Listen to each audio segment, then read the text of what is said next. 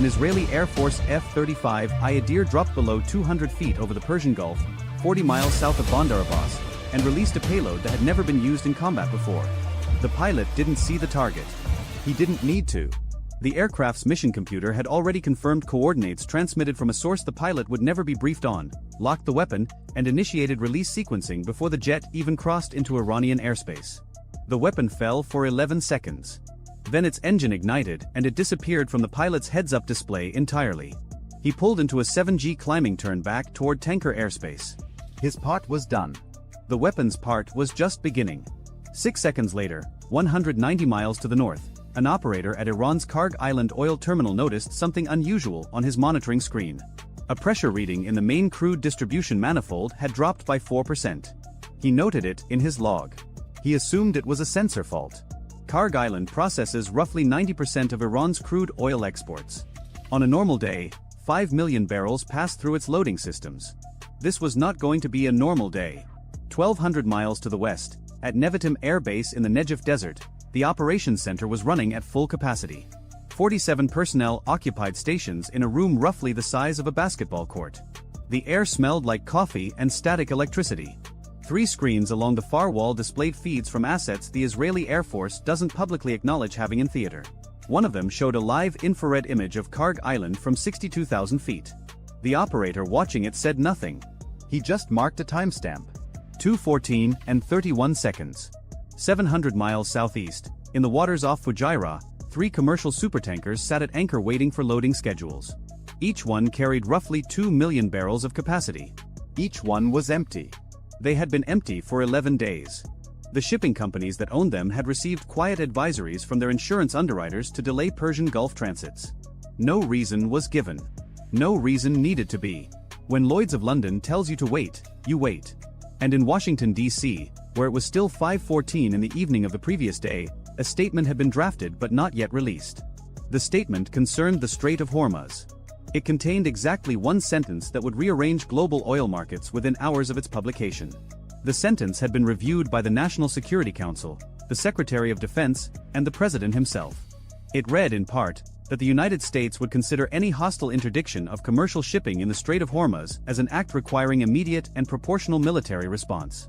The word proportional was doing a lot of heavy lifting in that sentence. It was about to do more. Back over the Persian Gulf, the weapon released from the F-35I had covered 140 miles in just under 4 minutes.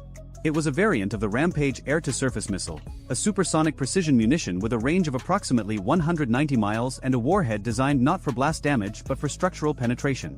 Think of a telephone pole made of tungsten and high explosive moving at Mach 2.4. It doesn't need to destroy everything. It just needs to hit the right thing. At 2:18 local time, it hit the right thing. The target was not a military installation. It was not a nuclear facility. It was not a government building. It was a 36-inch high-pressure crude oil pipeline junction at the southern edge of Karg Island's Tank Farm No. 3. This junction connected the main export pipeline to 3 of the island's 6 single-point mooring buoys, the floating loading stations where tankers connect to take on crude. Without this junction, those 3 buoys were dead metal in the water. Half of Karg Island's export capacity disappeared in a moment measured in milliseconds. The explosion itself was modest. A flash. A pressure wave that broke windows in a control building 400 meters away. Then a fire that burned at 1,100 degrees for the next 14 hours. The operator who had noted the pressure drop 4 minutes earlier now had a very different problem on his screen. He wasn't looking at a sensor fault. He was looking at zero flow across the entire southern distribution network. He reached for the emergency communications panel. The line was dead. That wasn't an accident. 70 seconds before the Rampage missile reached its target, an Israeli cyber operation that had been dormant inside Karg Island's communications infrastructure for an estimated 19 months activated a prepositioned payload. It didn't destroy the communication system. That would have been obvious and quickly repaired. Instead, it introduced a 5,000 millisecond delay on all outgoing signals from the island's primary and secondary communications nodes. 5 seconds. That doesn't sound like much. In the next 90 minutes, it would be enough.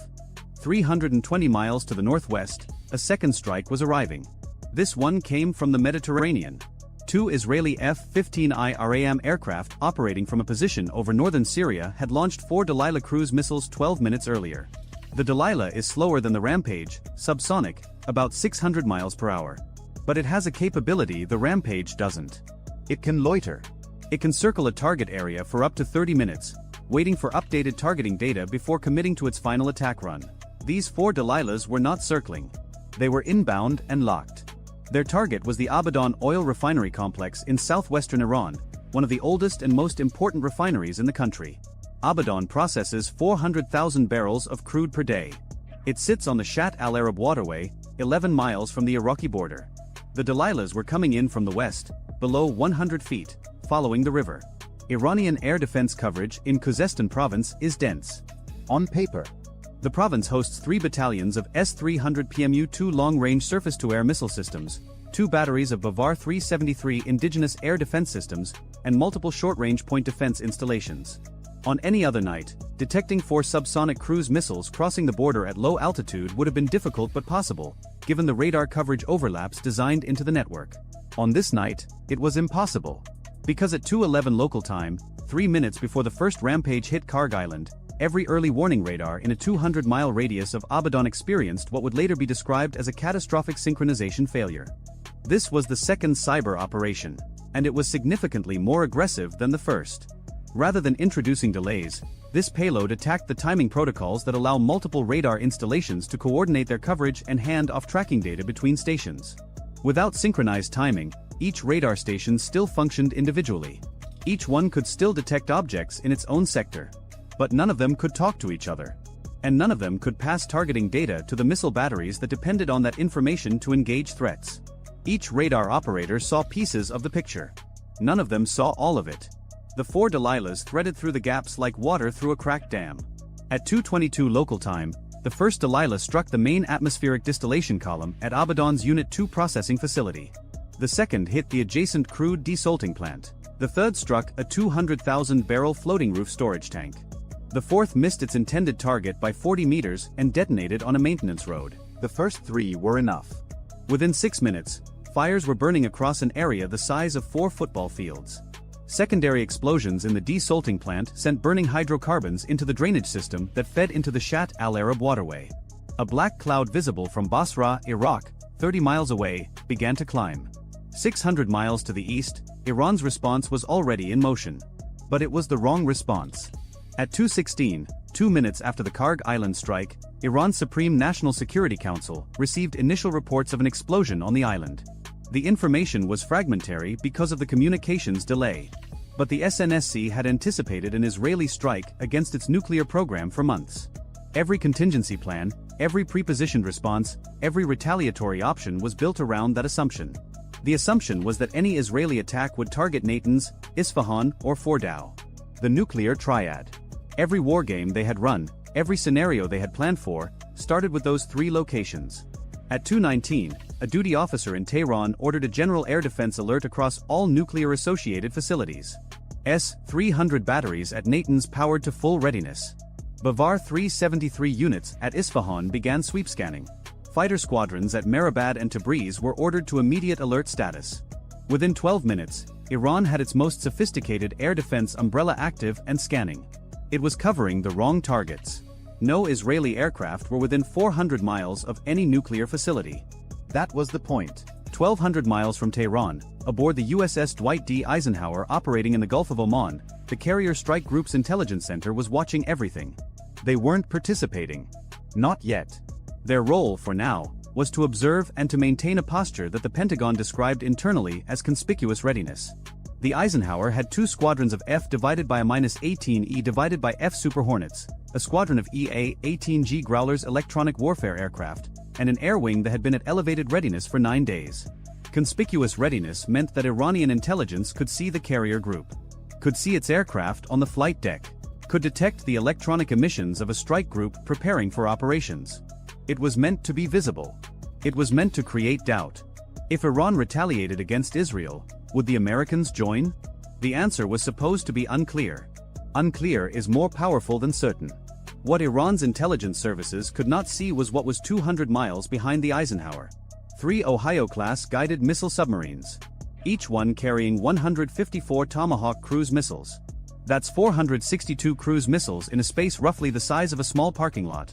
sitting quietly at 400 feet below the surface of the Arabian Sea. They had been in position for 6 days. They had received no launch orders. They had received one message, repeated daily for the last 4 days. 4 words: maintain current posture, stand by. Back in Washington, the statement about the Strait of Hormuz was released at 5:47 p.m. Eastern Time. Within 11 minutes, Brent crude futures spiked $14 per barrel. Within 30 minutes, the spike hit $22. Trading algorithms that had been watching for keywords including Hormuz, military response, and proportional triggered automated buying across every major commodity exchange simultaneously. By the time human traders at the London IC exchange started their morning 6 hours later, oil was at $127 per barrel and climbing. 24 hours earlier it had been at $89. This was Story 1. Israeli strikes on Iranian oil infrastructure. American threats regarding the strait. A regional crisis with global energy implications. Every news network on the planet was running this story by 3 a.m. local time. Satellites were being repositioned. Analysts were being woken up. Retired generals were sitting in studio chairs explaining what they thought would happen next. What they didn't know was that the oil infrastructure was the distraction. The real operation had started 11 hours earlier, at 3 p.m. local time on the previous afternoon, and it had nothing to do with missiles, aircraft, or pipelines. At 3:02 p.m. the previous day, an Iranian-flagged container ship named the Shari Cord, a 40,000-ton vessel operating a regular route between Bandar Abbas and the port of Latakia in Syria, suffered what its crew reported as a catastrophic engine room failure approximately 15 miles inside the Strait of Hormuz. The vessel lost propulsion. It began to drift. The crew deployed an emergency anchor in one of the most congested shipping channels on Earth. The Strait of Hormuz at its narrowest point is 21 miles wide. The shipping lanes used by tanker traffic are 2 miles wide in each direction, separated by a 2-mile buffer zone. A 40,000-ton ship sitting dead in the water in one of those lanes is the maritime equivalent of a jackknifed tractor-trailer on a 2-lane highway. Traffic began to stack up almost immediately. By 4 p.m., 6 tankers were holding positions south of the disabled vessel, waiting for tugs. By 6 p.m., the number was 14. By midnight, 23 commercial vessels of various types were either holding position, diverting around the obstruction, or anchored in designated waiting areas. Iranian port authorities at Bandar Abbas offered tug assistance. The tugs arrived at 7:30 p.m. They connected lines. They attempted to move the Shari Cord. The ship didn't budge. The tugs reported that the vessel's anchor chain appeared to be fouled on something on the seabed. The anchor couldn't be retrieved. The ship couldn't be towed. Nobody in any Western intelligence service flagged this as unusual. Container ships break down. Anchors get fouled. It happens. The Strait of Hormuz experiences an average of 3 significant shipping disruptions per month. This was routine. Annoying but routine. It was not routine. The Shari Cord's engine room failure had been manufactured. The anchor was not fouled on the seabed. It was functioning exactly as intended. The ship's purpose was not to transit to Latakia. Its purpose was to sit precisely where it was sitting for precisely as long as it was sitting there. Because directly beneath the Shari Cord, on the floor of the strait at a depth of 80 meters, sat something that had been placed there 14 weeks earlier by an Iranian Revolutionary Guard Corps Navy midget submarine. It was a mine.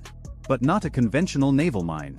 It was a rising mine, a weapon that sits on the seabed and upon activation, releases a torpedo that ascends to intercept a target passing overhead. This particular variant was the EM-52, a Chinese-designed system that Iran had been suspected of possessing since 2015 but had never confirmed. The EM-52 can engage targets in water up to 200 meters deep. Its torpedo component has a range of approximately 10 miles. There wasn't just one. There were 6. Spaced at 1,500-meter intervals along the shipping lanes. The Shari Cord was sitting on top of one of them, not because the ship was part of the mine deployment, but because the ship's position was intended to force tanker traffic into a predictable diversion pattern. When ships can't use the normal channel, they use the alternate channel. The alternate channel ran directly over 4 of the other 5 mines. It was a kill box, and 23 ships were slowly being herded into it. The American statement about the strait was not a coincidence. It was based on intelligence. 96 hours earlier, a signals intelligence platform operating from a facility in Bahrain had intercepted a burst transmission from a known IRGC Navy command node to 3 fast attack craft bases along the Iranian coast. The transmission was encrypted, but its structure matched a pattern that NSA analysts had catalogued 4 years earlier during a previous escalation. The pattern was associated with mine warfare activation. Not deployment. Activation. The mines were already in the water. What the transmission ordered was the arming sequence. A second intercept, from a different source, provided partial geographic coordinates. Those coordinates were in the Strait of Hormuz. They were verified within 12 hours by an underwater drone launched from a Virginia-class submarine operating in the Gulf of Oman. The drone, an autonomous system called Razorback, covered 45 miles of seabed and returned with sonar imagery confirming 6 bottom-mounted objects consistent with EM-52 mine profiles. That intelligence went from Bahrain to CENTCOM in Tampa to the Pentagon to the White House in less than 4 hours. The presidential statement about the strait was drafted the same day. The timing of its release, simultaneous with the Israeli strikes, was not a coincidence either. It was coordinated. Not publicly. Not formally. Through a channel that doesn't appear in any organizational chart. So there were now 2 crises unfolding simultaneously, and most of the world only knew about one of them. The visible crisis was the Israeli strikes on Iranian oil infrastructure. Karg Island burning. Abadan burning. Oil prices climbing. That crisis was loud, photogenic, and impossible to ignore.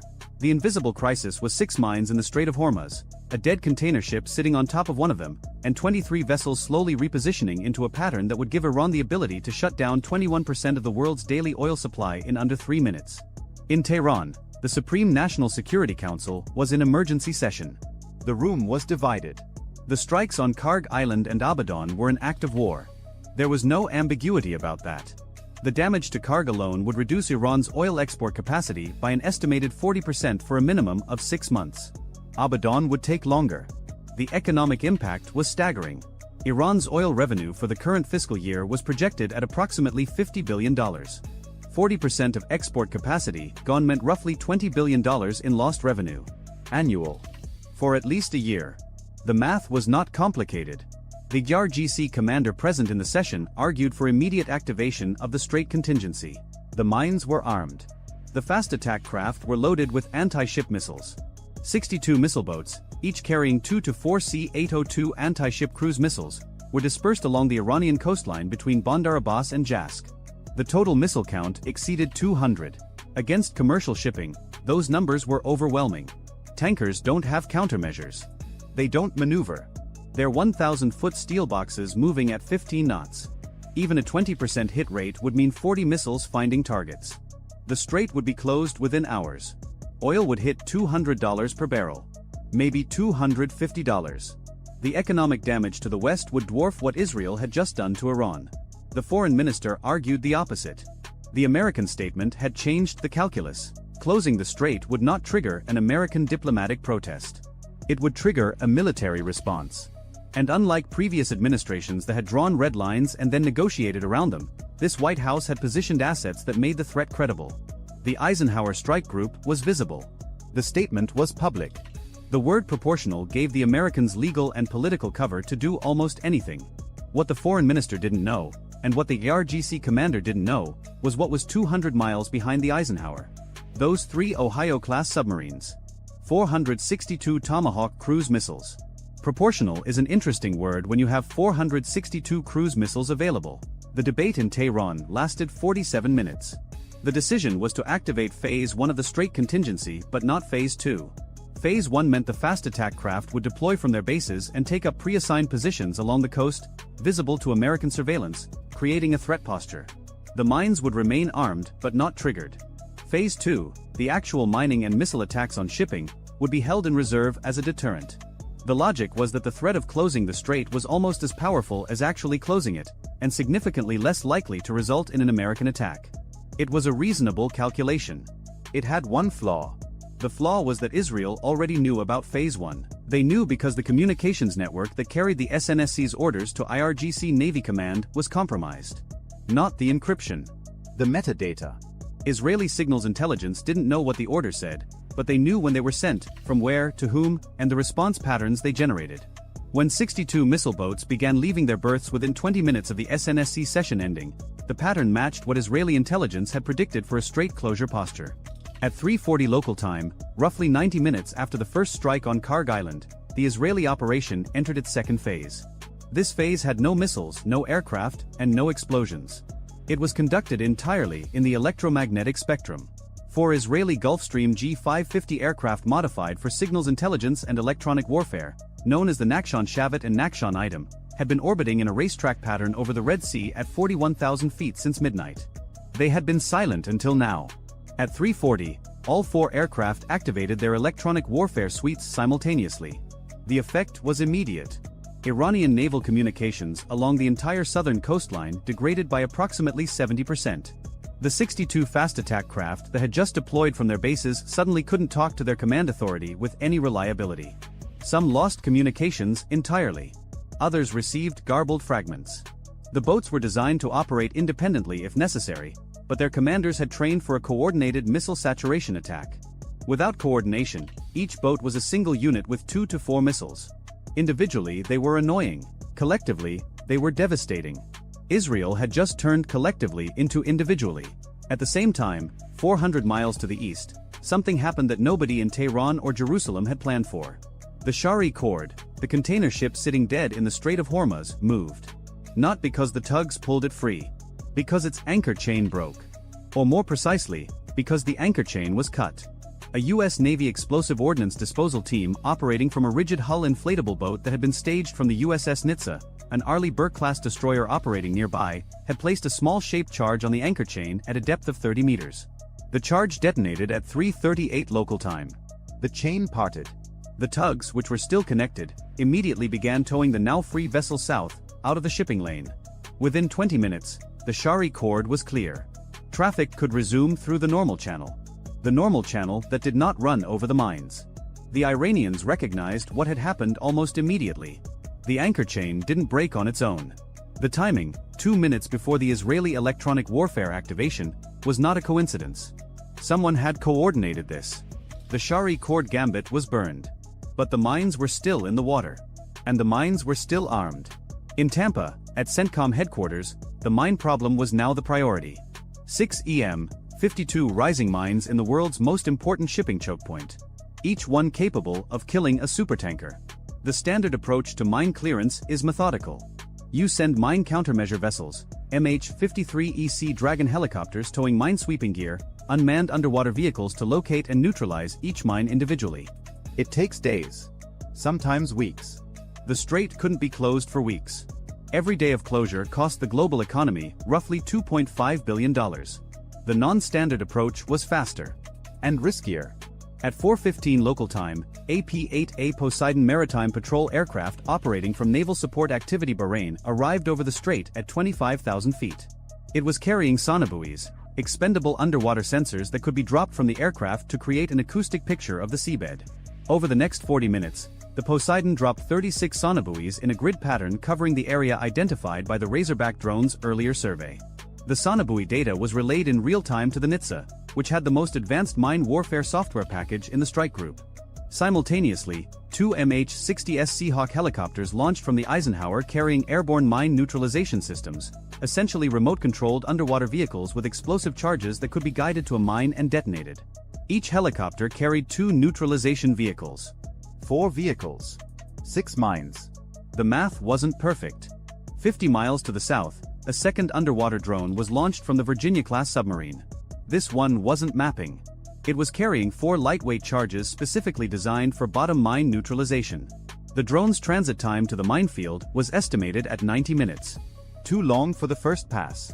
The helicopters would have to do what they could with 4 vehicles and hope the submarine's drone arrived in time for the remaining mines. At 4:55 local time, the first airborne mine neutralization vehicle reached its target. The mine was sitting in 75 meters of water, partially buried in silt. The neutralization vehicle positioned itself within 2 meters of the mine and detonated. The explosion was felt on the surface as a dull thump. Sonobuoy data confirmed the mine was destroyed. 1 down, 5 to go. The second vehicle reached its target at 5:03. Successful detonation. 2 down. The third vehicle experienced a guidance malfunction at 5:10 and drifted off course. The operator on the Seahawk attempted to regain control. The vehicle's battery died at 5:14. It sank to the seabed, useless. 3 vehicles expended. 2 mines destroyed. 1 failed. The fourth and final vehicle was deployed at 5:18 toward the third mine. Successful detonation at 5:24. 3 mines neutralized. 3 remaining. The helicopters had nothing left. The submarine drone was still 40 minutes out. 40 minutes. In those 40 minutes, 3 armed mines sat in the shipping lanes of the Strait of Hormuz. 3 mines that could each destroy a supertanker. 3 mines that the Iranian IRGC Navy still had the ability to trigger remotely. And in Tehran, the argument about Phase 2 was starting again. The IRGC commander now had new information. The Americans had moved the Shari cord. The Americans were actively clearing the mines. The Iranian contingency was being dismantled in real time. If Phase 2 was going to happen, it needed to happen now, before the remaining mines were neutralized. The window was closing. 62 missile boats were in position, though many had degraded communications. The 3 remaining mines were armed and could be command detonated. The foreign minister's counter-argument was simpler now. The Americans were clearing the mines. That meant the Americans knew about the mines. That meant the American threat about the strait was not hypothetical. It was operational. If Iran triggered those mines or launched anti-ship missiles at commercial shipping, the response would not be a statement. It would be 462 Tomahawk cruise missiles. And those would not be aimed at oil infrastructure. They would be aimed at every IRGC Navy base, every missile storage facility, every command center, and every fast attack craft that could be located. The IRGC Navy would cease to exist as a functional force in approximately 90 minutes. There was also the question of China. China buys roughly 27% of Iran's oil exports. China had not been consulted about the strait contingency. China would not appreciate having its energy supply interrupted by an Iranian decision made in the heat of a crisis. Beijing's ambassador had already called twice. He had not been put through to anyone with decision-making authority. That was a mistake that would have consequences regardless of what happened in the next hour. At 5:45 local time, with dawn beginning to lighten the eastern horizon over the Gulf of Oman, the SNSC reached its second decision. Phase 2 would not be activated. The remaining mines would be left in place as a card to be played later, but not triggered. The fast attack craft were ordered to return to port. The strait would remain open. Iran would pursue its response through other channels. Diplomatic, economic, asymmetric. The IRGC commander left the session without speaking to anyone. His deputy, waiting in an anteroom, asked him what had been decided. He said one sentence. It wasn't recorded, but it was reported later by 3 separate sources with minor variations. The version most commonly cited translates roughly to, "We just paid $50 billion to learn that our Navy is a suggestion." He wasn't entirely wrong. The 62 missile boats were returning to port. The electronic warfare jamming from the Israeli Gulfstream aircraft had lifted once the boats began withdrawing, which confirmed for the IRGC that the jamming had been targeted and deliberate, not some broad-spectrum interference. The Israelis had known exactly which frequencies to hit. That meant they had been listening for a very long time. At 6:04 local time, the submarine-launched underwater drone reached the 4th mine. Successful neutralization.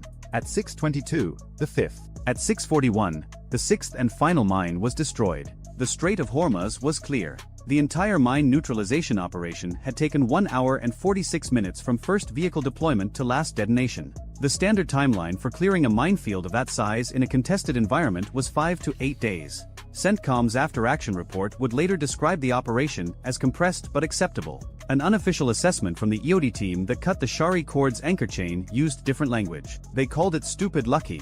Back in the daylight, the visible damage was becoming clear. Satellite imagery of Karg Island showed a fire burning across the southern tank farm with a smoke plume extending 40 miles downwind. The pipeline junction was destroyed. 3 of 6 loading buoys were inoperable. Iranian emergency crews were on scene but struggling to contain the fire because the water supply system for the firefighting infrastructure drew from a pumping station that had been damaged by debris from the initial strike. A $3.2 million missile had knocked out a pipeline junction, 3 loading buoys, a control building, and a firefighting pumping station. Total estimated repair cost, $1.4 billion. Estimated repair time, 8 to 14 months. Abadan was worse. The atmospheric distillation column is the heart of any refinery. Without it, crude oil is just crude oil. It can't be processed into gasoline, diesel, kerosene, or any other usable product. Abadan's Unit 2 distillation column was a total loss.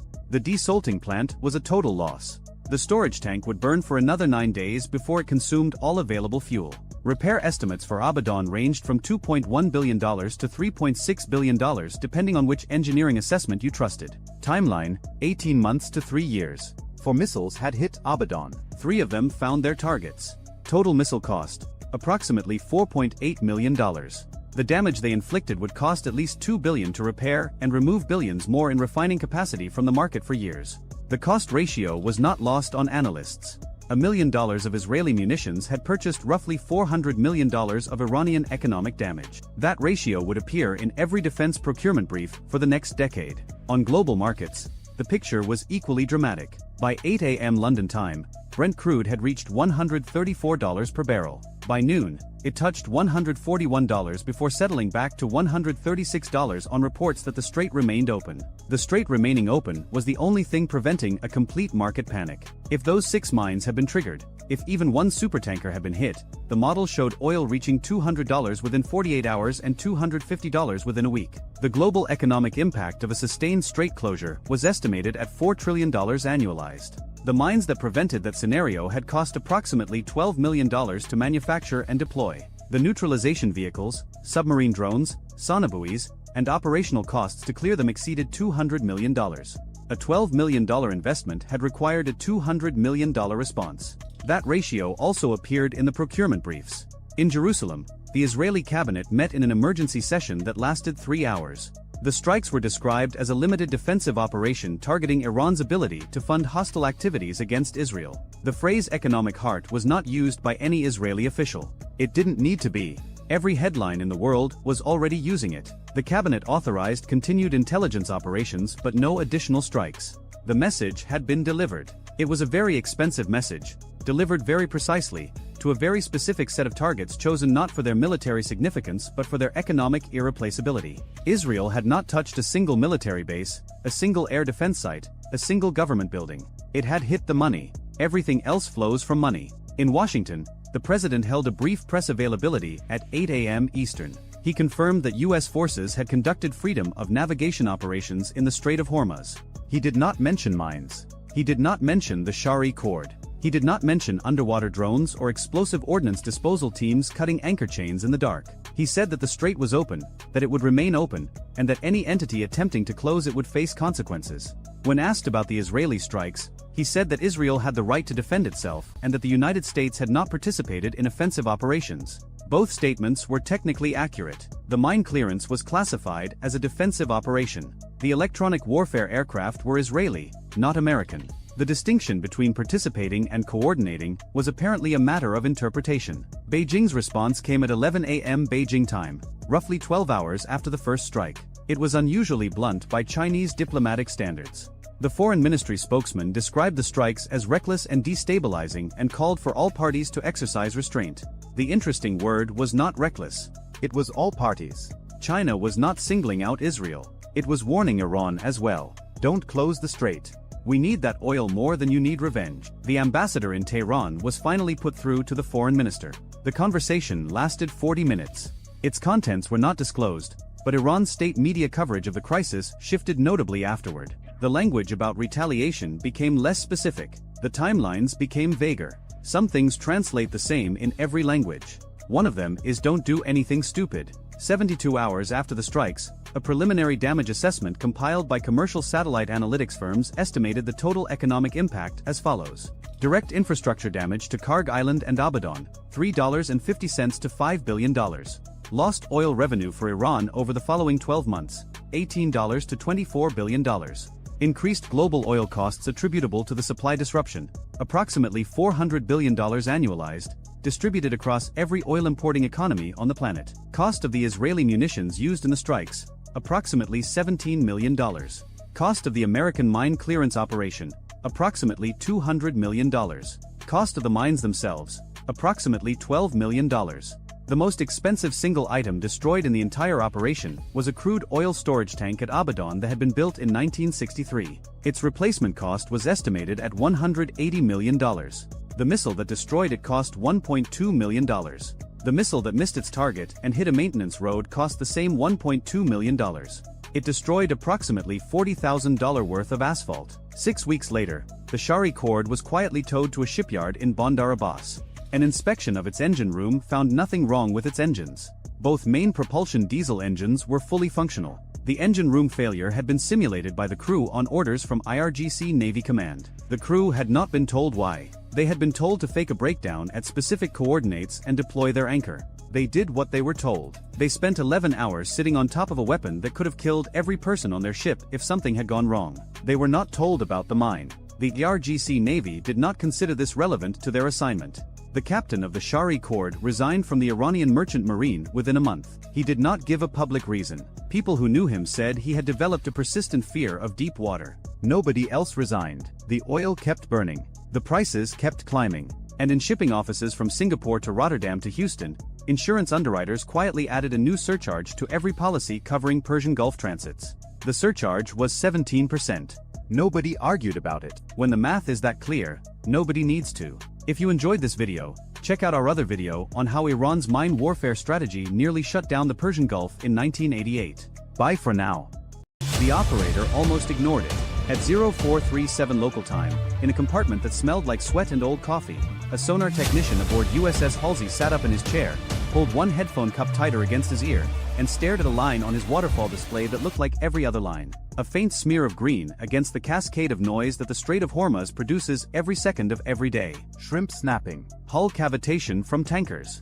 The groan of current dragging across a sunken barge somewhere southeast. The strait is not quiet. The strait is never quiet. It is one of the loudest, most acoustically cluttered corridors of shallow water on the planet, and every American sonar operator who has ever worked a Hormuz transit knows the same thing. You will hear 1,000 sounds that mean nothing, and the one that means something will sound exactly the same. He almost marked it by a logic and moved on. He didn't. Somewhere beneath 80 feet of warm, silty water, on a shelf of compacted sand and broken coral where the bottom of the strait rises toward the Iranian coast, 3 submarines sat with their engines off. Each one 29 meters long.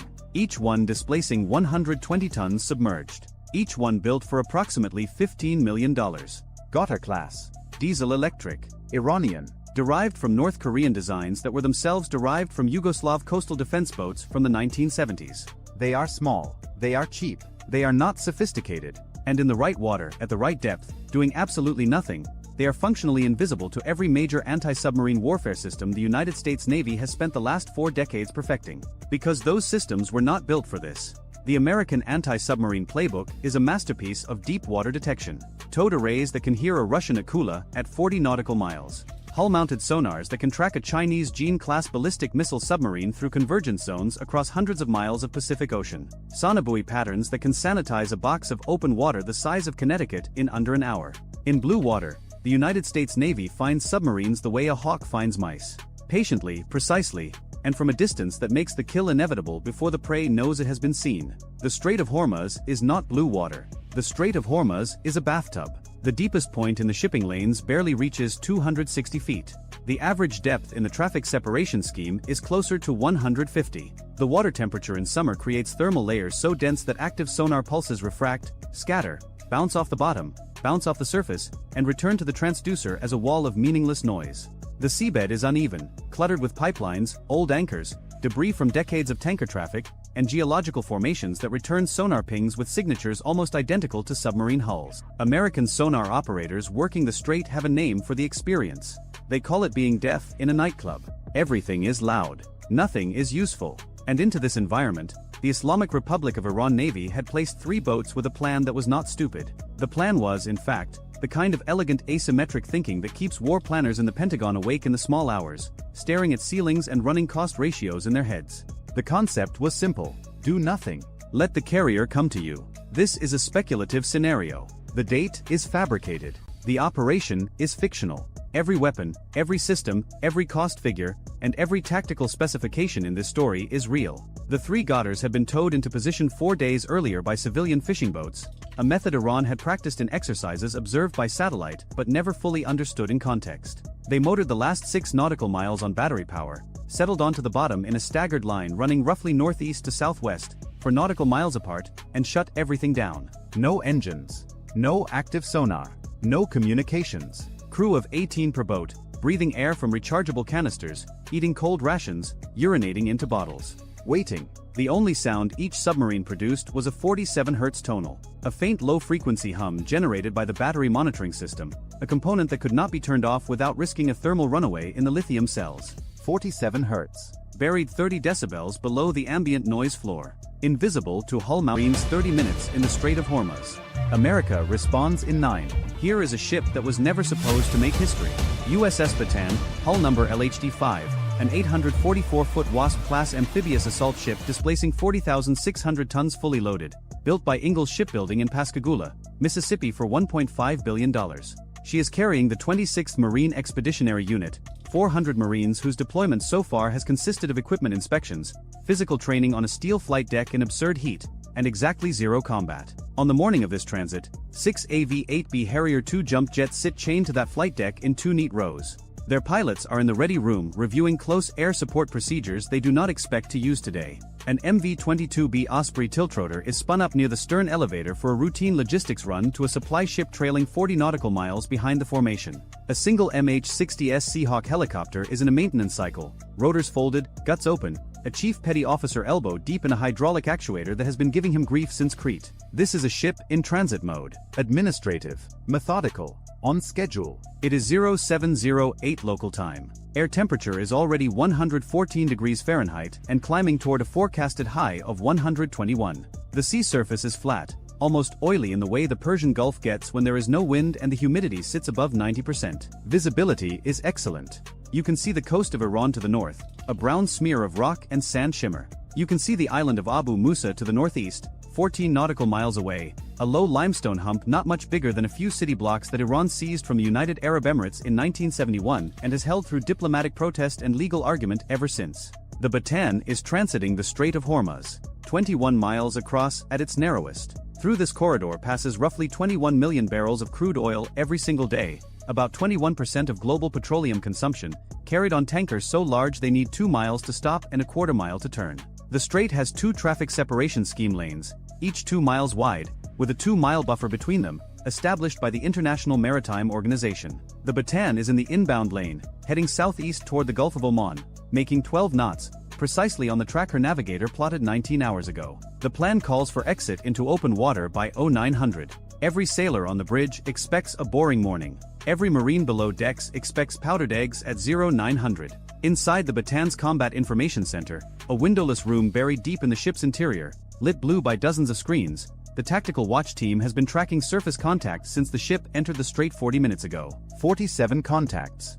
Most are commercial, crude carriers, liquefied natural gas tankers, container ships, a few fishing dhows dragging nets in water too shallow for the big ships. One Emirati Coast Guard cutter is running a patrol pattern to the south. Nothing is pinging any threat algorithms. The air search radar shows clear sky. The electronic warfare suite is passive, listening, cataloging emitter signatures the way it always does, filing them away into a database that nobody expects to reference today. Then it is 0710, a C-802 anti-ship cruise missile, a weapon of Chinese origin that Iran manufactures domestically under the designation NOR, strikes the surface of the Persian Gulf 220 yards off the Bataan's port bow. It does not hit the ship. It was not aimed at the ship. The C-802 weighs 1,500 pounds, flies at 715 miles per hour at terminal phase, and carries a 363-pound semi-armor-piercing warhead designed to penetrate the hull of a destroyer. This one hits flat water. The detonation throws a column of white spray 80 feet into the air, a geyser visible to every bridge watch on every vessel within 9 miles. The sound crosses 220 yards of water and reaches the Bataan's hull 0.6 seconds later as a deep, concussive thud that Marines 3 decks below the waterline feel in their boots. On the bridge, the officer of the deck does not need to be told what just happened. The column of water is still hanging in the air, not yet falling, when he reaches for the intercom. 14 miles to the northeast, on Abu Musa Island, the Islamic Revolutionary Guard Corps Navy Coastal Defense Battery that fired the missile is already cycling its launcher. The C-802 that just hit the water cost Iran approximately $120,000. The ship it was aimed near cost $1.5 billion. Iran just spent the price of a modest apartment in Tehran to deliver a message to something worth more than a downtown block. And the message was not the missile. The message was what came 4 seconds later. On Open Maritime VHF Channel 16, the international distress and calling frequency monitored by every vessel and Coast Guard station in the region, a voice broadcasts in accented but precise English. The tone is measured, rehearsed, not panicked, not angry, almost clinical. American warship, you are operating in Iranian territorial waters. You have 30 minutes to reverse course and exit Iranian waters, or you will be engaged with full force. This is your only warning. The Bataan is not in Iranian territorial waters. The Strait of Hormuz is an international waterway. The right of transit passage through straits used for international navigation is codified in the United Nations Convention on the Law of the Sea, Part 3, Articles 37 through 44, adopted in 1982 and entered into force in 1994. Under this convention, ships of all nations, including warships, have the right to continuous and expeditious transit through such straits without prior notification or permission. Iran has never ratified UNCLOS. Iran claims a 12 nautical mile territorial sea from its coastline and from every island it controls, including Abu Musa. By Iran's unilateral cartography, the Bataan is inside Iranian sovereignty. By the legal framework recognized by 168 other nations, the Bataan is exercising a right so fundamental to maritime law that challenging it would unravel the entire basis of global shipping. This disagreement is not new. It has been argued in diplomatic cables and academic papers and UN proceedings for 45 years. What is new is the 363-pound warhead that just detonated close enough to the Bataan to leave salt residue on her port side weather decks. 300 nautical miles to the southwest, in the central Persian Gulf, the aircraft carrier USS Dwight D. Eisenhower is not where Iran thinks she is. This matters more than anything else that happens in the next 30 minutes.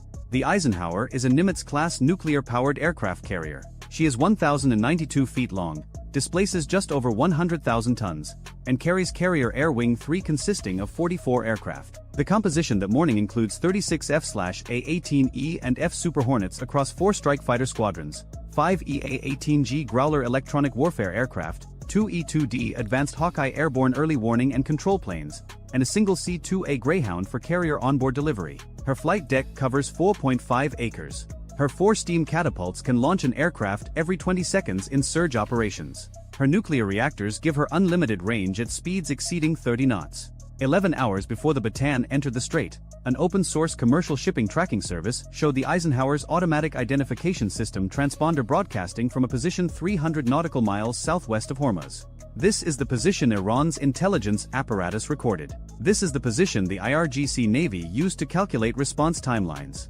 This is the number that made 30 minutes seem like a safe window. But 6 hours before the Bataan's transit, the Eisenhower turned northeast and increased speed. She covered 160 nautical miles in those 6 hours, putting her 140 nautical miles from the strait. Her AIS transponder, which warships are not required to operate and frequently disable during sensitive movements, went silent during the repositioning. The commercial tracking service still showed her old position. The IRGC was planning against a ghost, and she had already put aircraft in the sky. One of the Eisenhower's 2 E-2D Advanced Hawkeyes, call sign Closeout 601, has been airborne at 25,000 feet since 0500, 2 hours before the Bataan entered the strait. The E-2D carries the AN/APY-9 radar, a mechanically rotated ultra-high-frequency phased array system that can track over 2,000 targets simultaneously at ranges exceeding 350 nautical miles. It can detect a fighter-sized target at 300 miles. It can track a cruise missile at 200. Its stated capability against small, low-radar cross-section targets like a wooden fishing dhow or an inflatable boat is classified, but the system was specifically designed to find things that do not want to be found. Since 0630, the Hawkeye has been data linked to the Bataan's Combat Information Center via Link 16, the NATO Standard Tactical Data Network. Every radar return from Abu Musa Island has been flowing to the Bataan screens in real time. Every electromagnetic emission from the island, every radar pulse from the HQ-7 air defense batteries, every radio transmission from the IRGC command post, has been intercepted, geolocated, and catalogued. The Bataan's tactical team has known the exact positions of every launcher, every air defense system, and every fast attack boat on Abu Musa for over an hour before the C-802 hit the water. The Eisenhower's Carrier Intelligence Center has been building a target list since before dawn. At 0711, 1 minute after the warning shot, the Bataan's flash report reaches the Eisenhower's Combat Direction Center via satellite link. The report is terse. Military communications in crisis are not prose. They are structured data, ship identification, Position, time, nature of event, assessment. The entire message takes fewer than 15 seconds to transmit and is on the Strike Operations Officer's screen within 30 seconds of the C-802 detonation. The Strike Operations Officer does not wait for the 30-minute ultimatum to expire. He does not convene a meeting. He picks up an internal handset and calls the air boss, the officer responsible for all flight deck operations, who is standing in primary flight control, a glass-enclosed room jutting from the carrier's island superstructure with a direct view of the entire deck. The air boss already knows. He has been monitoring the tactical net. 2 F/A-18F Super Hornets from Strike Fighter Squadron 32, the Swordsman, are on catapults 1 and 3. They were scheduled for a routine combat air patrol launch at 0715. Their crews are strapped in, engines running. Each jet carries 2 AIM-120D AMRAAM advanced medium-range air-to-air missiles, 2 AIM-9X Sidewinder infrared guided missiles, a full load of 20mm cannon ammunition, and 4 AGM-154 joint standoff weapons. The JSOW is a glide weapon. No engine, no propulsion after release. It deploys wings, navigates by GPS and inertial guidance, and can travel 70 nautical miles from its release point to its target while the launching aircraft stays far outside any threat envelope. Each JSOW in the configuration loaded on these jets carries 145 Blue 97 combined effects munitions, submunitions that scatter across an area roughly the size of 3 football fields and deliver shape charge, fragmentation, and incendiary effects simultaneously. The Air Boss moves the launch to 0712, 3 minutes early. The catapult officers on the deck get the word through their headsets and begin the final sequence without hesitation. But the first American response does not come from the Eisenhower. It does not come from the Bataan either. 47,000 feet above the Strait of Hormuz, invisible to the naked eye, inaudible from the surface, an MQ-9A Reaper unmanned aerial vehicle designated Scalpel 3 has been flying a racetrack orbit pattern over the strait for 6 hours. It launched from Al Dhafra Air Base in the United Arab Emirates before dawn. Its pilot is sitting in an air-conditioned ground control station 340 miles to the southwest, hands on a joystick and throttle that could pass for consumer gaming hardware, watching Abu Musa Island through the Reaper's MTSB multispectral targeting system, a sensor ball mounted under the aircraft's nose that combines infrared, electro-optical, and laser designation capabilities. The Reaper carries 4 AGM-114, our Hellfire Romeo missiles on 2 underwing pylons. Each Hellfire weighs 107 pounds. Each costs $117,000. Each carries a multi-purpose warhead effective against armored vehicles, structures, and personnel. The Reaper's entire airframe costs $32 million. It has a maximum endurance of 27 hours. It has been watching Abu Musa since before the IRGC commander on the island ate breakfast. The Reaper's pilot has counted every boat in the Eastern Cove.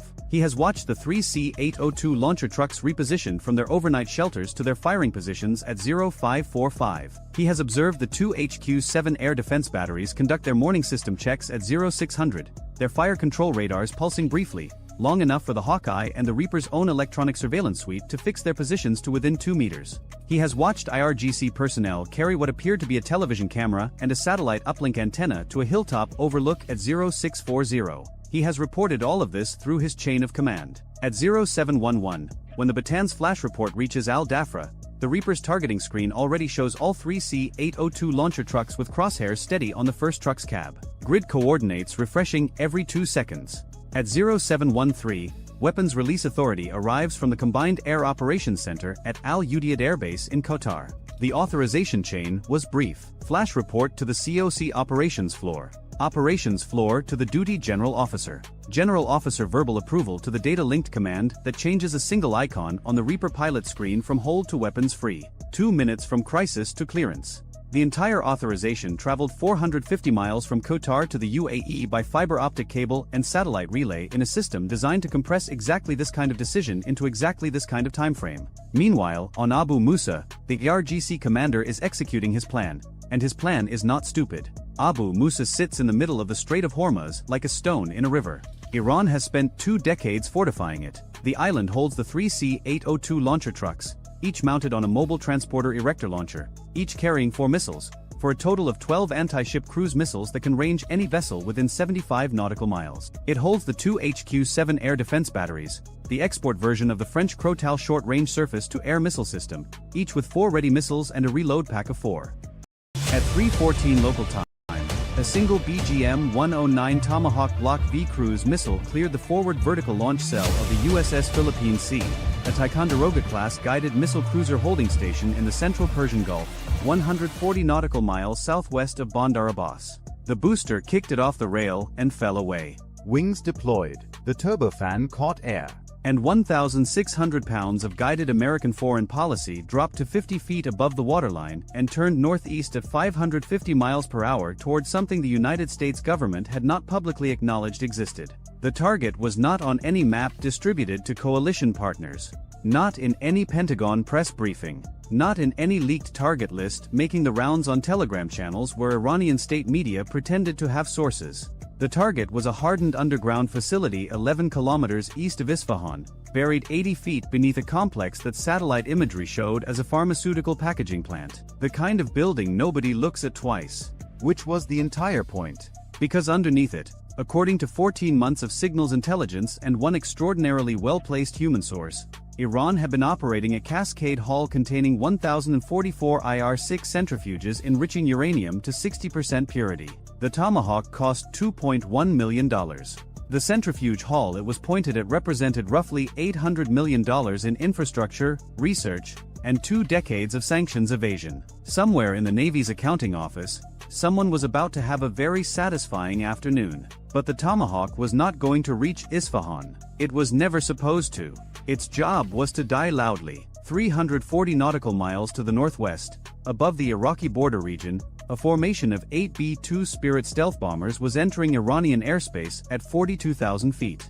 Each one carried 16 GBU, 57 massive ordnance penetrators in its rotary launchers, 30,000-pound bunker busters designed to punch through 200 feet of reinforced concrete before detonating. At $3.5 million per bomb, the 8 aircraft together carried roughly $448 million worth of ordnance. The entire formation's radar cross-section registered on Iranian air defense screens as approximately nothing. The Tomahawk's job was simple: fly toward Isfahan making as much electromagnetic noise as a cruise missile can make. Let every radar between Bandar Abbas and the target track it, paint it, hand it off to the next battery. Let every Tor M1, every Bavar 373, every surviving S-300 crew orient their attention southeast. Let every phone call between IRGC air defense nodes carry the same message: incoming from the Gulf, bearing northeast, one target, track and engage. And while every antenna in western Iran stared at a $2.1 million decoy flying at 550 miles per hour, 8 aircraft worth $2 billion each would arrive from the opposite direction carrying enough penetrating ordnance to rearrange the geology beneath Isfahan. Iran was about to learn the difference between seeing the threat and seeing the distraction. 130 kilometers south of Isfahan, the Tomahawk crossed into the engagement envelope of an Iranian Bavar 373 battery. The domestically produced long-range air defense system Tehran had spent a decade calling superior to the Russian S-300. The system's engagement radar, a modified version of the Sayyad-4 missile's fire control set, detected the cruise missile at 112 kilometers.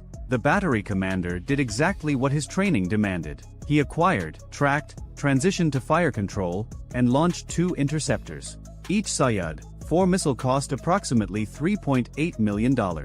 2 of them, $7.6 million, now racing toward a target worth $2.1 million. The math was already working against Iran, and the real strike hadn't started yet. The Tomahawk didn't evade. It didn't need to. Its terrain-following algorithm kept it at 50 feet over the desert floor, which meant the Sayyad-4s had to execute a terminal dive against a target hugging the ground clutter. The first interceptor's proximity fuse triggered 40 meters above the cruise missile, peppering it with fragments that severed the left wing. The Tomahawk cartwheeled into the desert floor southeast of Najafabad at 3:27 local time. Kill confirmed. The Bavar 373 crew celebrated. Their command network buzzed with confirmation. Threat neutralized, single cruise missile, origin assessed as naval platform in the Persian Gulf. The battery commander reported the engagement up the chain and began the 6-minute reset cycle to reload. What he didn't know was that his radar had been transmitting continuously for 94 seconds during the engagement sequence, and 390 kilometers to the northwest, an RC-135V Rivet Joint Electronic Intelligence aircraft orbiting over Iraqi Kurdistan had recorded every emission with a precision that would make the battery's next minute of existence very brief. 9,000 feet above the Zagros ridgeline, a pair of F-15E Strike Eagles out of Al Dafra were already turning. Their APG-82 radars had the Bavar 373's coordinates before the Tomahawk's wreckage stopped burning. Each Strike Eagle carried 2 AGM-88G ARGMER missiles, the extended range variant of the old HARM, capable of Mach 2.5 and 300 kilometers of reach against radiating targets. The weapons officer in the lead aircraft confirmed the emission signature against the rivet joint's data. Match. He selected both weapons. The missiles dropped off the pylons, boosters igniting, accelerating past twice the speed of sound within 4 seconds. Each ARGMER cost $1.2 million. 2 missiles, $2.4 million. Headed for a battery that cost Iran somewhere north of $300 million to develop and $40 million to produce. The Bavar 373 crew had exactly the amount of warning that a radar warning receiver provides when it isn't turned on because you just shot down a cruise missile and you're running the post-engagement checklist. Which is to say, none. The first ARGMER struck the engagement radar antenna. The second hit the command vehicle 30 meters away. The battery ceased to exist as a functioning air defense system at 3:31 local time, 4 minutes after it celebrated its kill. 60 kilometers north, at the Isfahan facility, nothing had changed. The guards at the pharmaceutical plant's surface entrance were monitoring their phones for news. The underground facility's own security relied on concealment, not defense.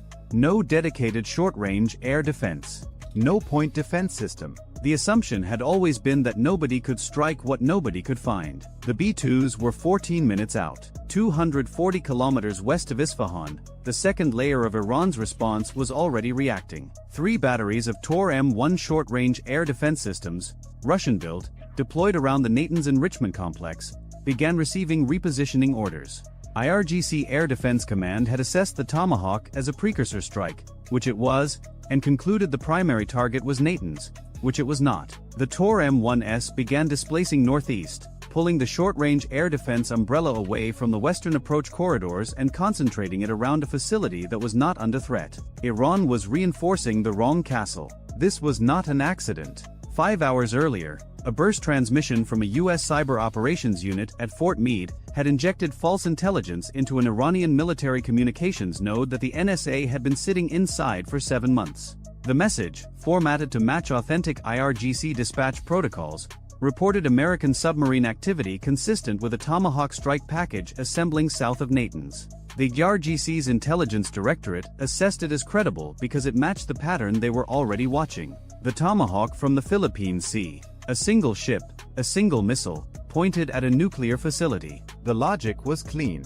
The logic was wrong. Iran was playing chess against an opponent who had read their playbook and then rewritten the last chapter. At 3:38 local time, the lead B-2 Spirit, callsign Phantom 1, reached its initial point 22 kilometers northwest of the Isfahan facility. The aircraft was invisible to every radar system currently operating in Iranian airspace, which was now a significantly smaller number than it had been 24 minutes earlier. The B-2's APQ-181 radar, operating in synthetic aperture ground mapping mode, painted the terrain below with a resolution fine enough to distinguish the pharmaceutical plant's loading docks from its parking structures. The weapons system officer confirmed the target coordinates against the pre-mission imagery. The aim point was not the building. It was a specific GPS coordinate 80 feet below the building, corresponding to the center of the Cascade Hall's ceiling as mapped by ground-penetrating radar data collected by an RQ-170 Sentinel drone 3 months earlier. The GBU-57 massive ordnance penetrator is not a subtle weapon.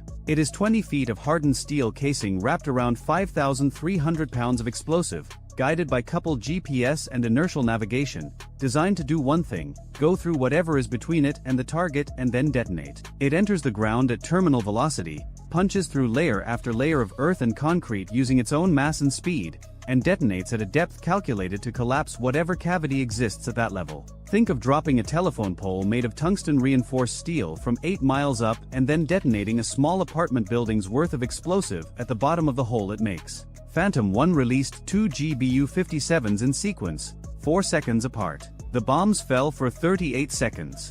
They struck the surface of the pharmaceutical plant's main structure at 3:39 local time, 2 seconds apart. The first penetrator punched through the roof, through 3 floors of empty packaging equipment that had never packaged anything, through a 6-foot reinforced concrete transfer slab, through 40 feet of compacted earth and rock, and detonated against the ceiling of the Cascade Hall. The blast fractured the ceiling across a 30-meter radius. The second penetrator followed the first weapon's path through already shattered material, reached the Cascade Hall itself, and detonated inside it. 1,044 IR-6 centrifuges, spinning at 60,000 revolutions per minute, disintegrated. The uranium hexafluoride gas in the Cascade piping, pressurized and toxic, mixed with superheated air from the detonation and vented through every fracture the bombs had created. The surface of the pharmaceutical plant buckled, then partially collapsed into the cavity below. On seismographs at the University of Tehran, 340 kilometers away, the event registered as a magnitude 3.1.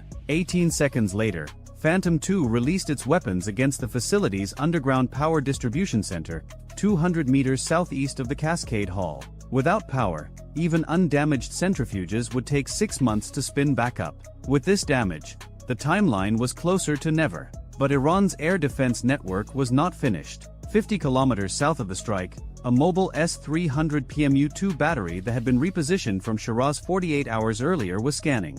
Its crew had not received the reposition order that sent the Tor M1S chasing Phantoms toward Natanz, because the fiber optic link connecting their sector to the IRGC's central command had been severed by a strike 3 days ago. They were operating on pre-war standing orders.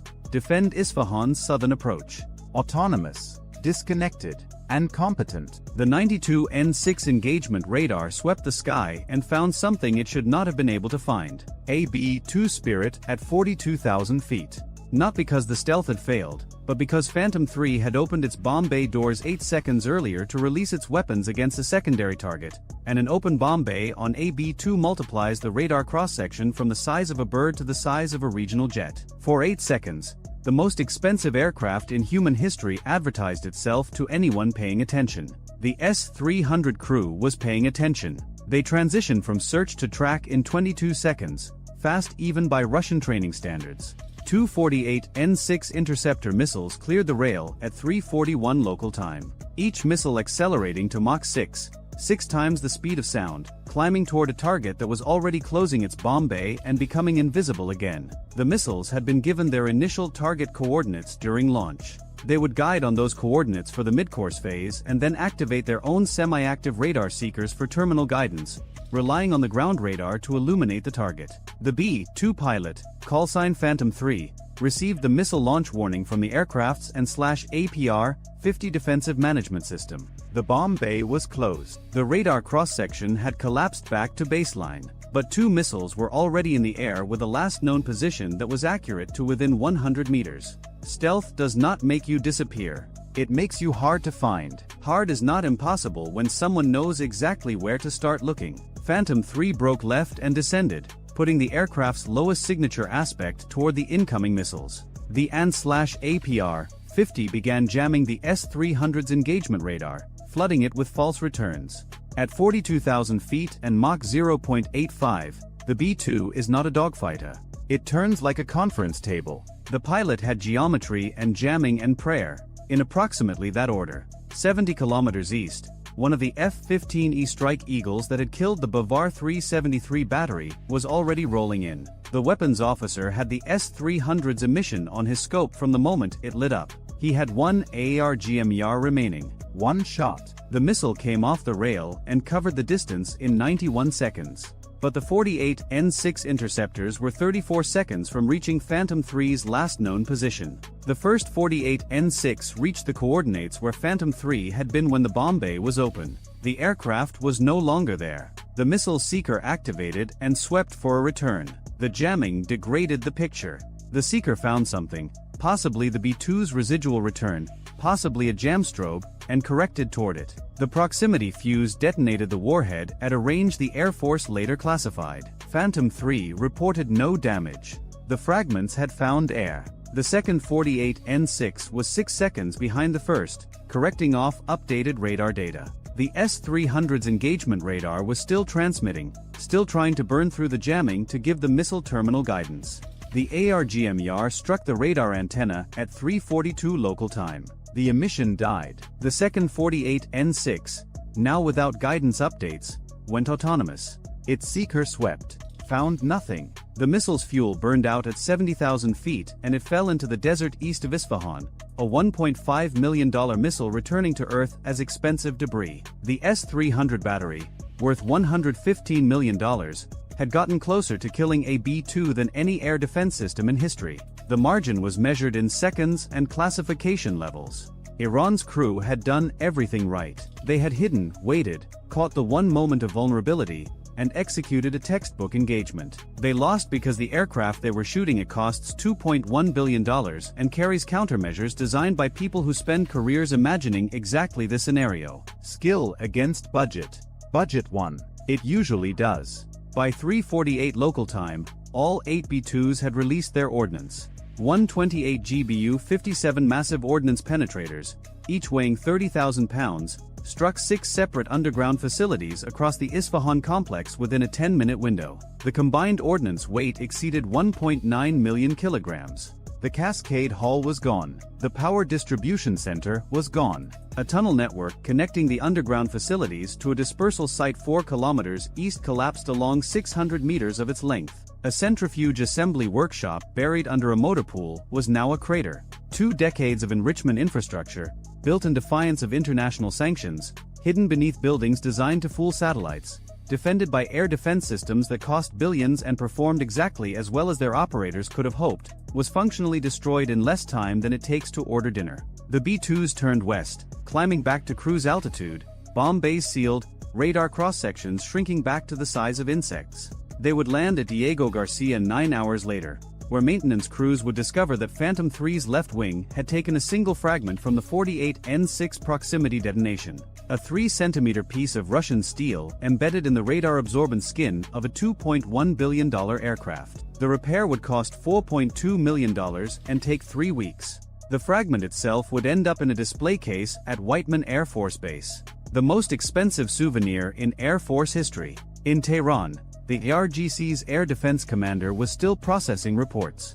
The Bavar 373 battery that killed the Tomahawk was gone. The S-300 that nearly killed ABE-2 was gone. The Tor M1 batteries he had repositioned to Natanz had defended a facility that was never attacked, and the facility he had left uncovered was now registering on seismographs. He had played every card correctly against the threat he could see. The threat he couldn't see had come from the opposite direction, at 42,000 feet, carrying ordnance heavy enough to rearrange the Earth. Iran's air defense network had been brilliant, disciplined, and aimed at a $2.1 million cruise missile, while $17 billion worth of stealth bombers rewrote the map behind them. The most expensive magic trick in military history, and the audience never saw the hands move. The enrichment program that had survived Stuxnet, survived sanctions, survived assassination, and survived diplomacy did not survive 10 minutes of B-2s. Somewhere in a Northrop Grumman boardroom, next quarter's earnings call just got a new opening slide. If you enjoyed this video,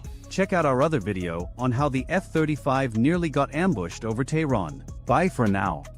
Somewhere in a climate-controlled trailer in the Gulf region, a helicopter pilot was reviewing a laminated card. The card listed engagement criteria for small surface craft. It had been updated 3 times in the previous 72 hours, each revision expanding what qualified as an immediate threat. The latest version, time-stamped 20 hours before Project Freedom commenced, contained language that would have been unthinkable 6 months earlier. It said that any armed fast-attack craft maneuvering aggressively toward protected commercial shipping could be engaged without further authorization. The pilot read it, set it down, picked it up again, and read it once more. Then he walked to the flight line where an AH-64 Apache was already turning. That was the morning of May 4, 2026. The context behind those revised rules of engagement stretched back 65 days to February 28, when the United States and Israel launched joint strikes against Iran, beginning a war that would reshape the Persian Gulf strategic geography in ways nobody in Washington, Tehran, or Riyadh had fully anticipated. Within the first week of hostilities, Iran's Islamic Revolutionary Guard Corps declared the Strait of Hormuz closed to all traffic not explicitly coordinated through its naval command. The IRGC laid mines. It deployed shore-based anti-ship cruise missiles along the northern coastline near Bandar Abbas and on Keshem Island. It positioned fast attack boats in clusters throughout the island chain. It fired on commercial vessels that attempted transit without permission. The result was catastrophic for global energy markets. 20% of the world's oil and liquefied natural gas normally transited the strait. Within 2 weeks of its closure, over 850 ships were stranded inside the Persian Gulf. Oil prices spiked past $100 a barrel and kept climbing. The world economy absorbed the worst energy supply shock since 1973. Insurance premiums for Gulf shipping became functionally prohibitive. The strait, 34 miles wide at its narrowest point, had become what American naval officials privately described as an Iranian killbox. A ceasefire brokered by Pakistan took effect on April 8, halting direct strikes between the United States and Iran, but the strait remained closed. Iran continued demanding tolls and coordination from vessels seeking passage. The IRGC insisted it controlled the waterway, and for 4 weeks, no meaningful commercial traffic moved through. President Trump grew impatient. On the evening of May 3, he posted on Truth Social that beginning the following morning, the United States military would help guide ships from neutral and innocent countries safely out of the restricted waterway. He called it Project Freedom. He warned that any interference would be dealt with forcefully. The operational reality behind that social media post was considerably more complex than its language suggested. Admiral Brad Cooper, commander of U.S. Central Command, had assembled a defensive architecture designed not for escort in the traditional sense, not a destroyer flanking each merchant vessel through the channel, but rather a layered umbrella of overlapping systems that would make the entire transit corridor a defended space. The assets committed were staggering for what was officially still a ceasefire. Multiple Aegis-equipped guided missile destroyers, 2 carrier strike groups with their air wings, over 100 land-based and sea-based aircraft including F/A-18 Super Hornets, F-15 Strike Eagles, F-16 Fighting Falcons, F-35 Joint Strike Fighters, EA-18G Growler electronic warfare aircraft, A-10 Thunderbolts, and RC-135 surveillance platforms. Army AH-64 Apache attack helicopters and Navy MH-60 Seahawk helicopters configured for surface warfare. Unmanned platforms operating beneath the water, on its surface, and in the air above it. 15,000 service members positioned across the theater. The mine threat alone had consumed weeks of preparation. U.S. forces had deployed low observable unmanned underwater vehicles to survey and clear a designated pathway through the strait. Cooper would later confirm publicly that these assets had validated a safe lane for transit, though he declined to specify exactly where it ran or how wide it was. The mine-clearing operation had been conducted quietly, during the ceasefire period, beneath the threshold of public attention, and it represented the kind of unsexy, meticulous preparation that makes dramatic operations possible but never appears in the dramatic retelling. On the morning of May 4th, 2 guided missile destroyers, the USS Truxtun, DDG-103, and the USS Mason, DDG-87, entered the Strait of Hormuz from the Gulf of Oman heading northwest into the Persian Gulf. Both were Arleigh Burke-class destroyers. The Truxtun, commissioned in 2009, homeport in Norfolk, Virginia, carried the AN/Spy-1DV, phased array radar and 96 vertical launch system cells loaded with a mix of SM-2 standard missiles for air defense, Evolved Sea Sparrow missiles for close-in threats, and Tomahawk land attack cruise missiles. The Mason, commissioned in 2003, carried the same basic weapons suite and had a notable combat pedigree, having been targeted by Houthi anti-ship missiles in the Red Sea in 2016, making it one of the few American warships in the modern era to have faced live missile attacks and survived without damage. Behind and among the destroyers, 2 U.S.-flagged commercial vessels also entered the transit lane. One of them was later identified as the Alliance Fairfax, operated by the Danish shipping giant Maersk, which had been stranded inside the Persian Gulf since the war began on February 28. The arrangement was not a traditional convoy escort. Cooper emphasized this point in his subsequent briefing. The ships were not being flanked one-on-one by warships. Instead, the entire transit corridor was covered by overlapping defensive layers, ships below, helicopters at medium altitude, fixed-wing aircraft above, electronic warfare platforms jamming, and surveillance assets watching every square meter of water and coastline within engagement range. Iran had warned this would not be tolerated. The first indication that the IRGC intended to back those warnings with action came through radio channels. Iranian naval forces broadcast warnings to the approaching American destroyers demanding they not enter the strait. The warnings were ignored. What happened next depends on whose account you accept, and in the fog of competing narratives that characterize this day, neither side's version aligned perfectly with the other.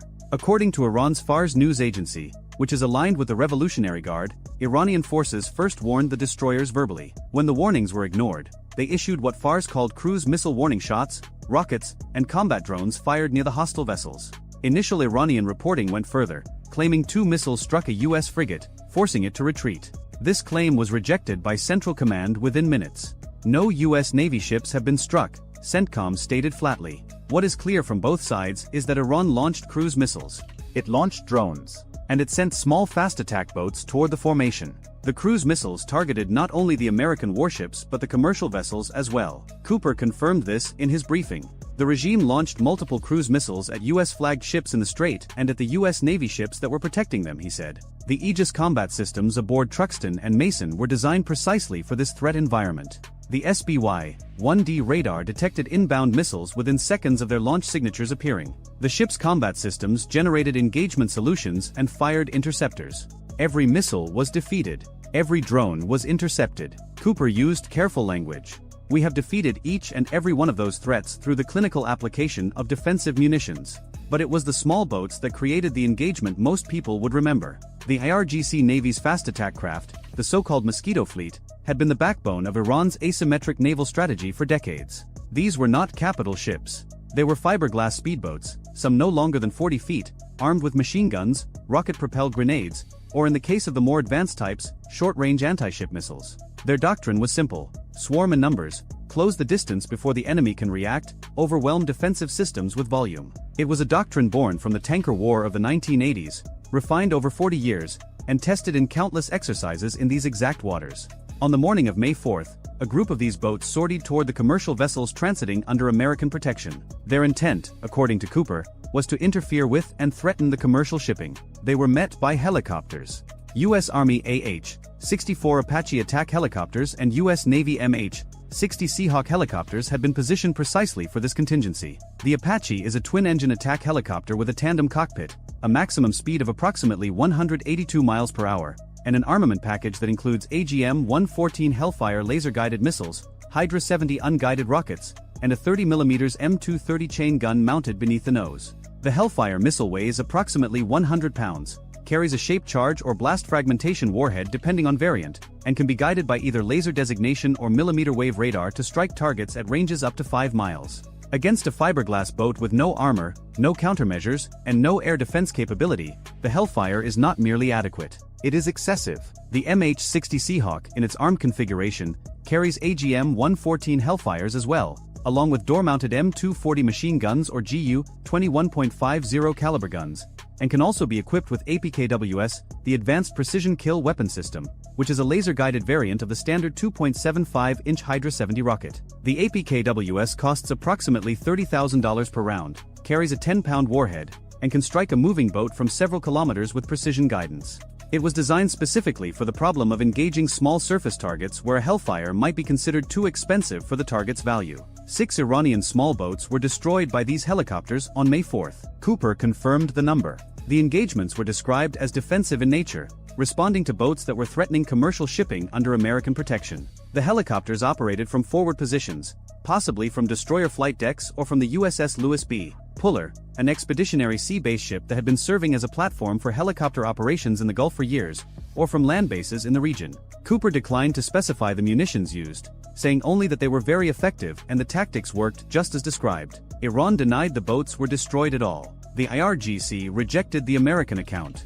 But Iran's semi-official Tasnim news agency later reported that 5 people were killed in U.S. attacks on 2 small cargo boats, a carefully worded admission that something had been hit, while disputing the American characterization of what was hit and how many. Trump, posting on Truth Social hours later, put the number at 7. We've shot down 7 small boats, or as they like to call them, fast boats. It's all they have left. The discrepancy between Cooper's 6 and Trump's 7 was never officially reconciled, though Trump's language, shot down, was notably imprecise for a surface engagement. The broader picture of the day extended well beyond the strait itself. Iran launched ballistic missiles, cruise missiles, and drones at the United Arab Emirates, striking the Fujairah oil industry zone, the country's largest oil storage facility, and starting a fire that injured 3 Indian nationals. The UAE Ministry of Defense reported engaging 12 ballistic missiles, 3 cruise missiles, and 4 drones fired from Iran. A South Korean cargo vessel, the HMM Namu, suffered an explosion and fire while at anchor near the UAE, with the cause still under investigation.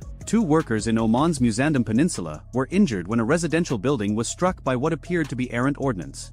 And yet, within this cascade of escalation, both sides worked to avoid calling the ceasefire dead. Cooper refused to characterize the events as a ceasefire violation. "I wouldn't go into details of whether the ceasefire is over or not," he said. Defense Secretary Pete Hegseth, briefing reporters the following day, said Iran's actions had fallen below a threshold marking a violation. The president would decide, Hegseth explained, whether further action by Iran rises to that level. He advised Iran to be prudent. It was a peculiar form of strategic communication. The United States and Iran had just exchanged live fire, cruise missiles and drones against warships, hellfires against fast boats, strikes against a neighboring country's oil infrastructure, and both governments were standing in the rubble saying this was still, technically, a ceasefire. The logic was not military. It was diplomatic. Both sides needed the fiction of a ceasefire to remain intact because the alternative, an acknowledged return to open hostilities, would close the door on negotiations that neither side had publicly abandoned. The Maersk vessel Alliance Fairfax made it through. It exited the Persian Gulf, transited the strait, and continued its voyage. Its crew was safe. CENTCOM reached out to dozens of other shipping companies in the hours after, encouraging traffic flow. Some ships began moving toward the transit lane, but most of the major shipping firms announced they would wait for an agreed end to hostilities before attempting the crossing. The insurance costs remained prohibitive. The risk calculus for commercial operators, who answer to shareholders rather than national security advisors, was different from the military's. Iran's foreign minister called Project Freedom a deadlock. Events in Hormuz make clear that there's no military solution to a political crisis, Abbas Araghchi wrote. France's President Emmanuel Macron refused to participate, calling for a coordinated reopening and dismissing the American operations framework as unclear. Saudi Arabia urged de-escalation. Pakistan continued mediating. The diplomatic architecture around the conflict remained intact even as the military architecture heated to a temperature that should have melted it. The 6 boats destroyed on May 4 represented, in material terms, almost nothing. 6 fiberglass hulls. Perhaps a dozen outboard engines. A few crew members whose fates remained disputed between governments that could not agree on what had been hit, let alone who had died. The replacement cost was negligible. The ARGC could build or buy more boats within weeks. The military significance was not in the hardware lost. The significance was in the demonstration. Project Freedom proved that the United States could, with sufficient assets and preparation, establish a defended corridor through the Strait of Hormuz against Iranian opposition. It proved that the layered defense concept, ships plus helicopters plus fixed-wing aircraft plus electronic warfare plus unmanned systems, could defeat cruise missiles, drones, and small boat attacks simultaneously without a single American vessel being hit. It proved that the mine-clearing preparation had worked. It proved that the revised rules of engagement, which allowed immediate response to aggressive maneuvers toward protected shipping, eliminated the hesitation gap that swarm doctrine depended upon. But it also proved something less comfortable. It proved that maintaining this corridor would require the continuous commitment of 2 carrier strike groups, over 100 aircraft, 15,000 personnel, and the constant risk of an engagement spiraling into something neither side could walk back by calling it below the threshold. The United States could open the strait by force. Whether it could keep it open by force, day after day, week after week, while simultaneously maintaining the fiction of a ceasefire and pursuing a diplomatic resolution, was a question that May 4 answered only partially. Admiral Cooper in his briefing said the operation had just begun. Iran's chief negotiator Ghalibaf responded that Iran had not even started yet. Both statements carried the weight of threat. Both suggested that what happened on May 4 was a prologue rather than a conclusion. The strait remained what it had always been, a narrow passage between hostile shores where geography compressed political decisions into geometric problems, where 34 miles of water forced the world's energy supply through a space smaller than most metropolitan areas, and where the margin between controlled escalation and uncontrolled war was measured not in miles or minutes but in the careful, deliberate, terrifying ambiguity of language. Was this a ceasefire violation? Depends who you asked. Were those warning shots or attacks? Depends who was shooting. Were those military fast boats or civilian cargo vessels? Depends whose propaganda you believed. On the evening of May 4, oil prices settled at $105 a barrel, up 3.5%. The UAE closed its airspace for a week. Shipping companies watched and waited. South Korea considered joining the mission. France declined. The Alliance Fairfax steamed east toward open water, its crew unharmed, its hull unmarked, its transit now a data point that future risk assessments would weigh against the continued reality of Iranian missiles, mines, and small boats in a waterway that 20% of the world's energy needed to pass through. And somewhere in the Gulf, an Apache pilot was completing his post-mission paperwork. 6 engagements. 6 confirmed. Munitions expended, effective. Tactics performed as planned. He saved the file, powered down the tablet, and walked back to wherever Apache pilots go when the rotors stop turning and the strait keeps doing what the strait has always done, which is to sit there, narrow and indifferent, waiting for the next ship brave enough or desperate enough to try. The aircraft carrier was already on fire. Not from a missile. Not from a drone. From a fuel line rupture on the hangar deck that had nothing to do with Iran and everything to do with a 19-year-old aviation bosun's mate who cross-threaded a coupling during a 14-hour shift. The fire was out in 90 seconds. Damage was cosmetic. But for 11 minutes, the strike group's launch cycle froze, and during those 11 minutes, the thing that was supposed to stay classified for another 6 months rolled out of a C-5M Galaxy's cargo bay at Al Udeid Air Base and onto a runway that had been cleared of every aircraft, every vehicle, and every human being without a Yankee White clearance. The ground crew called it the coffin, not because of what it looked like, but because of what it did to anything on the other end. Officially, it doesn't have a name. The program designation is an alphanumeric string that even the pilots aren't briefed on. What the mission planners called it, in the only unclassified reference that would ever exist, was Longbow 6. an unmanned low observable penetration vehicle built around a single purpose: deliver a weapon package deep inside integrated air defense networks that would shred anything else the United States owns. Iran had spent 11 years and somewhere north of $9 billion building those networks. Russian S-300 PMU-2 batteries around Isfahan. Domestically produced Bavar 373 units ringing Tehran. Third Khordad medium-range systems layered between them like concentric walls. And in the gaps, hundreds of mobile short-range systems, Tor M1 vehicles bought from Moscow before the sanctions bit, and Iranian-built Arayad systems that nobody in Western intelligence had fully characterized because Tehran had never turned them on during an exercise long enough for the satellites to map their full capability. The Pentagon had wargamed a strike on Iran's nuclear enrichment infrastructure every year since 2007. Every simulation produced the same result. You could get aircraft into Iranian airspace. You could hit targets. But you would lose between 14 and 31 aircraft doing it, depending on the scenario, and that number assumed Iran didn't have anything hidden that the intelligence community had missed. It always did. Longbow 6 was supposed to change the math. The vehicle had been in testing at Groom Lake for 3 years. Wingspan of roughly 45 feet. No vertical stabilizer. A planform so clean that the radar cross-section, measured in a purpose-built anechoic chamber at a facility that doesn't appear on any map, came back smaller than a hummingbird at certain frequencies. The airframe absorbed radar energy the way a black shirt absorbs sunlight. What it didn't absorb, it scattered in directions that never returned to the emitter. It carried no gun, no air-to-air capability, no defensive systems in the traditional sense. What it carried, slung internally in a weapons bay lined with radar-absorbent baffles, was a payload that 3 separate congressional oversight committees had been told did not exist. The weapon was called, in development documents later leaked to a defense journal that published 2 paragraphs before receiving a national security letter, a spectrally adaptive electromagnetic disruption package. What that meant in plain language was this: it mapped the operating frequencies of every radar and communication system within a given radius, computed the precise waveform needed to not just jam but permanently damage the receiver electronics of each one simultaneously, and then delivered that waveform in a shaped pulse timed to the microsecond. Not a bomb, not a missile. A directed energy event that turned an integrated air defense network into a very expensive collection of paperweights. The physics weren't new.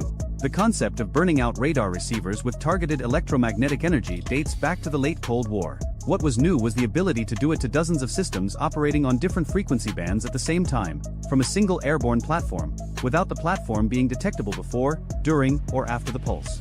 Iran's air defense doctrine depended on one assumption: that any attacker would have to physically destroy radars and launchers with missiles, one at a time, in a sequence that could be tracked, predicted, and countered.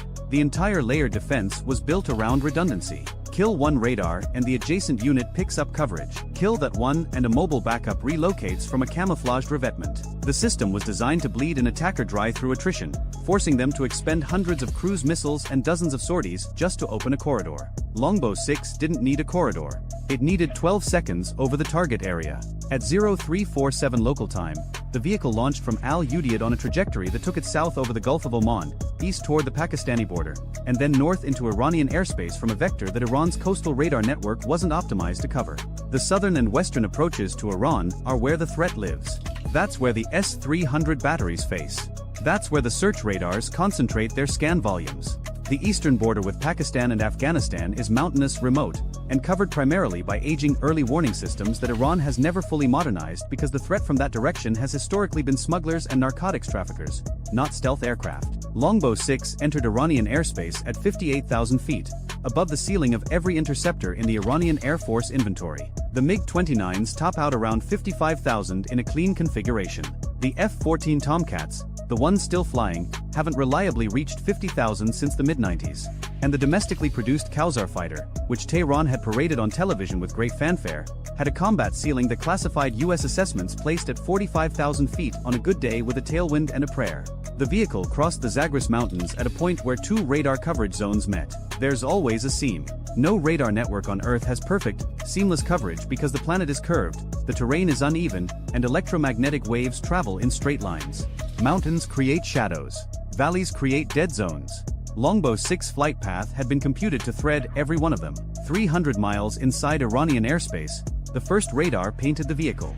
A Nebo SVU VHF system, one of the newer Russian exports, operating in a frequency band that low observable aircraft are historically more vulnerable to. VHF radars have longer wavelengths, which means stealth shaping designed to deflect higher frequency X-band and S-band signals becomes less effective. This was the system that Iran's defense establishment had publicly claimed could detect any stealth aircraft the United States operated. The Nebo screen showed a return. Intermittent. Ambiguous. The operator saw it for 4 sweeps, roughly 8 seconds, then lost it. He flagged it in the system. Standard procedure. The track entered the network as a tentative contact, unconfirmed, bearing 047, range 180 kilometers, altitude unknown. Now here's where doctrine collides with reality. Iran's Integrated Air Defense Command operates on a hierarchical model. Sector commanders receive tracks from multiple radar sites, correlate them, and make engagement decisions. A single tentative contact from one radar isn't enough to trigger a launch. You need correlation from a second source. The S-300's own engagement radar, the 30N62, operating in X-band, scanned the bearing. Nothing. The third Cordad's phased array swept the same sector. Nothing. The Bavar 373's long-range search radar, which Iran claimed could track stealth targets at 300 kilometers, reported nothing. 1 radar saw it, 4 didn't. The sector commander had to decide whether to reposition mobile assets based on a ghost return that had already faded. Repositioning meant taking units offline during transit. It meant breaking the coverage web to chase a contact that was probably atmospheric clutter or a flock of birds at altitude. He chose to log it and continue normal operations. Longbow 6 was 140 kilometers from the first target. The weapon's employment sequence began automatically 90 seconds before the optimal release point. Sensors in the vehicle's belly, passive receivers that detected radar emissions the way an ear detects sound without making any noise of its own, began cataloging every electromagnetic source within a 200-kilometer radius. Frequencies, pulse repetition intervals, scan rates, side lobe patterns. Each system had a signature as unique as a fingerprint, and the weapon's onboard processor was matching those fingerprints against a library that contained every known Russian, Chinese, and Iranian radar system's operating parameters. The library had been built over decades. Every time an Iranian radar turned on during an exercise, satellites recorded it. Every time a Russian system was exported and tested by its new operator, signals intelligence aircraft orbiting in international airspace captured the emissions. The library wasn't perfect. Some systems had been modified, some had firmware updates that shifted parameters. But the processor didn't need perfection. It needed to be close enough to compute a waveform that would couple with the target radar's receiver architecture and deliver energy in a pattern the receiver couldn't reject. Think of it like this. Every radio receiver is designed to listen for a specific type of signal. It amplifies that signal and filters out everything else.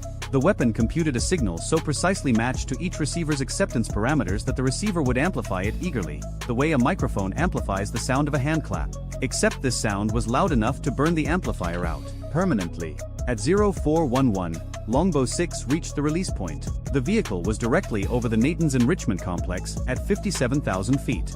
Below it, arranged in concentric rings, were 3 S-300 PMU-2 batteries, 2 Bavar 373 units, 4 third Cordad systems, an unknown number of Tor M1 vehicles in camouflaged positions, and a Rayad battery that U.S. intelligence had only confirmed the existence of 6 weeks earlier, when a satellite caught the launcher covers being removed during what appeared to be a maintenance cycle. The weapons bay opened for 1.3 seconds. The device that dropped was not a bomb in any conventional sense. It had no explosive warhead. It had no fragmentation case.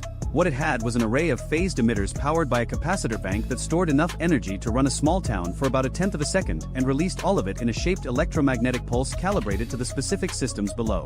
The device functioned at 41,000 feet, still well above the engagement envelope of every short-range system on the ground. On the S-300's 30N62 engagement radar, the pulse arrived as a signal indistinguishable from a legitimate return, amplified through the receiver chain, and overloaded the front-end low-noise amplifier in a cascade that propagated through the signal processing boards like electrical fire through dry timber. The system didn't explode. It didn't smoke. The screen simply went dark, and when the operators attempted to restart, the system reported a fault code that wasn't in the manual because the failure mode had never been anticipated by the designers. The Bavar 373 died the same way. Different frequency, different waveform, same result. The phased array elements, hundreds of individual transmit-receive modules, each received a pulse tuned to their specific operating band. 31% of the modules failed instantly. The system's built-in redundancy was designed to handle up to 20% module loss before degradation became operationally significant. At 31%, the radar's beam couldn't form properly.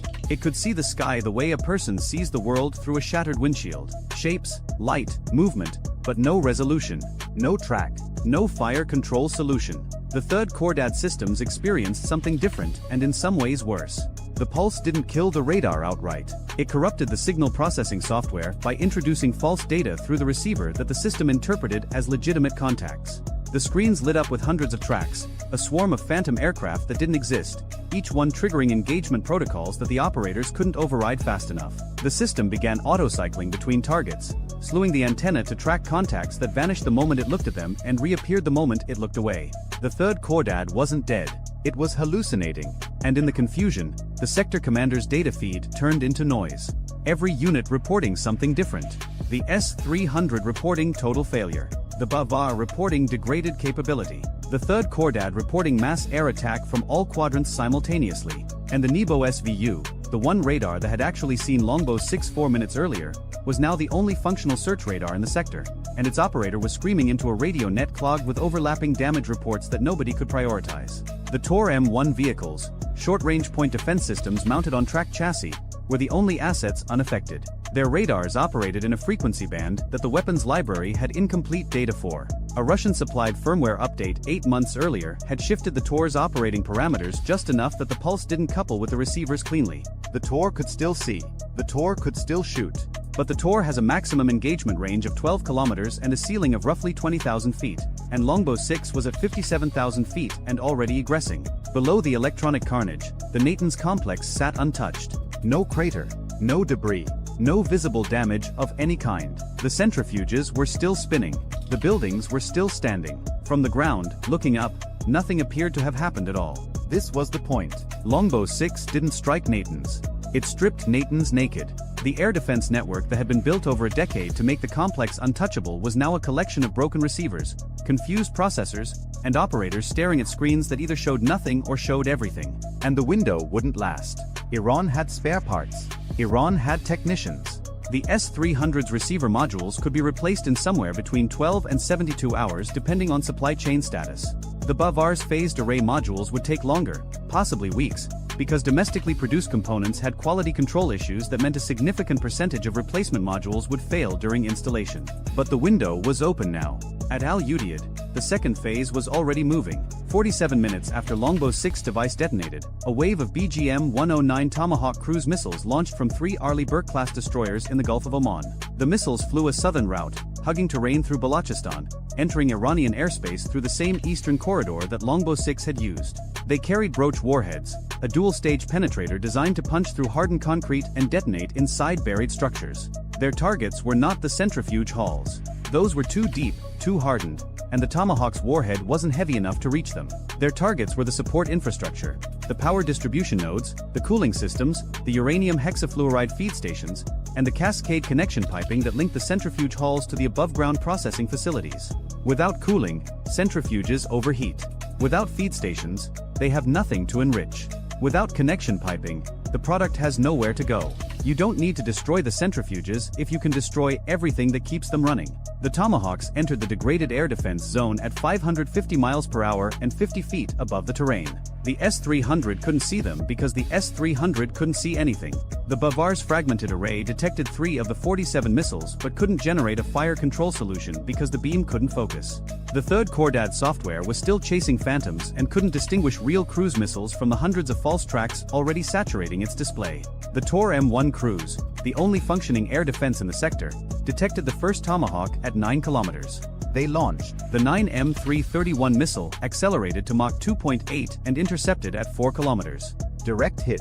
The Tomahawk disintegrated in a fireball that the Tor's crew celebrated for approximately 3 seconds before the second Tomahawk passed 400 meters to the south, below the Tor's minimum engagement altitude, and impacted the primary electrical substations serving the enrichment complex.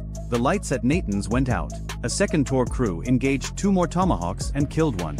The other struck the cooling water intake manifold. A third Tor, repositioning to cover the southern approach, drove into a drainage ditch that didn't appear on its 2009 vintage navigation database and through a track. The crew spent the next 40 minutes conducting field repairs while cruise missiles passed overhead. 43 of 47 Tomahawks reached their targets. 4 intercepted by Tor systems. 0 intercepted by any other air defense asset in the sector. The damage assessment came from a satellite pass 90 minutes later. 3 of 4 power distribution nodes destroyed. Cooling system intake demolished. 2 of 3 feed stations hit, 1 confirmed destroyed, 1 with structural damage that analysis suggested would require 6 to 8 months to repair. The cascade connection piping, running in above-ground conduits between buildings, had been shredded by blast fragmentation from near misses on adjacent structures. Not targeted directly, but destroyed by proximity. Natan's was intact. Every building was still standing. The centrifuges were still in their halls, thousands of them, spinning in the dark in the heat, with no power, no cooling, and no feed material. They would spin for a while on residual momentum. Then they would stop. Some would crash. Bearings seize when centrifuges spinning at 60,000 revolutions per minute lose their magnetic suspension. The repair timeline for crashed centrifuges isn't measured in weeks. It's measured in years, because Iran manufactures them domestically at a rate that US intelligence estimates at somewhere between 100 and 200 per month, and the complex held more than 5,300 miles northwest. The same sequence was unfolding at Fordow, the enrichment facility buried under a mountain near Qom. A second Longbow 6 vehicle had entered from the north, threading the Alborz mountain passes where radar coverage was thinnest, and delivered its payload over the facility at 0419. Fordow's air defenses, a mix of Bavar 373 and domestically produced systems, experienced the same cascade of failures. The follow-on Tomahawk strike from a Virginia-class submarine in the Arabian Sea hit Fordow's tunnel entrances, ventilation shafts, and the power grid serving the mountain complex. You can't tomahawk a mountain, the rock wins, but you can seal the entrances with rubble, destroy the ventilation that keeps the air breathable for the workers inside, and cut the power that runs the centrifuges. Fordow became a tomb for machines. Everything inside was physically intact and operationally useless. Tehran learned about Natan's from the sector commander's fragmented damage report at 0438. Tehran learned about Fordow when the facility stopped responding to communications at 0441. The Supreme National Security Council convened at 0502. By 0515, the order went out to activate retaliatory assets. Iran's response doctrine for a major strike on nuclear infrastructure had been rehearsed for years. The Ballistic Missile Force, operated by the IRGC Aerospace Force, maintained a standing order to launch against predetermined targets in the Gulf states and Israel within 90 minutes of confirmed attack on nuclear sites. Shahab, 3 medium-range ballistic missiles in hardened silos and mobile launchers. Ahmad and Gadra variants with improved accuracy, and the newer Khaibar Shikan, a solid-fueled medium-range missile that Iran had tested in 2023 and which Western analysts assessed could reach any point in Israel with a circular error probable of less than 30 meters. The launchers began their pre-launch sequences at 0520, and this is where the second thing that wasn't supposed to exist entered the picture. The US had repositioned 2 THAAD batteries to the Gulf region over the preceding weeks, along with Patriot PAC-3 MSE batteries at multiple locations. Standard defensive posture. What wasn't standard was the asset orbiting at 65,000 feet over western Iraq in a racetrack pattern that it had been flying for 19 hours without refueling. The platform had no official designation in any public document. Ground crews at its operating base referred to it as the Overwatch. It carried a sensor suite that could detect the infrared bloom of a ballistic missile launch within 2 seconds and a communications package that transmitted targeting data directly to Aegis-equipped ships and THAAD batteries faster than Iran's missiles could clear their boost phase. But detection wasn't the interesting part. The interesting part was the directed energy system mounted in a conformal housing along the platform's fuselage, not the airborne laser of the early 2000s. The 747 mounted chemical laser that cost $5 billion and was cancelled because it had to fly within 200 kilometers of the launch site to be effective. This was a fiber-coupled solid-state system that the Missile Defense Agency had been developing in a program so classified that its budget was hidden inside the construction line item for a facility in Alabama that had been completed 4 years earlier. The system couldn't destroy a ballistic missile. The energy density at range wasn't sufficient to burn through a missile's skin in the 60 to 90 seconds of boost phase. But it could do something more elegant. It could heat the missile's guidance section, just enough to degrade the inertial navigation system's ring laser gyroscopes. The gyroscopes measure rotation by detecting the phase shift between 2 laser beams traveling in opposite directions around a closed loop. Heat the housing by even a few degrees and the thermal expansion changes the path length. The phase shift drifts. The missile thinks it's on course when it's not. By the time it reaches the terminal phase, the accumulated error translates to hundreds of meters of missed distance on a target that the missile's designers assumed would be hit within 30. At 0534, the first Shahab 3 launched from a site in western Kermanshah province. The Overwatch detected the plume at 0534 and 2 seconds. The directed energy system engaged at 0534 and 9 seconds, maintaining a focused beam on the guidance section for the 47 seconds of boost phase visible above the horizon line. The missile climbed through the atmosphere on what appeared to be a normal trajectory. It entered its mid-course phase.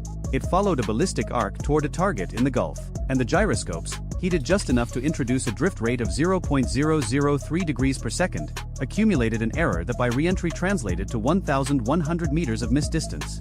The Patriot PAC-3 battery at its intended target tracked the incoming missile, computed an intercept, and launched. The interceptor killed the Shahab at 15 kilometers altitude, standard engagement. But the Shahab had already been dead.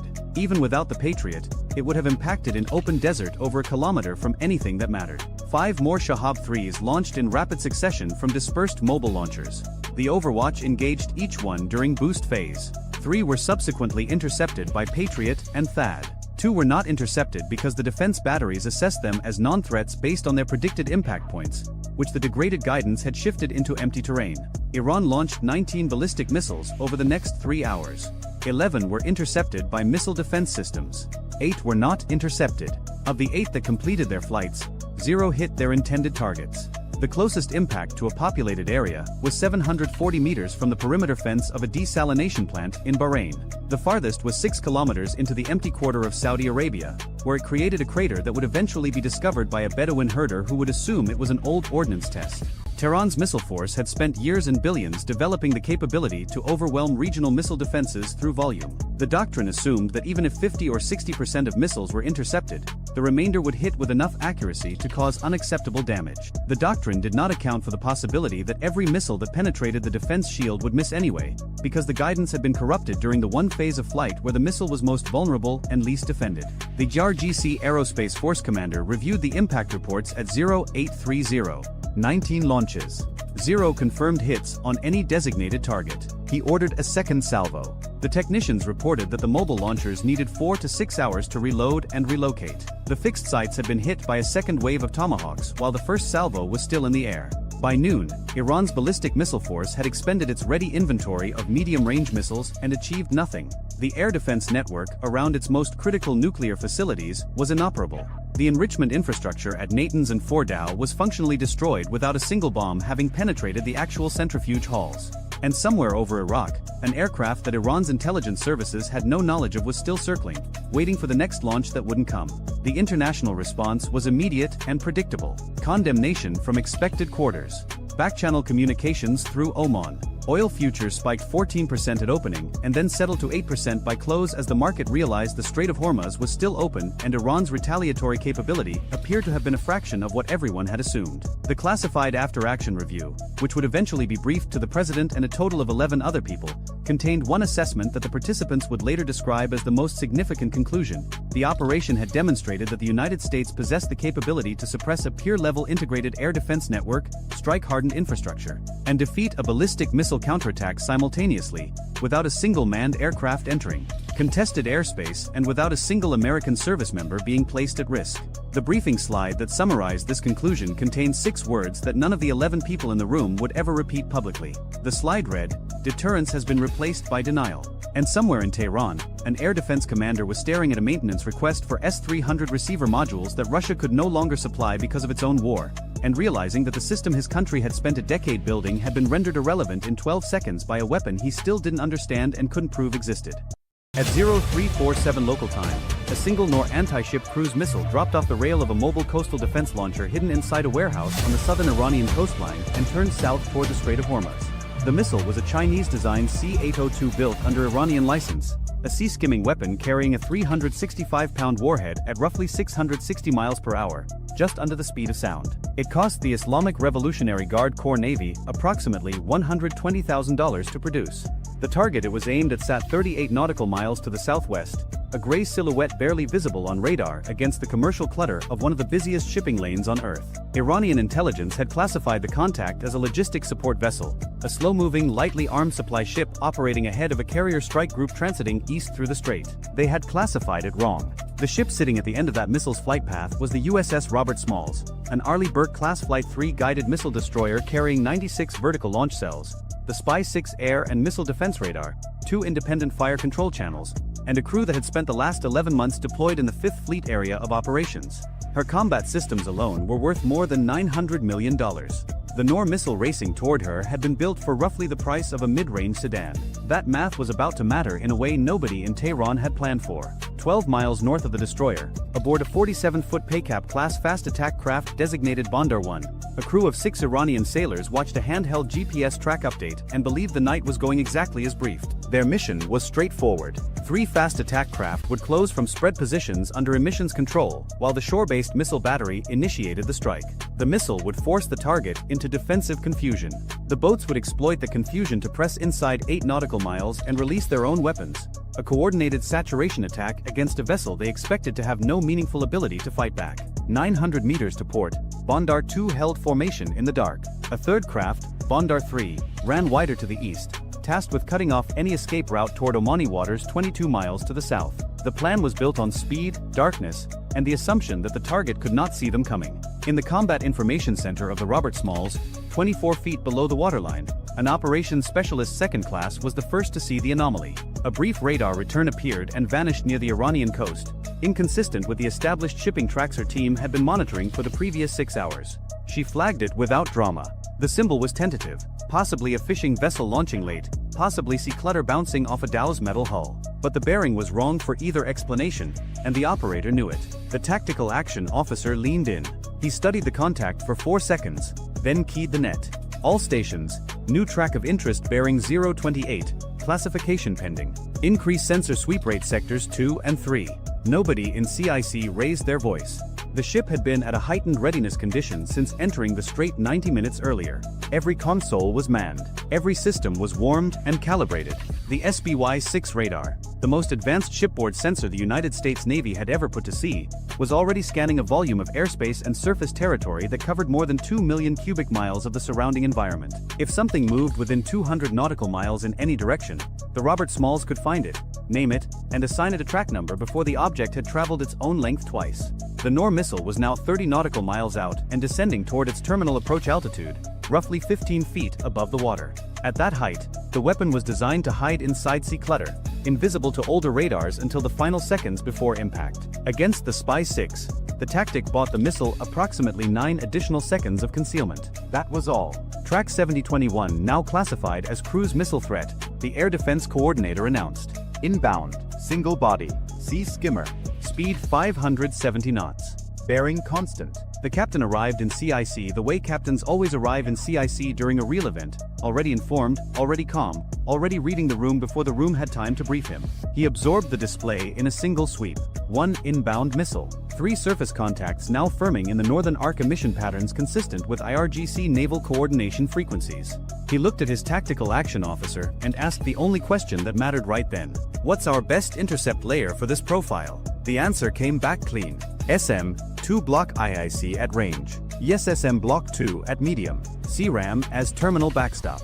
We have 3 layers before it gets within a mile. An SM-2 Block IIC interceptor cost the United States Navy approximately $2.1 million per round. The missile it was about to kill had cost Iran $120,000. Somewhere in a Pentagon procurement office, someone was going to read this report and feel their budget request write itself. Weapons free on track 7021, the captain ordered. The forward vertical launch system answered 3 seconds later. A standard missile, 2 punched out of its cell in an eruption of white smoke and orange flame, cleared the ship's superstructure, and pitched over hard toward the northeast. The missile accelerated to over 2,300 miles per hour inside 6 seconds, riding a continuous wave illumination beam that the ship's fire control director held on the inbound Nor with surgical steadiness. The intercept geometry was textbook. The SM-2 met the Nor 14 nautical miles from the ship at an altitude of 22 feet. The Iranian missile ceased to exist. Debris scattered across a quarter mile of dark water. No fragment came within 12 nautical miles of the destroyer. Splash track 7021. Kill confirmed. But the night was not finished because what the crew of the Robert Smalls did not yet know was that the missile had not been the main attack. It had been the door opener.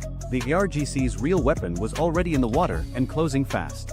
26 miles to the north, aboard Bandar 1, the crew had watched the missile launch signature bloom on their horizon and started their clocks.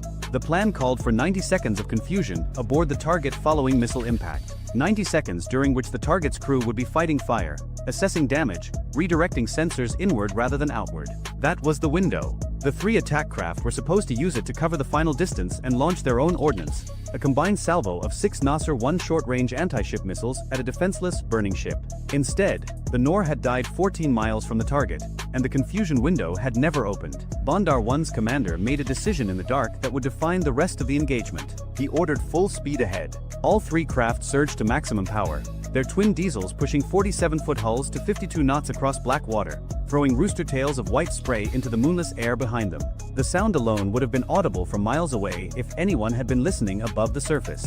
Below the surface, in the acoustic quiet of the Robert Small sonar room, the sudden bloom of high-speed propeller cavitation lit up the display like someone had switched on a flashlight in a dark hallway. 3 high-speed surface contacts.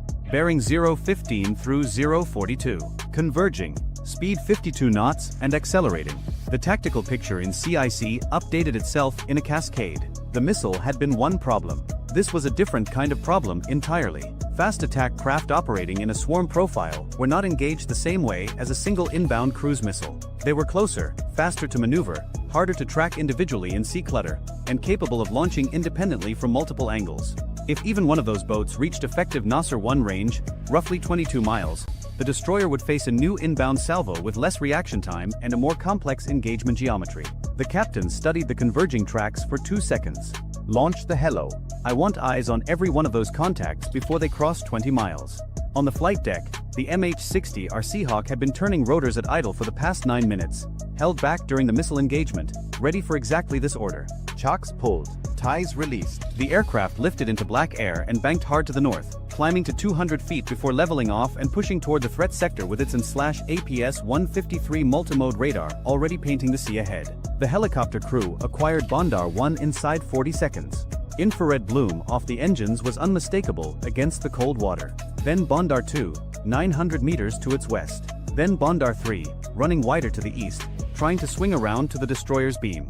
Inside CIC, the picture was now fully built. 3 hostile fast attack craft in a spread formation, closing from the north at 52 knots. 1 inbound cruise missile already destroyed. Shore-based targeting emissions still active along the Iranian coast.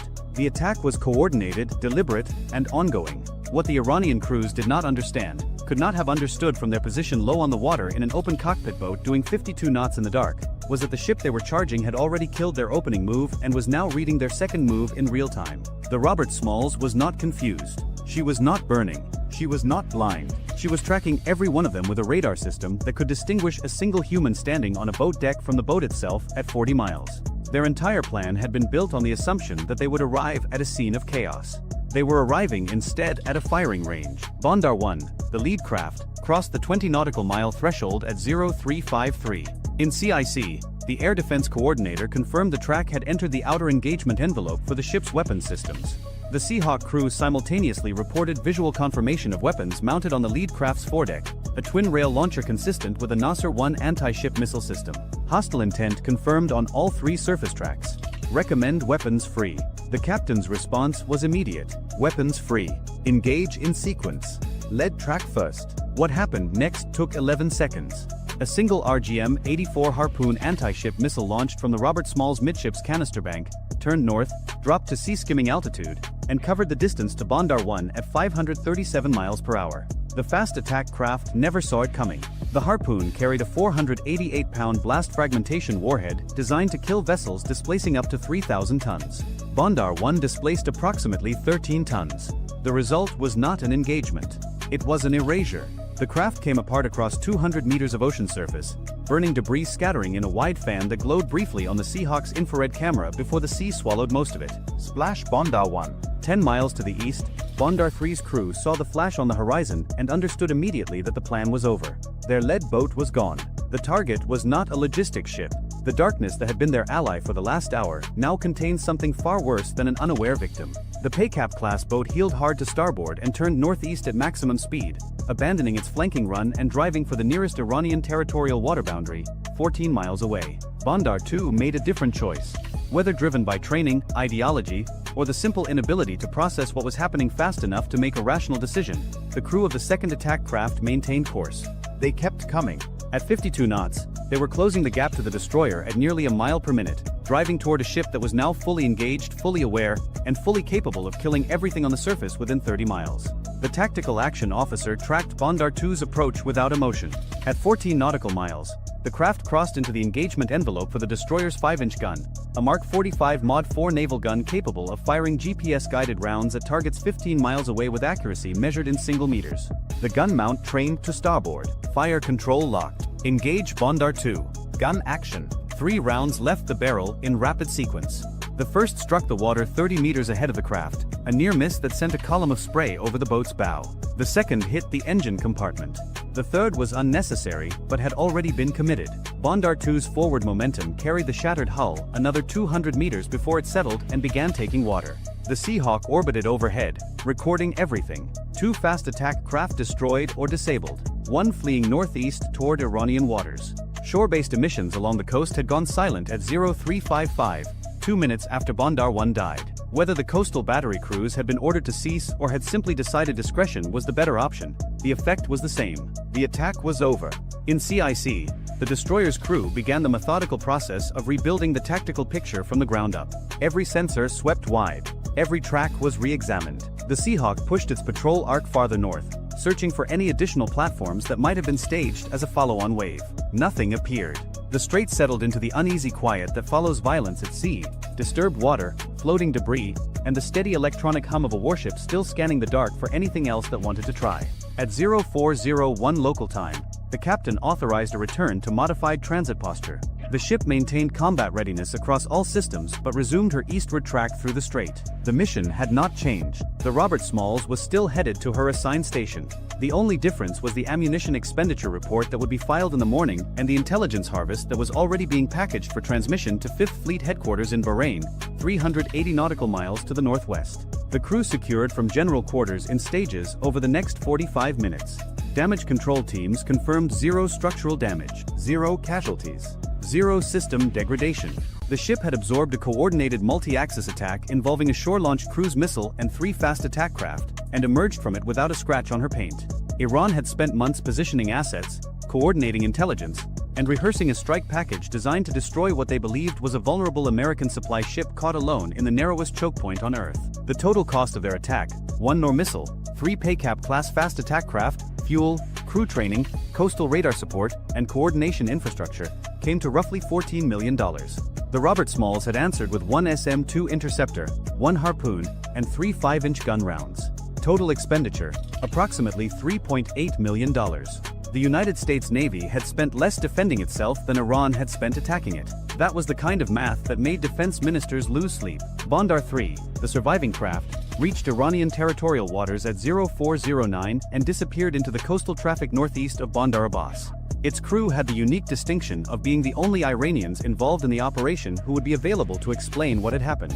Their debrief would contain a single, unavoidable conclusion. They had been told the target was soft. They had been told darkness would cover them. They had been told the missile would open the door. Every single thing they had been told was wrong, and 2 crews had paid for it with their lives.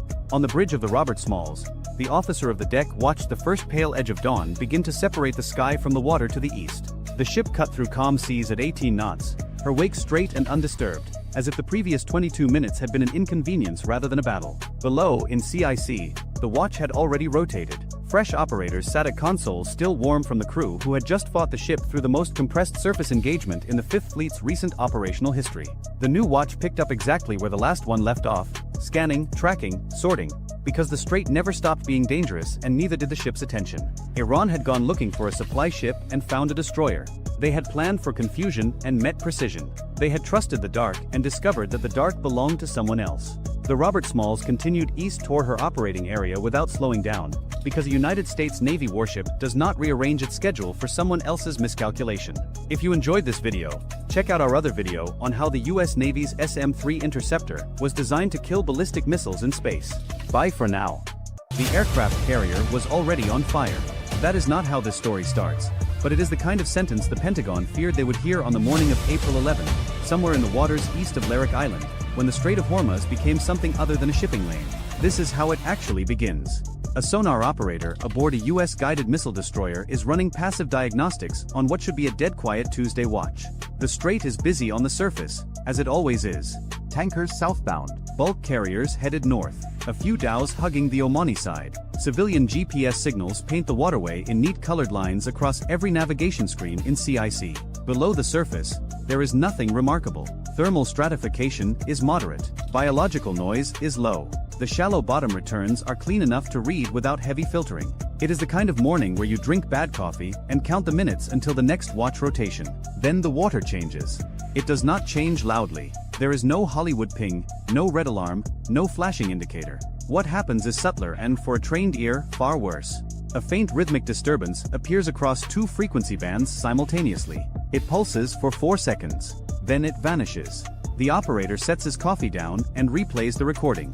He isolates the bands. He adjusts the gain. He listens again, this time with his eyes closed. There it is. Not one source. Not two. 3 distinct acoustic events, separated by bearing and by character, arriving in a window so narrow it could be coincidence. But coincidence does not pulse on 2 bands at once. Coincidence does not arrive from bearings that form a triangle around a moving warship. Coincidence does not have rhythm. Con sonar. I have 3 anomalous transients. Bearing 074, 142, and 219. Simultaneous window. Recommend classification priority. That sentence changes the morning. In CIC, the watch officer looks up from the surface plot and meets the eyes of the tactical action officer across the room. Neither man says anything dramatic. The TAO picks up the internal phone, dials the captain's stateroom, and speaks 6 words. Captain, CIC, you need to come up. 40 seconds later, the captain is standing behind the main tactical display. He does not ask for a summary. He reads the screen himself, absorbs the 3 bearing lines radiating outward from the ship symbol, and then does something that tells the room more than any order could. He sits down. That means he expects this to last. Show me everything since first detection. Walk me through it. The sonar supervisor begins, methodical and precise. The 3 contacts appeared within a 7-second window. Each displayed characteristics inconsistent with merchant traffic, biologics, or equipment artifacts. One exhibited faint narrowband tonal suggesting rotating machinery at low RPM. Another showed intermittent broadband bursts consistent with a ballast adjustment or a depth correction. The third was the weakest, barely above ambient noise floor, but it moved. Not drifted. Moved. With intent. The captain listens to all of it without interrupting. When the briefing finishes, he asks one question. Are they diesel-electric? The sonar supervisor pauses before answering. Acoustic signatures are preliminary, but yes sir. Profile is consistent with Kilo class or a variant. Possibly Goddard class on the weaker contact. That distinction matters.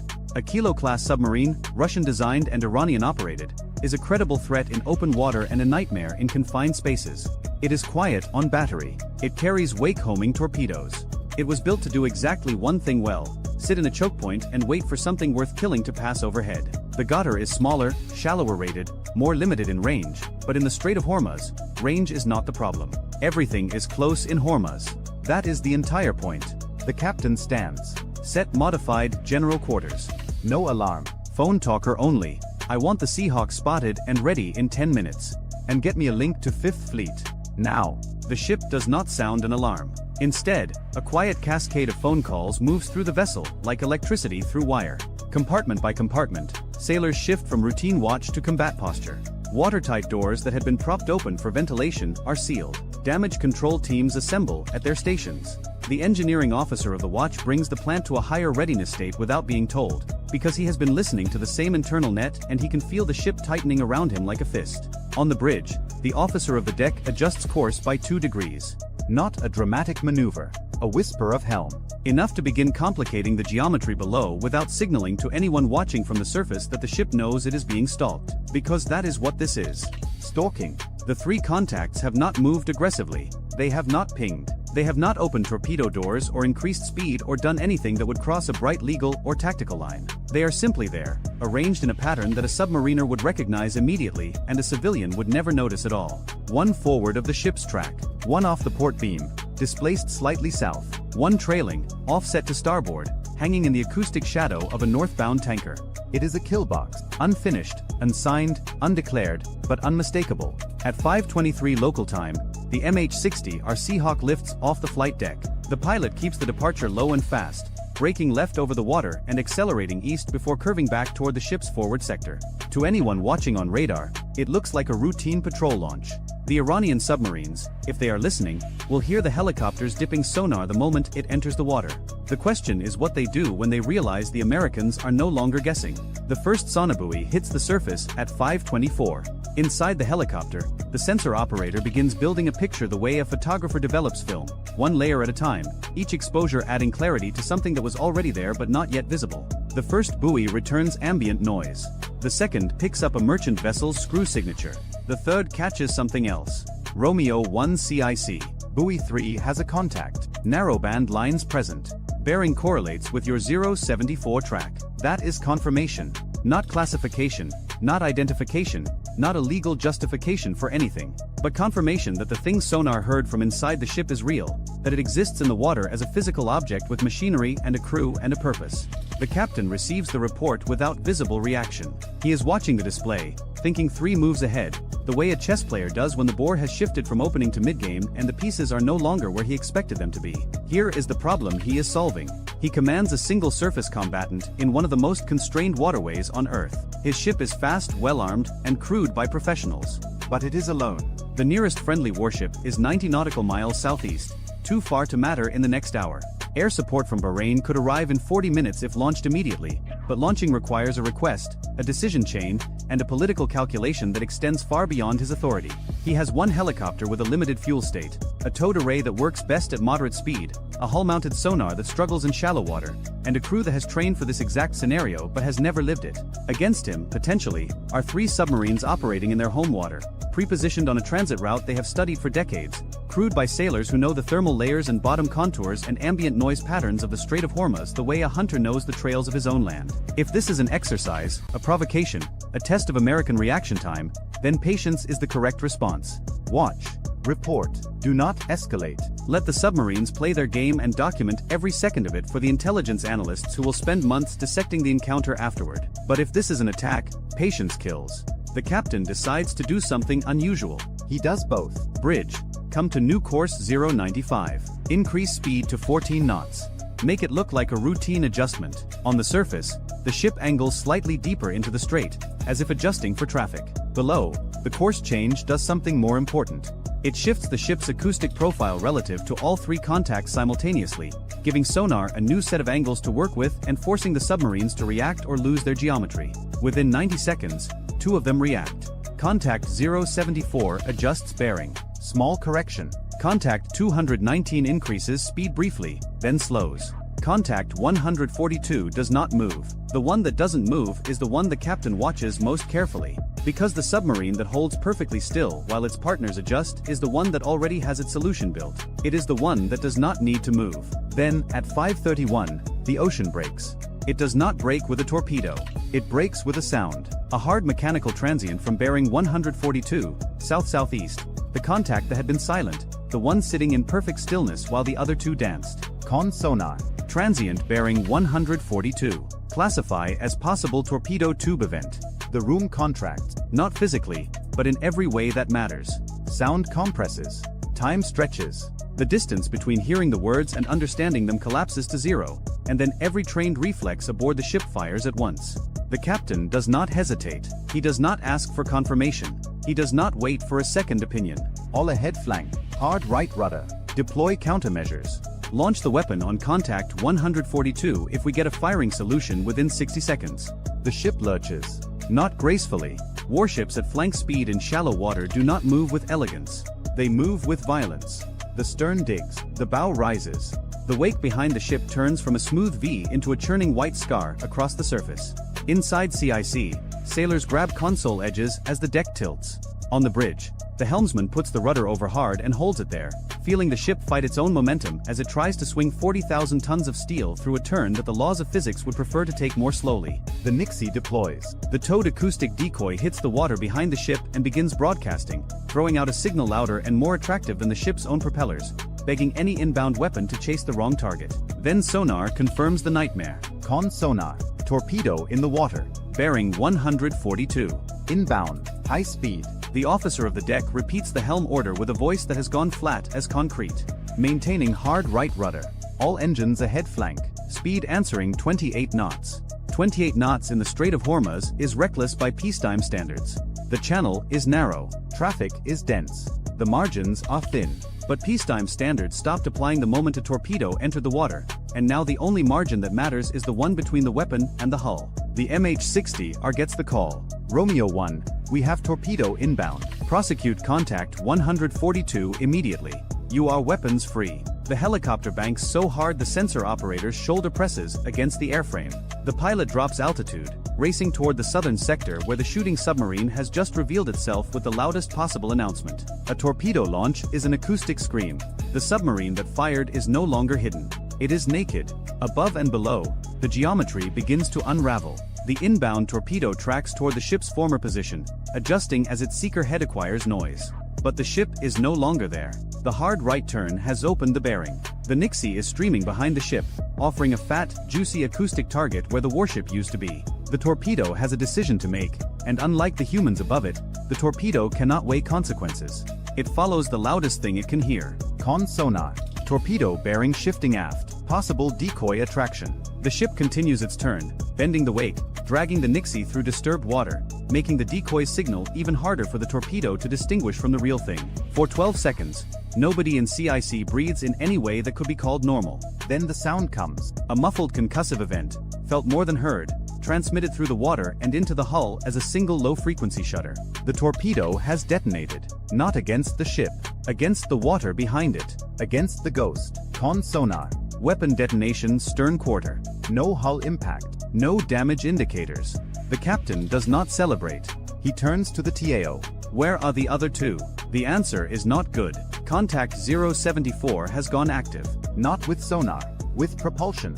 It is accelerating, repositioning, adjusting its angle relative to the ship's new course. The first submarine fired and missed. The second one watched the defensive maneuver and is now moving to exploit the turn. This is the layered geometry of a coordinated attack. Fire, force a reaction, use the reaction against the target. And the third submarine, the trailing contact from 219, has done something worse.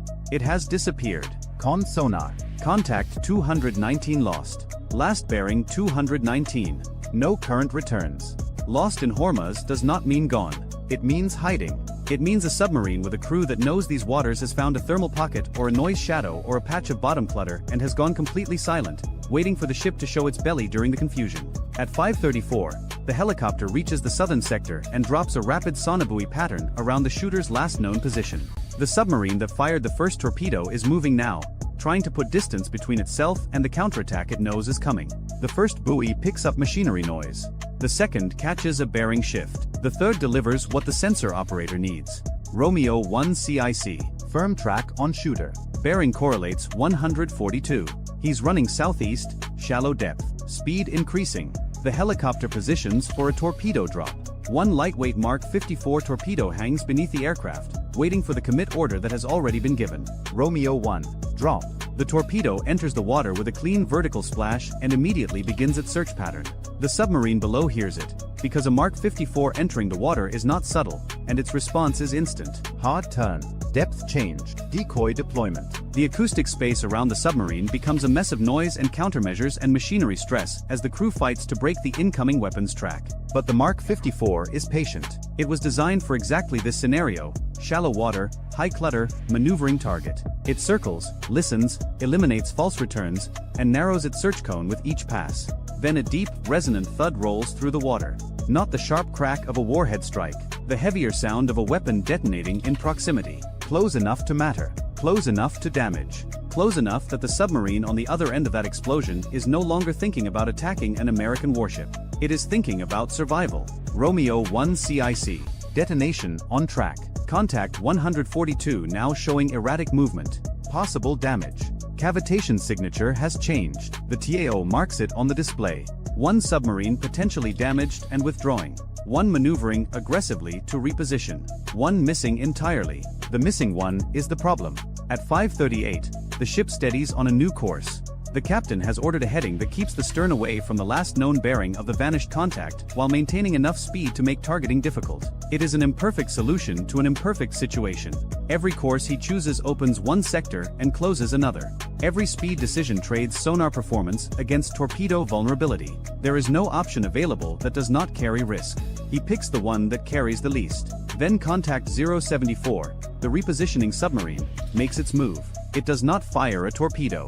It does something the Americans did not expect. It goes active. A single loud sonar pulse erupts from below, sweeping the water column. Not a search ping, a targeting ping.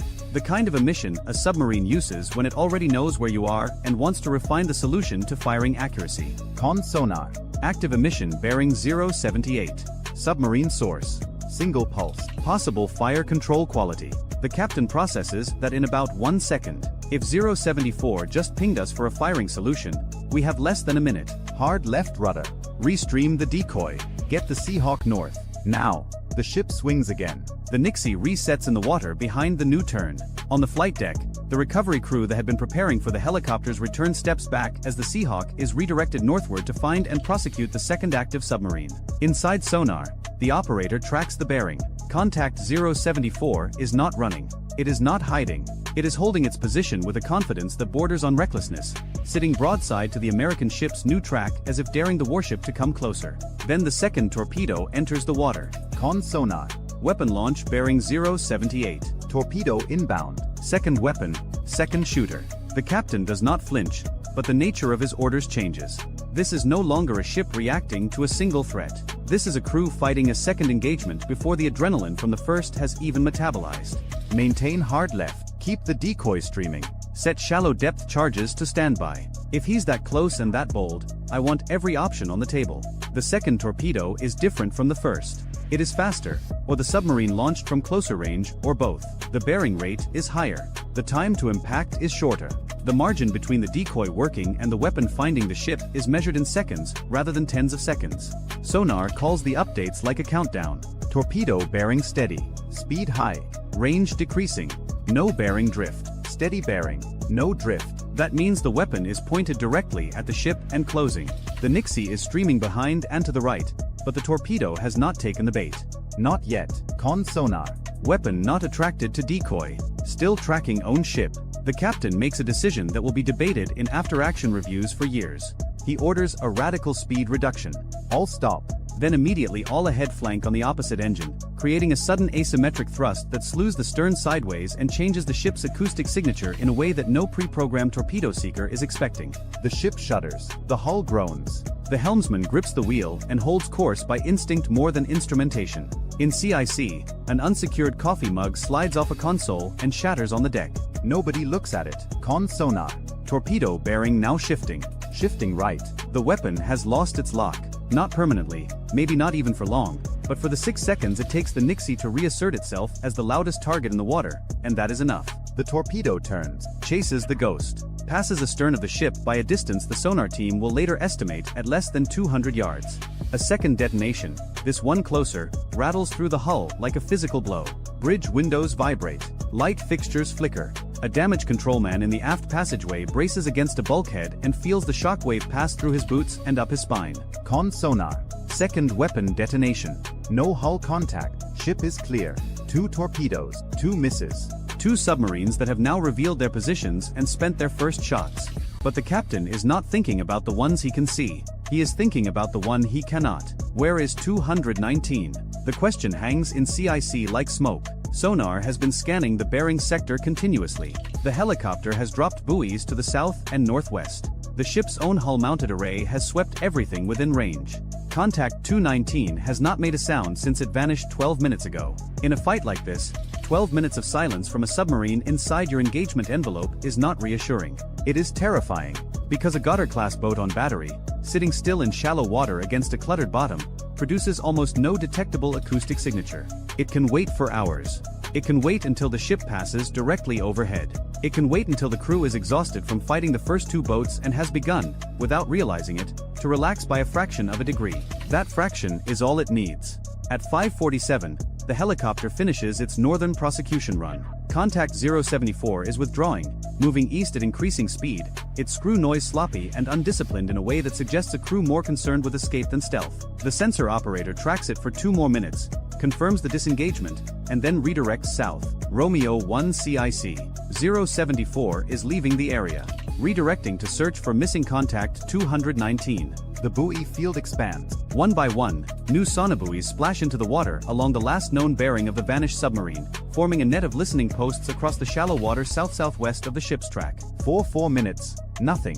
Then buoy 7 returns a signal so faint it almost does not register above the processing threshold. A single narrowband line. Intermittent, barely there, but present. Romeo 1 CIC. Possible contact. Buoy 7, very weak. Could be bottom reflection, could be biological, could be the contact. The helicopter drops 3 more buoys in a tight triangle around the detection. 2 return nothing. The third catches the same line, slightly stronger, with a bearing that has shifted by 2 degrees. Moving. Whatever it is moving. The captain orders the ship to slow. Slower speed means better passive sonar performance.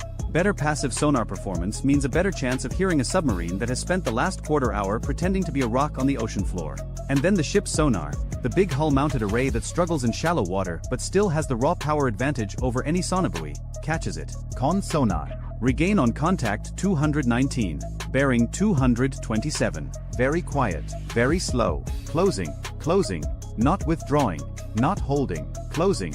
The third submarine has watched its 2 partners attack and fail and withdraw. It has watched the American ship survive 2 torpedoes, launch a counterattack, and reorient its defenses toward the north and south. And it has decided, with the cold patience of a crew that has been waiting in silence for the better part of 20 minutes, to continue the mission alone. The captain understands this instantly. The geometry is different now. The ship is slower.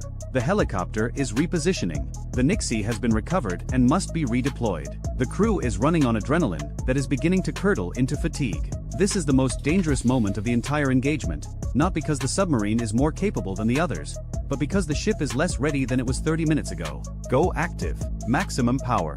I want that boat lit up like daylight. The sonar dome erupts. A wall of sound hammers into the water, sweeping the bearing sector with an active pulse strong enough to reflect off a submarine hull at any depth the strait allows.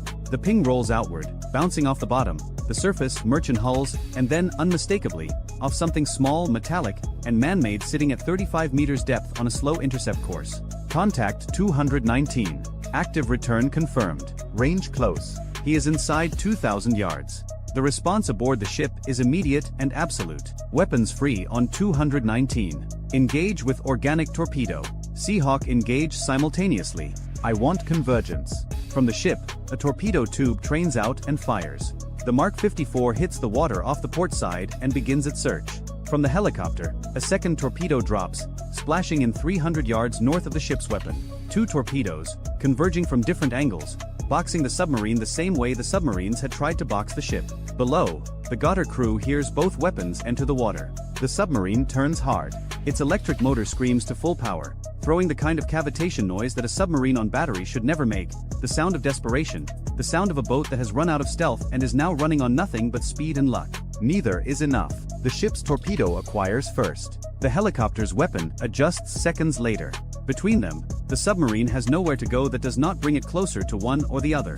A deep, heavy detonation shakes the water column. Then a second, overlapping the first. The acoustic returns from the contact scatter, break apart, and do not reform. Con sonar.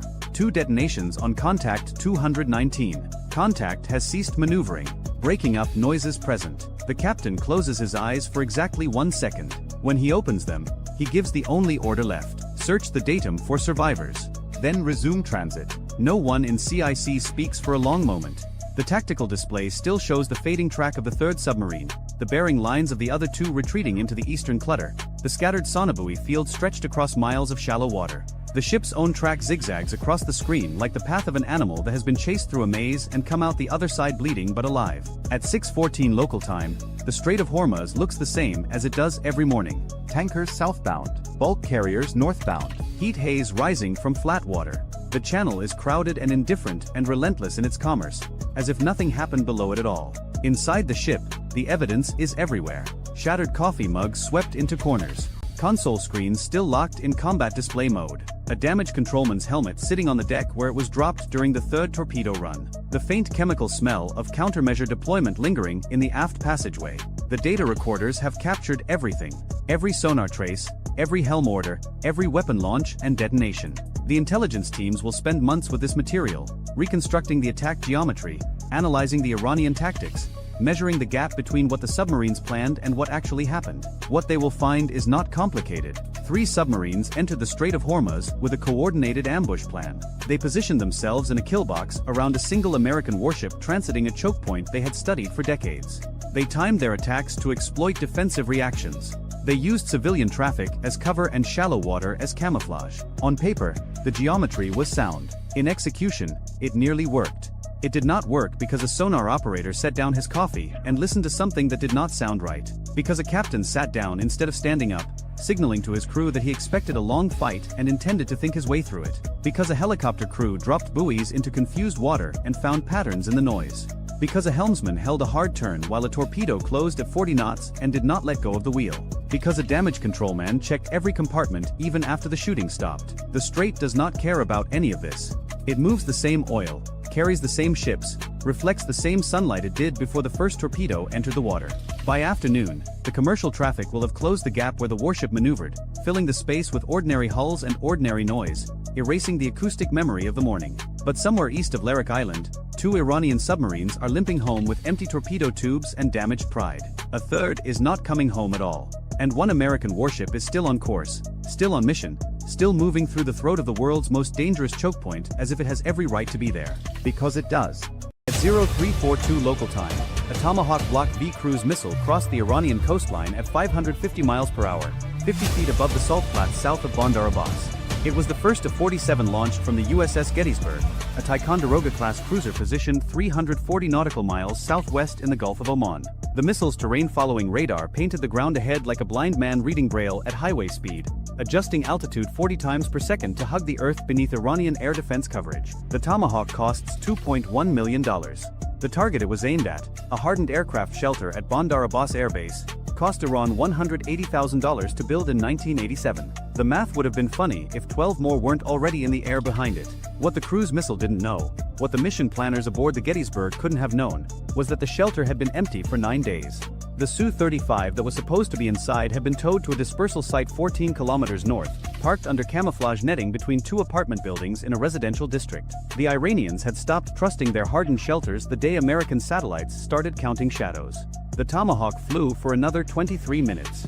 It threaded a valley between 2 mountain ridges, popped up to 200 feet to clear a communications tower, dropped back down, and detonated against 4 feet of reinforced concrete protecting absolutely nothing. Somewhere in Bandar Abbas, an IRGC logistics officer was probably already drafting the press release about intercepting an American cruise missile. 120 nautical miles to the north, over the Strait of Hormuz, the real problem was just getting started. An E-2D Advanced Hawkeye, call sign Overwatch, orbited at 25,000 feet with its APY-9 radar spinning lazy circles above the water. The APY-9 can track over 2,000 targets simultaneously out to 350 nautical miles. It sees everything from fishing boats to ballistic missiles and sorts them into categories the way a bouncer sorts a club line: harmless, watch closely, or call the cops. Right now it was watching something that didn't fit any category. A surface contact, radar cross-section consistent with a small fishing vessel, had been tracking northeast at 8 knots for the past 6 hours. Normal behavior for the hundreds of dhows that work these waters. Except this one had stopped 40 minutes ago. And now it was accelerating. 15 knots. 25, 40. The operator keyed his radio. Overwatch to sentry flight. Surface contact bearing 047, range 85, speed now indicating 45 knots. Classify fast attack. 45 knots from a dhow was impossible. 45 knots from a small combatant was Tuesday in the Persian Gulf. 80 nautical miles southeast. 2F divided by a -18E Super Hornets from VFA 143, the Pukin Dogs, were already turning toward the contact. They had been flying combat air patrol since 0200 bored, caffeinated, and hoping something would happen. Something was happening. Sentry Lee descended through 15,000 feet and put his APG-79 radar, an active electronically scanned array that can switch from air-to-air to air-to-ground modes faster than a pilot can blink, onto the surface. The contact resolved. Small hull, deck-mounted structure, thermal bloom consistent with gas turbine exhaust. Paycap class fast attack craft, Iranian Revolutionary Guard Navy, 76 feet long, armed with 2 Chinese C-701 anti-ship missiles, capable of 52 knots in calm water. The ARGC had 14 of them scattered across the Gulf, and they used them the way insurgents use car bombs: cheap, fast, expendable, and absolutely capable of ruining someone's day. The pay cap wasn't alone. As Sentry Lead watched, 2 more thermal signatures emerged from behind a rocky outcrop on the Iranian coast. Then 2 more. 5 fast attack craft accelerating toward the Gettysburg's last known position in a spread formation designed to overwhelm point defense systems with simultaneous attacks from multiple vectors. What the pay cap commanders didn't know was that the Gettysburg wasn't where they thought it was. The cruiser had displaced 30 nautical miles west 4 hours ago, standard operating procedure after a Tomahawk launch to avoid exactly this kind of retaliation. The Iranians were charging toward a patch of empty ocean where an American warship had been yesterday. But 30 nautical miles west put the Gettysburg directly in line with something else. The USNS Rappahannock, a fleet replenishment oiler, currently transferring 400,000 gallons of JP-5 aviation fuel to the USS Bataan, an amphibious assault ship carrying 1,800 Marines and the aviation assets to support them. 2 ships connected by fuel lines, dead in the water, 95 nautical miles from 5 inbound missiles on hulls. The geometry was about to get very personal. Overwatch plotted the intercept. At current speeds, the pay cap formation would reach the replenishment group in 47 minutes. The Gettysburg could engage with SM-6 missiles at 130 nautical miles. The Super Hornets could engage with harpoons at 70. The problem wasn't range. The problem was identification. Rules of engagement required positive identification before weapons release. A pay cap looked exactly like a civilian speedboat on radar until it launched a missile or opened fire. The C-701 had a range of 15 nautical miles. A pay cap could close to launch range, fire, and be turning away before a pilot confirmed it was military. And the Strait of Hormuz at any given moment contained somewhere between 200 and 400 civilian vessels that looked exactly the same size on radar. Sentry Lead descended to 8,000 feet and slaved his targeting pod to the lead contact. The Fleur, a camera system that can read a license plate from 10 miles away in daylight, showed a gray hull, no flag, deck-mounted launcher that could have been a missile rail or a fishing net crane. He needed closer. 5 miles from the contact, doing 400 knots, Sentry Lead rolled wings level and let the Fleur build a picture. 2 tubes angled forward on the bow. Definitely military. Definitely armed. He keyed the radio. Sentry Lead, Overwatch, Tally Hostile, pay cap class, weapons visible, requesting clearance to engage. The response took 11 seconds.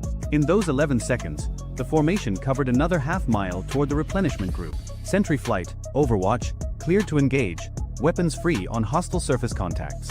The lead Hornet was carrying 2 AGM-84D Harpoon anti-ship missiles. The Harpoon costs $1.4 million, flies at 530 miles per hour, carries a 488-pound warhead, and was designed during the Cold War to sink Soviet cruisers. Using it on a 76-foot patrol boat was like hunting rabbits with a howitzer. Effective? Certainly. Cost-efficient? Absolutely not. Sentry Lead pickled the first Harpoon at 18 nautical miles. The missile dropped from the centerline station, turbofan ignited, and accelerated toward the sea surface while its radar seeker searched for the largest metal object in its field of view. The pay cap's radar warning receiver screamed. At 52 knots, the patrol boat commander had roughly 90 seconds to decide between evasion and acceptance. He chose evasion. Hard turn to port, chaff blooming behind the boat like metallic confetti, a maneuver that might have worked against an older missile. The Harpoon's seeker wasn't fooled. It ignored the chaff cloud, adjusted course 3 degrees, and impacted the pay cap's stern at 530 miles per hour. A 488-pound warhead against a 76-foot hull is less a naval engagement than a magic trick. The boat was there, then it wasn't. Fire, debris, and 6 crew members scattered across a quarter-mile of water. 4 pay caps remaining. 42 minutes to the replenishment group. What the American pilots didn't know was that the pay cap attack was a diversion. The real threat was already inside the engagement envelope, and it had been there for 3 hours. A Goddard-class midget submarine, 29 meters long, diesel-electric, virtually silent at creep speed, had been loitering 8 nautical miles southwest of the replenishment group's current position since before dawn. The Goddard was designed for exactly this mission: shallow water ambush in the crowded shipping lanes of the Gulf, where thermal layers and biological noise made submarine detection a nightmare. The Goddard carried 2 heavyweight torpedoes. Either one could break a ship's back, both could sink an oiler full of aviation fuel and the 400 men aboard it. Aboard the Rappahannock, the unrep was 60% complete. Fuel hoses stretched between the 2 ships like umbilical cords, JP-5 flowing at 800 gallons per minute. The ships moved at 12 knots, slow enough to maintain the connection, fast enough to keep steerage way. Neither captain knew what was 8 miles behind them. The Goddard commander had been watching through his periscope for 20 minutes, building a firing solution on the larger of the two contacts. The torpedo run would take 4 minutes at high speed. Once he fired, the Americans would know exactly where he was. He would have perhaps 90 seconds before every sonobuoy and dipping sonar in the Gulf converged on his position. One shot, maybe two. Then run for shallow water and pray. He flooded the tubes. 30,000 feet above, an MQ-4 Sea Triton, the Navy's high-altitude surveillance drone, detected something that shouldn't have existed. A momentary thermal anomaly on the water surface, 8 nautical miles from the replenishment group, consistent with a submarine's diesel exhaust venting. The Goddard had snorkeled 6 hours ago to recharge batteries. The Triton's multispectral sensors caught the residual heat signature where the exhaust had warmed the surface water. The algorithm flagged it. A human analyst in a ground station 7,000 miles away looked at the flag, cross-referenced it with acoustic data from a distributed sonobuoy field, and made a phone call. Overwatch received the flash traffic 47 seconds later. The E-2D operator stared at his screen. The submarine contact was behind the replenishment group, inside minimum torpedo range, positioned for an ambush shot on the oiler's vulnerable stern. The paycaps charging from the northeast weren't the attack. They were the distraction, forcing American assets to focus north while the real threat crept in from the south. 2 problems. 1 airframe available to solve them. An MH-60R Seahawk, call sign Hunter 21, was orbiting 15 nautical miles east of the replenishment group, originally tasked with surface search along the shipping lanes. The Seahawk carried 2 Mk-54 lightweight torpedoes, a dipping sonar, and a crew of 4 who were about to have a very busy morning. Hunter 21, Overwatch, retask immediate, subsurface contact bearing 195 from Hotel Alpha, range 8, classify hostile, cleared hot. The pilot banked hard, dropped the nose, and started toward the contact at 140 knots. The tactical coordinator in the back began programming the sonar, while the sensor operator readied a torpedo. They had maybe 6 minutes before the Goddard was in optimal firing position. Maybe less. 40 nautical miles north, the remaining paycaps were spreading further apart, each boat now a separate threat axis requiring individual tracking. Sentry 2 engaged the second contact with a harpoon at 15 miles. Impact. 3 remaining. The Super Hornets were running low on anti-ship missiles. 2 harpoons remaining between them, 3 targets, and the rules of engagement didn't allow gun runs on surface contacts that hadn't fired first. The math wasn't working. Overwatch made a call. Sentry flight, break off surface engagement, redirect to subsurface prosecution support. The paycaps would have to be someone else's problem. The submarine was 6 minutes from a firing solution on an oiler carrying enough fuel to burn for a week. Hunter 21 arrived over the datum point and deployed the dipping sonar.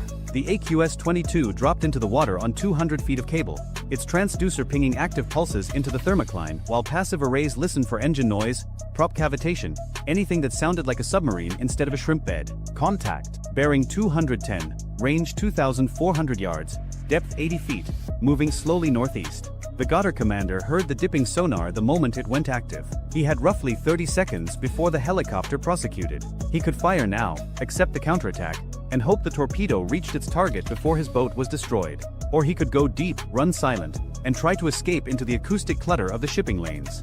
He fired both torpedoes. The acoustic signature of a torpedo launch is unmistakable. 2 distinct splashes, followed by the high-frequency whine of contra-rotating propellers accelerating toward 45 knots.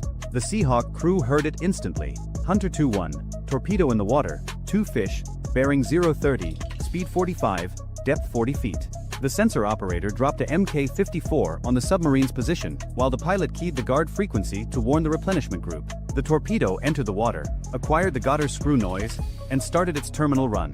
4 miles north, aboard the Rappahannock, alarm sounded. Emergency breakaway. The fuel hoses disconnected automatically, valves slamming shut to prevent spills, while both ships went to flank speed and diverged. A replenishment ship emergency breakaway takes approximately 2 minutes. The incoming torpedoes would cover 4 miles in 5 minutes. The math was close. The Batan's SLQ-32 electronic warfare suite detected the torpedo seekers and began jamming, filling the water with acoustic noise designed to confuse the guidance systems. The Rappahannock had no such system. It had a hull full of aviation fuel and a top speed of 20 knots. The first torpedo tracked straight for the oiler's wake. Torpedo seekers home on the acoustic disturbance a ship's propellers leave in the water, a trail of turbulence and cavitation bubbles that points directly at the target like an arrow. The Rappahannock was making 20 knots, generating exactly the kind of wake a torpedo loves. 900 yards out, the torpedo's seeker locked onto the bubble trail and accelerated for terminal attack. The Bataan launched a Nixie torpedo decoy, a towed noisemaker designed to sound more like a ship than the ship itself. It pulled away from the formation at 25 knots, trailing 500 yards behind the Bataan's stern, screaming acoustic energy into the water like a drunk at a concert. The second torpedo, the one tracking the Bataan, diverted. It abandoned the warship's wake and chased the Nixie, detonating 200 yards behind the decoy in an explosion that sent a geyser of water 100 feet into the air. The concussion rattled windows aboard the Bataan but caused no damage. The first torpedo didn't have a decoy to chase. The Rappahannock didn't carry Nixie. It carried fuel. 400 yards. 300. The Seahawk's Mk-54 impacted the Goddard at the same moment. The midget submarine, running shallow to escape, took a 96-pound warhead through its pressure hull. The explosion broke the boat in half. Both sections sank in water too shallow to hide them, 200 feet down, visible on sonar as two distinct debris fields.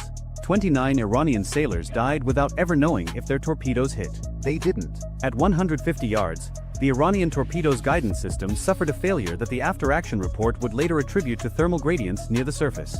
The weapon passed 40 yards ahead of the Rappahannock's bow, continued northeast for another mile, exhausted its fuel, and sank. The oiler's captain was about to need new underwear. Everyone aboard the Rappahannock was about to need a drink. But 400,000 gallons of aviation fuel continued floating on the surface of the Gulf, unburned, because a torpedo seeker hiccuped at the wrong moment. Luck is not a military strategy, but it is occasionally a military outcome.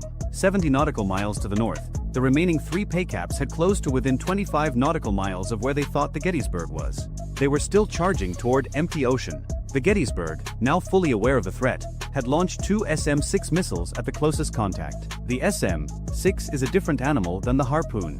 It costs $4.3 million, flies at Mach 3.5, and was designed to intercept aircraft and cruise missiles at extreme range. Using it against a patrol boat was like swatting a mosquito with a sledgehammer. But the sledgehammer was available and the mosquito was 25 miles away and carrying anti-ship missiles. The first SM-6 impacted the third paycap in a vertical dive from 70,000 feet, converting the boat into scattered debris before the crew knew they'd been targeted. A $4.3 million missile against a $3 million patrol boat. The economics were almost reasonable, if you squinted. Two paycaps remaining. Both had watched their formation mates disappear and decided discretion was the better part of martyrdom. They turned, went to maximum speed, and ran for Iranian territorial waters. The Gettysburg could have pursued. The ROE allowed engagement of hostile forces attempting to flee. But two patrol boats running home at 52 knots weren't a threat anymore. They were a message. Iran had just lost a submarine, for fast attack craft, and approximately 80 personnel in under 30 minutes. The Americans had lost nothing but missiles and fuel. The exchange rate was what defense analysts would later call unsustainable. 400 nautical miles to the west, in a bunker complex outside Natanz, an IRGC general was receiving real-time reports of the disaster. The paycap attack had been his plan. The submarine ambush had been his innovation. Both had failed completely, killed everyone involved, and destroyed assets that would take years to replace. He looked at the map on his wall, the blue symbols marking American carrier positions, the red symbols marking Iranian assets that no longer existed, and began drafting a message to Tehran. The message recommended immediate cessation of naval operations in the Gulf. The message noted that American anti-submarine capabilities had proven significantly more effective than intelligence assessments predicted. The message did not mention that the general had been the one who wrote those assessments. 3 days later, the Iranian Navy pulled every remaining Goddard submarine back to port. The paycap fleet, now reduced by a third, was ordered to cease operations in international waters. The Strait of Hormuz remained open. Oil continued flowing to Asia and Europe at the rate of 21 million barrels per day. The entire engagement, from the first Tomahawk launch to the last paycap fleeing for Iranian waters, had lasted 3 hours and 47 minutes. It had cost Iran one submarine, 4 patrol boats, and any illusion that harassment tactics in the Gulf would go unpunished. It had cost the United States approximately $18 million in missiles spent on targets worth perhaps a tenth of that value. Defense contractors in Tucson and St. Louis were probably already scheduling celebratory lunches.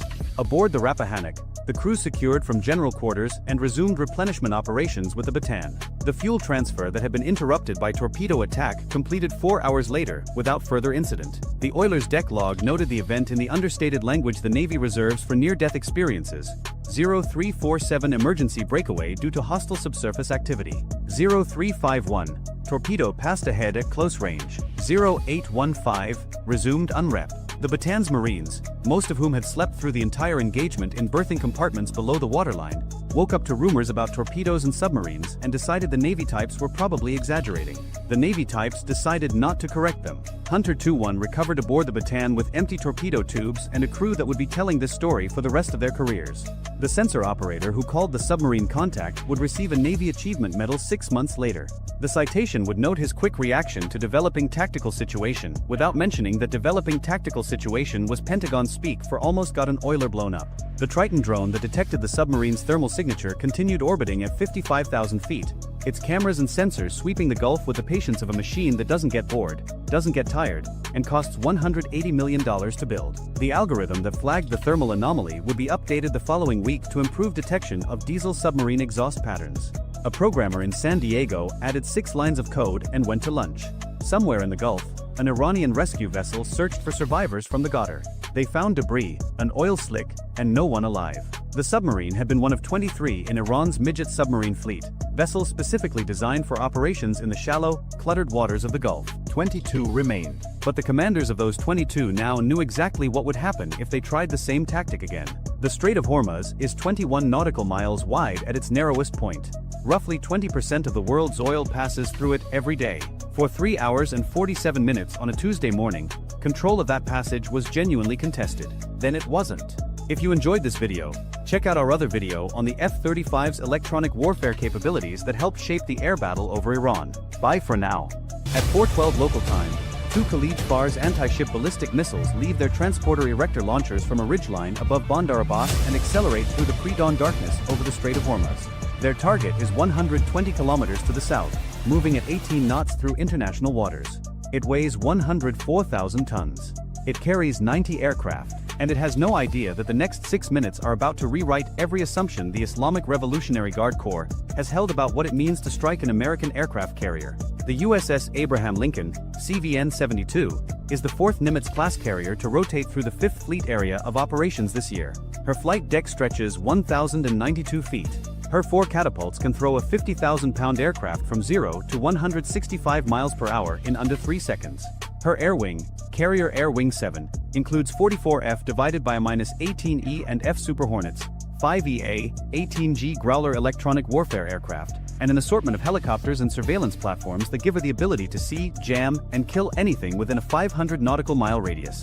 She costs $8.5 billion. The 2 missiles heading toward her cost $3 million combined. Somebody in Tehran looked at that math and thought it was a bargain.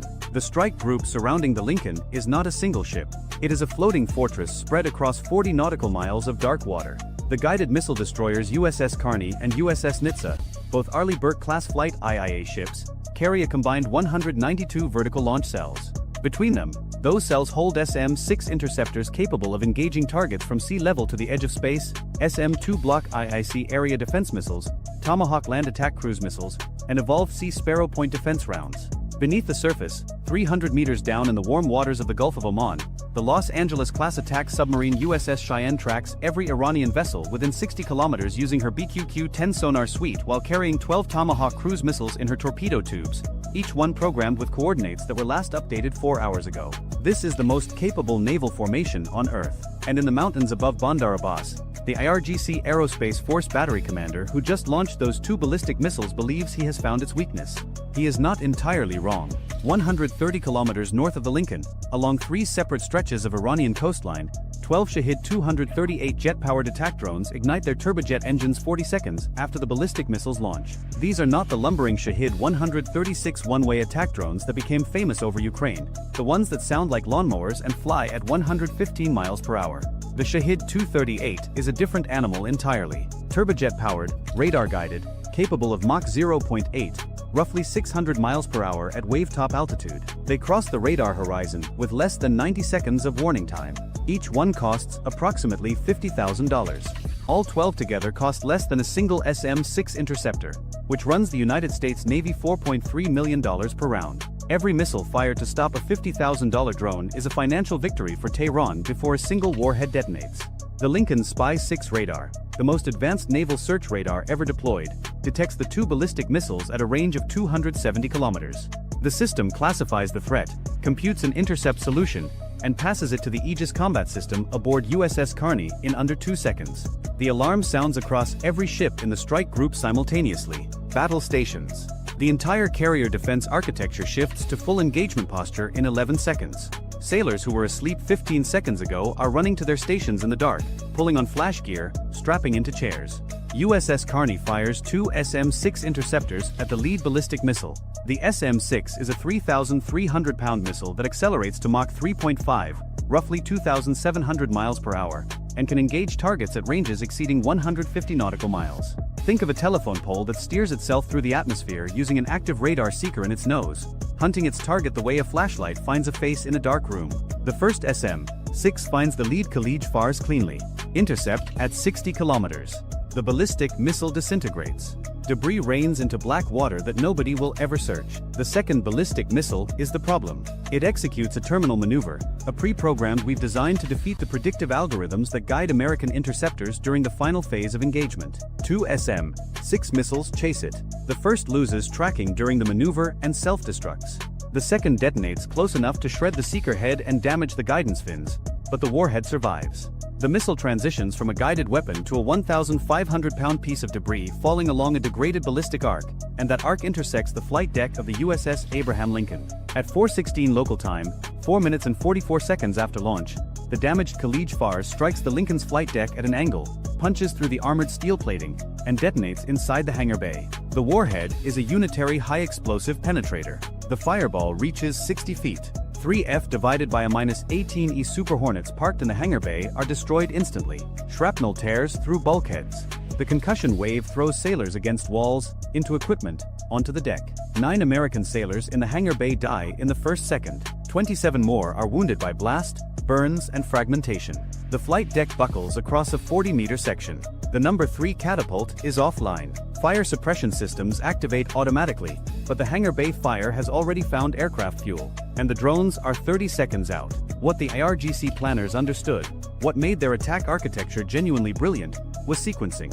The ballistic missiles were never meant to sink the Lincoln. They were meant to saturate the Aegis engagement timeline at exactly the moment the low-altitude drone swarm crossed the radar horizon. Every SM-6 fired upward at a ballistic missile is an SM-6 that cannot be fired laterally at a sea-skimming drone. Every second the fire control system spends computing a ballistic intercept solution is a second it is not tracking the wave-top threats approaching from 3 different azimuths. It is the right idea. It has been the right idea in every simulation the IRGC has run for the past decade. And in this moment, it is working.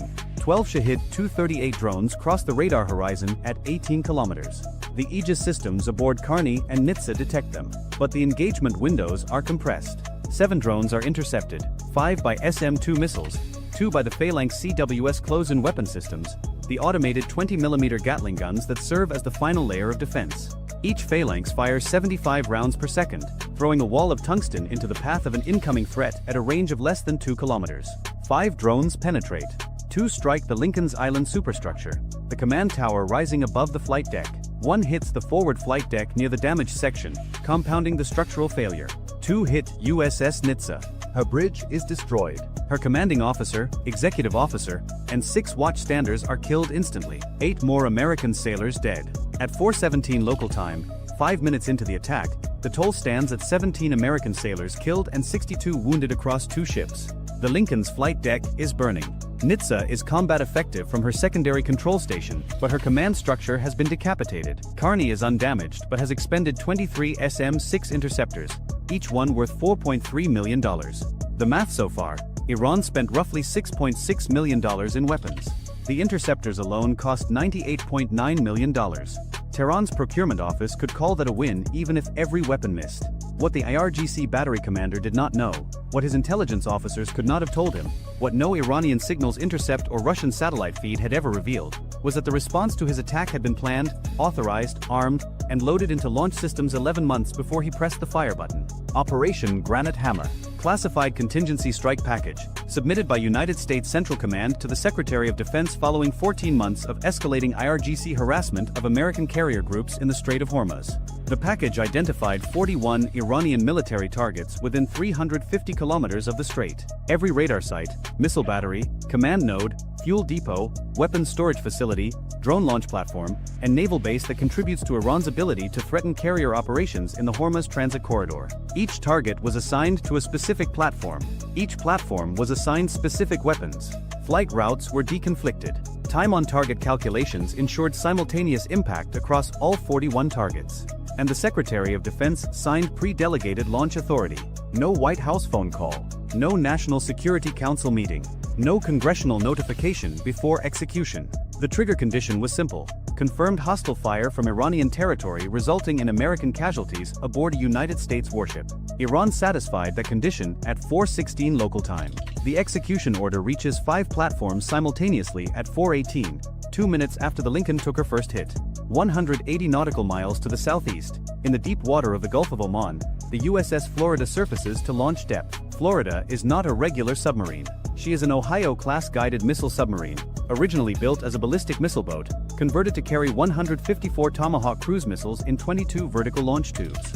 She is the most heavily armed conventional strike platform in the United States Navy. Her crew has been at modified battle stations for 9 days, waiting for a message exactly like the one that just arrived. Beneath the strike group, USS Cheyenne acknowledges her portion of the strike package. Her 12 Tomahawks are already warm. 2,100 nautical miles to the south, over the central Arabian Sea, 2 B-2 Spirit stealth bombers from the 509th Bomb Wing, operating out of Diego Garcia, have been holding in a racetrack orbit for 6 hours. Each carries 16 GBU, 57 massive ordnance penetrators, bunker-busting bombs weighing 30,000 pounds each, designed to penetrate 200 feet of reinforced concrete before detonating. They were built for exactly 3 categories of targets on Earth: North Korean tunnels, Iranian mountain bunkers, and Chinese underground facilities.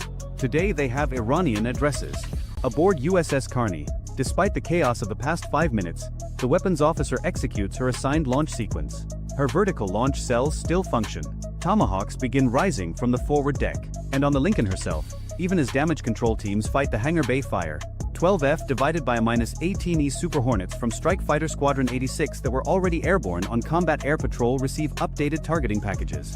Each aircraft carries 2 AGM-158C long-range anti-ship missiles reconfigured for land attack, known as JSSMER, the Joint Air-to-Surface Standoff Missile Extended Range. Range: 575 miles. They can release from outside Iranian radar coverage, turn around, and land back on an Allied airfield without ever crossing into Iranian airspace. From authorization to last weapon away, 6 minutes and 11 seconds. Total precision-guided munitions converging on Iranian territory, 148. 41 targets. Simultaneous time on target impact calculated to the second. The largest coordinated naval strike since Operation Desert Storm, assembled from assets that were pre-positioned, preloaded, and waiting for exactly this morning. Somewhere in a Raytheon boardroom, the next quarterly earnings call just wrote itself. First impacts begin at 4:27 local time, 11 minutes after the Lincoln took her hit. Bandar Abbas Integrated Missile Command Center. This is the brain. The facility that coordinated the morning's attack sits under 3 meters of reinforced concrete, hardened against conventional cruise missile strikes, considered survivable against anything short of a nuclear weapon. 2 GBU, 57 massive ordnance penetrators arrive 0.4 seconds apart. The first punches through the roof and buries itself in the operations level. The second follows through the entry hole and detonates at a depth of 40 feet. 30,000 pounds of guided American steel moving at 700 miles per hour does not care about reinforced concrete. The command center collapses into itself. Every officer who planned and executed the morning's carrier strike dies in the same detonation. Their screens are still showing the damage assessment of the Lincoln when the ceiling becomes the floor. 90 kilometers east, at Bandar Jask, the Khalij Fars battery that launched the 2 missiles at the Lincoln this morning is still repositioning its transporter erector launchers for a second salvo. The battery commander has been on the radio for 6 minutes trying to confirm the Lincoln's damage. He wants to fire again. 8 Tomahawks arrive before he gets his answer. The launch vehicles explode on their transports. The reload trucks, parked 200 meters behind the ridgeline in what the battery crew believed was a concealed position, cook off simultaneously. The fuel depot ignites. Secondary explosions continue for 9 minutes. Every piece of equipment and every crew member associated with the morning's ballistic launch ceases to exist. Iran's carrier killer battery program just became a $400 million debris field. 200 kilometers to the west, Kish Island Air Defense Radar Complex. This is the installation that provided the Lincoln's coordinates to the missile battery. Without its long-range phased array radar feeding targeting data in real time, the ballistic strike could not have been coordinated. 12 Tomahawks are allocated.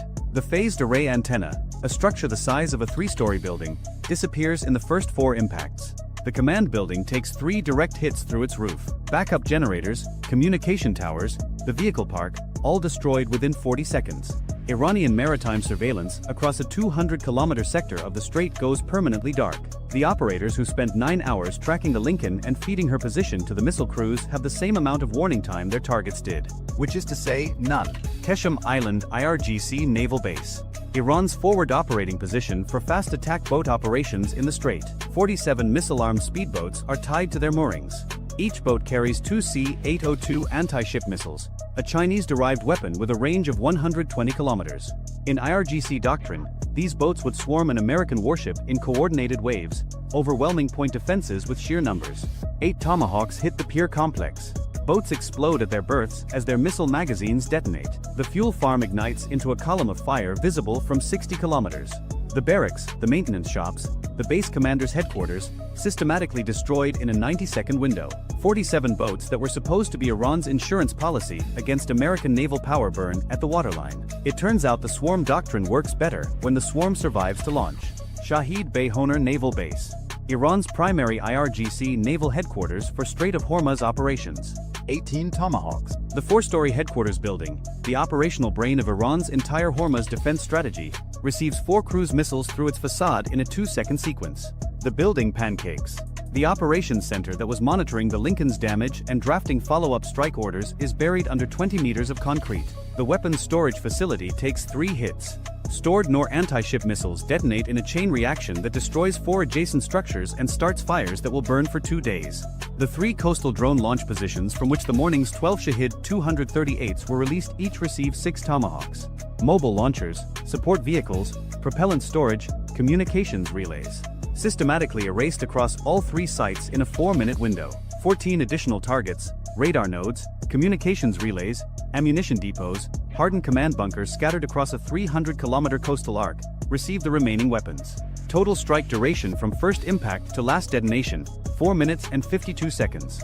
At 4:32 local time, 20 minutes after the attack on the Lincoln began, the Islamic Revolutionary Guard Corps' entire integrated anti-ship and anti-carrier strike network along the Strait of Hormuz, a system that took 30 years and an estimated $40 billion to construct, exists only as satellite imagery of burning wreckage. The infrastructure is not damaged. It is not degraded. It is gone. And it was gone before the fires on the Lincoln's flight deck were contained. The exchange, calculated with the cold precision that defense analysts prefer. Iran fired 14 weapons. America returned 148.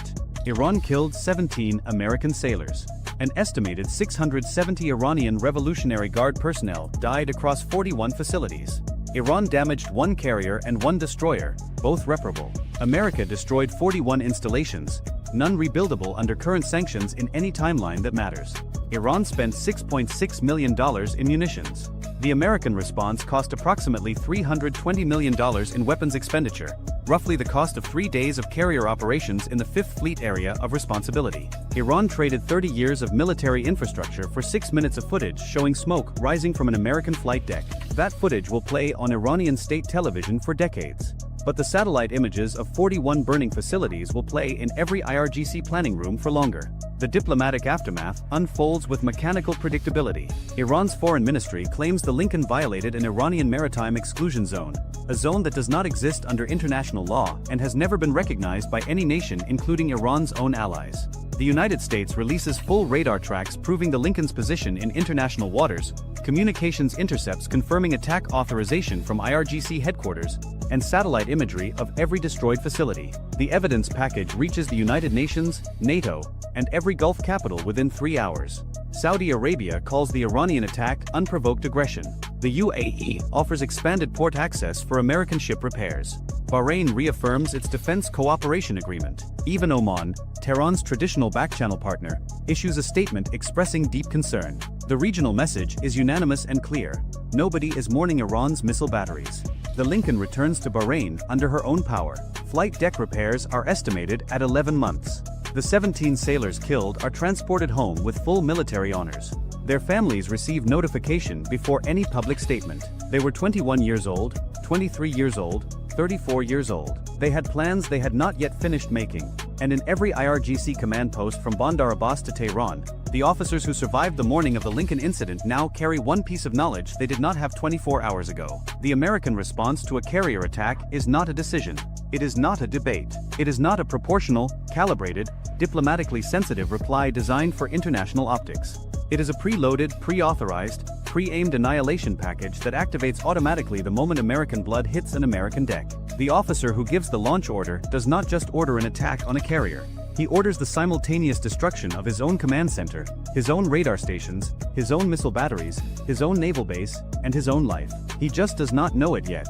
Iran found out why Americans do not have free healthcare. If you enjoyed this video, check out our other video on what happens when China's carrier killer missiles meet the USS Gerald R's layered defense network. Bye for now.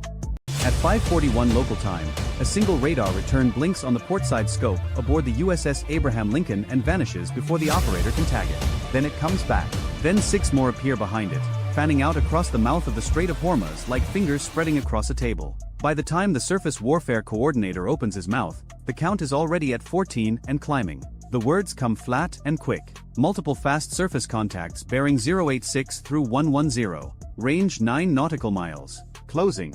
Nobody aboard the Lincoln needs that sentence explained. Not in this water. Not at this hour. The Strait of Hormuz is 21 nautical miles wide at its narrowest point. The shipping lanes are tighter.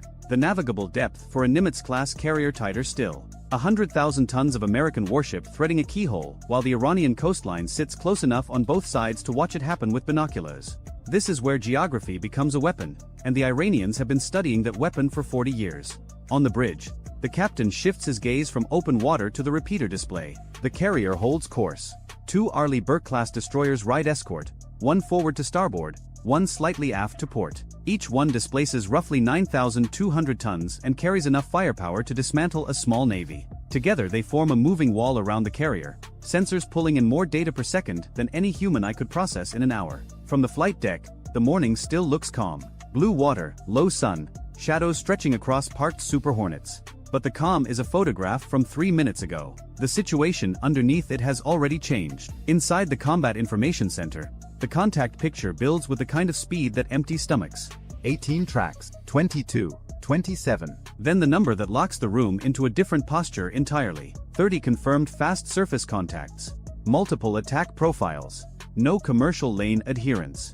No separation.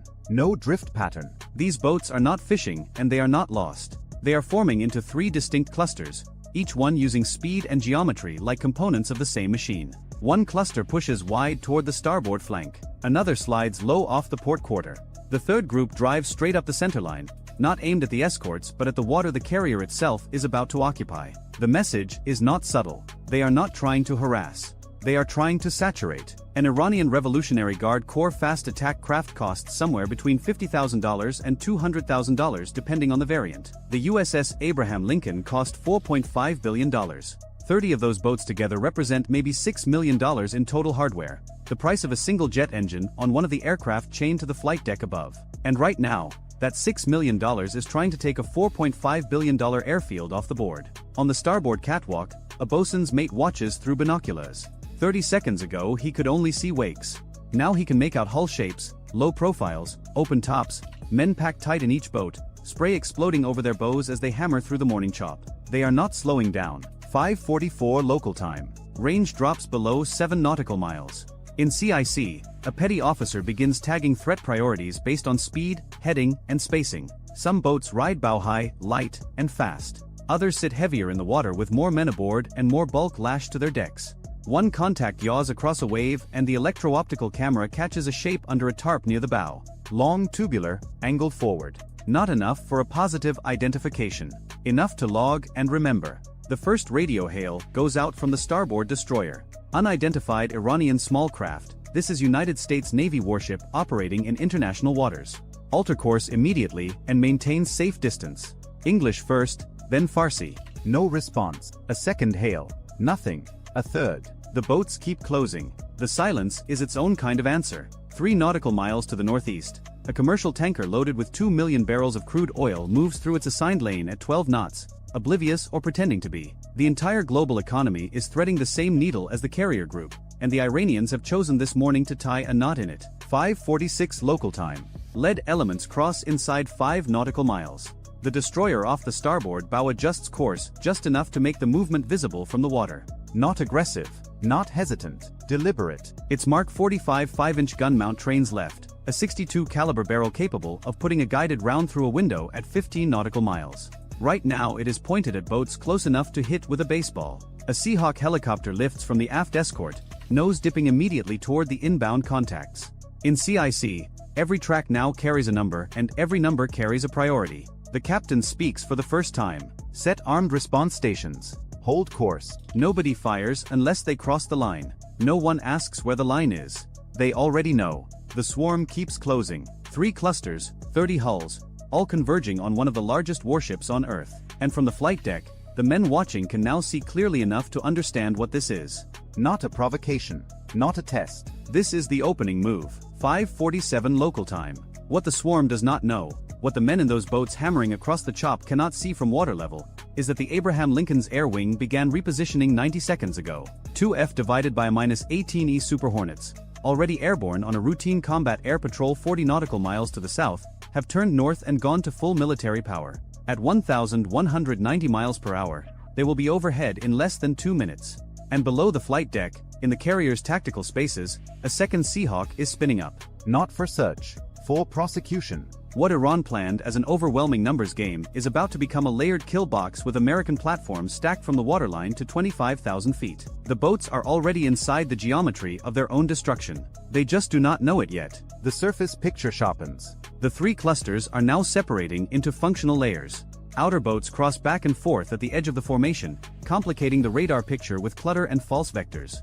Middle boats press toward the destroyers, forcing each escort to track multiple bearings simultaneously. The inner group, the dangerous group, keeps driving for the water immediately around the carrier. The Iranians have studied American doctrine. They know the escorts will not abandon the carrier to chase individual boats. They know the carrier will not make violent course changes in a restricted channel. They know that every second of indecision compresses the available water. Their plan is elegant. Overload the decision cycle. Force the Americans to choose between shooting early and looking like aggressors or shooting late and absorbing hits. Make the geometry so tight that any response creates a gap somewhere else. It is a genuinely brilliant piece of asymmetric thinking. It accounts for American firepower, American rules of engagement, American caution in a confined waterway. It accounts for everything except what happens when the Americans are not cautious at all. 5:49 local time. The Seahawk drops low and surges ahead of the escort screen. Rotor wash flattens the water beneath it as the nose camera feeds live imagery straight into CIC. 12 boats in the lead cluster. Multiple armed personnel visible. 1 boat with a mounted heavy machine gun. Another with what appears to be a rocket rack fixed near the bow. 2 more carrying extra fuel drums or ammunition cans lashed to their sterns. Then the report that shifts the room. Lead contact from port cluster has uncovered a launcher-shaped object. Repeat, launcher-shaped object. The port destroyer angles outward to widen the defensive arc. Its wake curls white behind it. The message is clear. You are not getting closer for free. 5:50 local time. Range to nearest contact drops to 1.8 nautical miles. The details now are ugly and precise. Men crouched behind shield plates. Faces wrapped. Weapons slung. Hulls slamming wave crests so violently that spray erupts over the bows and soaks everyone aboard. They are operating on the ragged edge of control, and that is exactly what makes them dangerous. A crew-served weapon does not need to be accurate when the target is the size of a shopping mall. The electronic warfare operator breaks silence from CIC. Short-duration radar sweep from starboard lead element. Low power. Could be fire control queuing. Could be. That word sits in the air for half a second. In Hormuz, half a second is a luxury. The captain gives the next order without raising his voice. Graduated response authorized. Warning line is crossed. 5:52 local time.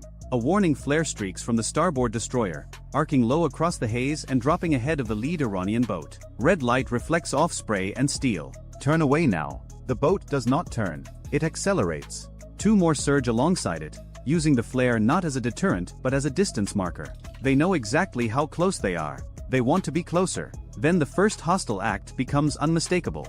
A flash breaks from 1 boat in the starboard cluster. Small, sharp, low over the water. Something strikes the sea off the destroyer's bow and kicks up a narrow column of spray. That is not a warning shot.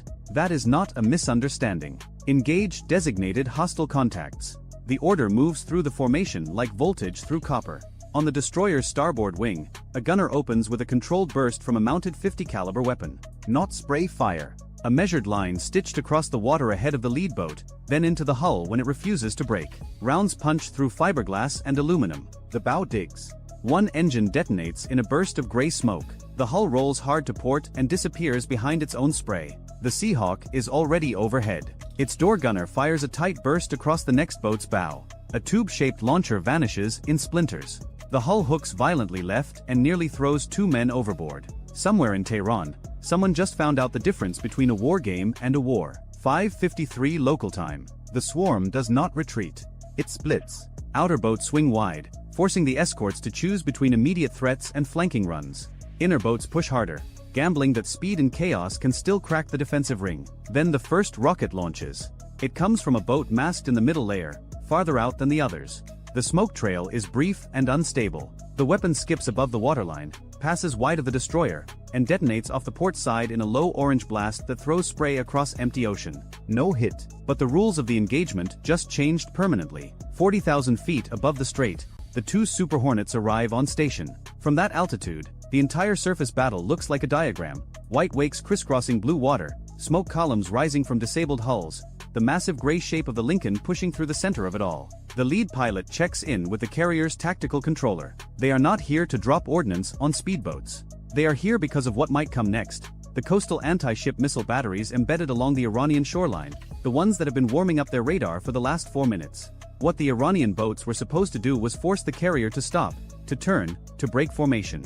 What they were supposed to create was a stationary target for the shore-based NOR anti-ship missiles waiting in their launchers 35 nautical miles to the north. Each NOR is a Chinese-derived C-802 variant carrying a 363-pound warhead at 680 miles per hour, skimming 20 feet above the waterline. Against a maneuvering carrier with full escort coverage and airborne early warning, the odds are long. Against a carrier that has stopped to deal with a swarm attack in a 21-mile wide channel, the math changes dramatically. That was the plan. The boats were the Matador's cape. The missiles were the sword. What Iran did not know was that an E-18G Growler, the Navy's electronic warfare aircraft, had been orbiting at 28,000 feet since before dawn. Its ALQ-99 jamming pods had mapped every Iranian radar emission along the coast for the last 90 minutes. The shore batteries were not hidden. They were catalogued, prioritized, and already assigned to a strike package that could execute in under 4 minutes.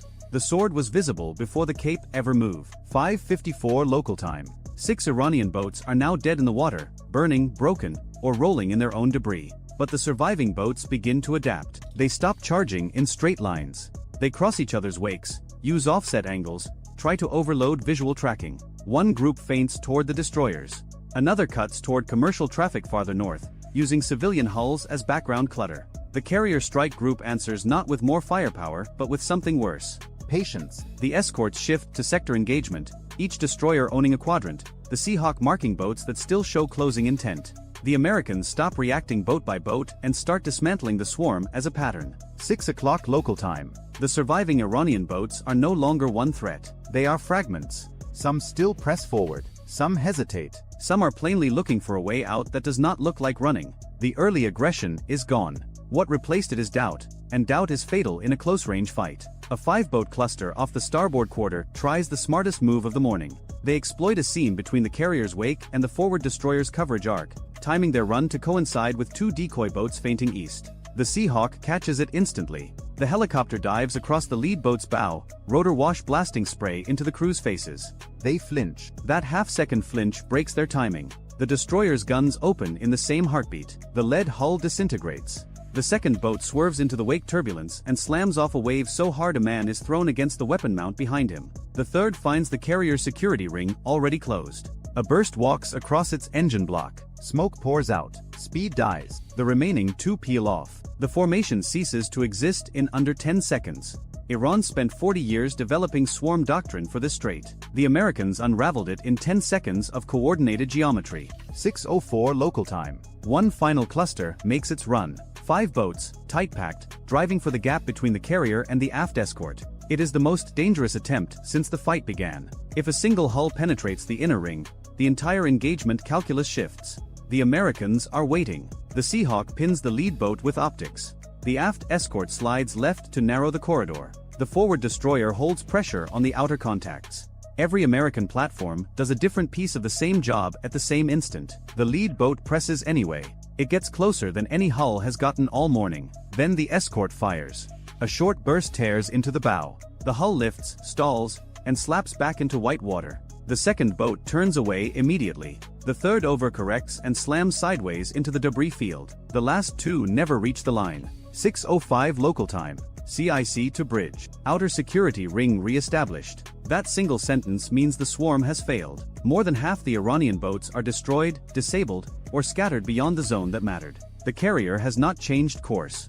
Not once. The formation is intact. The flight deck is undamaged. The shore-based missiles never launched because the Growler overhead made it clear that firing would mean losing the batteries, the radar, and every operator sitting behind them. $6 million worth of fast attack boats came for a $4.5 billion aircraft carrier and did not make it stop, turn, or blink. The entire Iranian operation cost less than the fuel the Lincoln burned during the engagement. 6:10 local time. The surviving boats retreat. Some limp, some race. None hold formation. The water behind them is marked with fuel sheen, drifting wreckage, and the widening distance between what they planned to do and what actually happened. The Abraham Lincoln continues its transit through the Strait of Hormuz. Still guarded, still alert, still pulling data from every sensor in the formation. Off the starboard side, smoke from a disabled Iranian hull flattens in the rising heat and begins to dissolve into morning haze. Ahead, the water opens just enough to breathe. The swarm came in fast, loud, and committed. The American response came back slower, quieter, and absolute. 30 boats learned something in the Strait of Hormuz that morning. Speed is a tactic, discipline is a system, and a system does not flinch. If you enjoyed this video, check out our other video on what happens when Iran's shore-based missiles actually launch against a carrier strike group. Bye for now. The aircraft carrier was already burning. Not the kind of fire that kills a ship.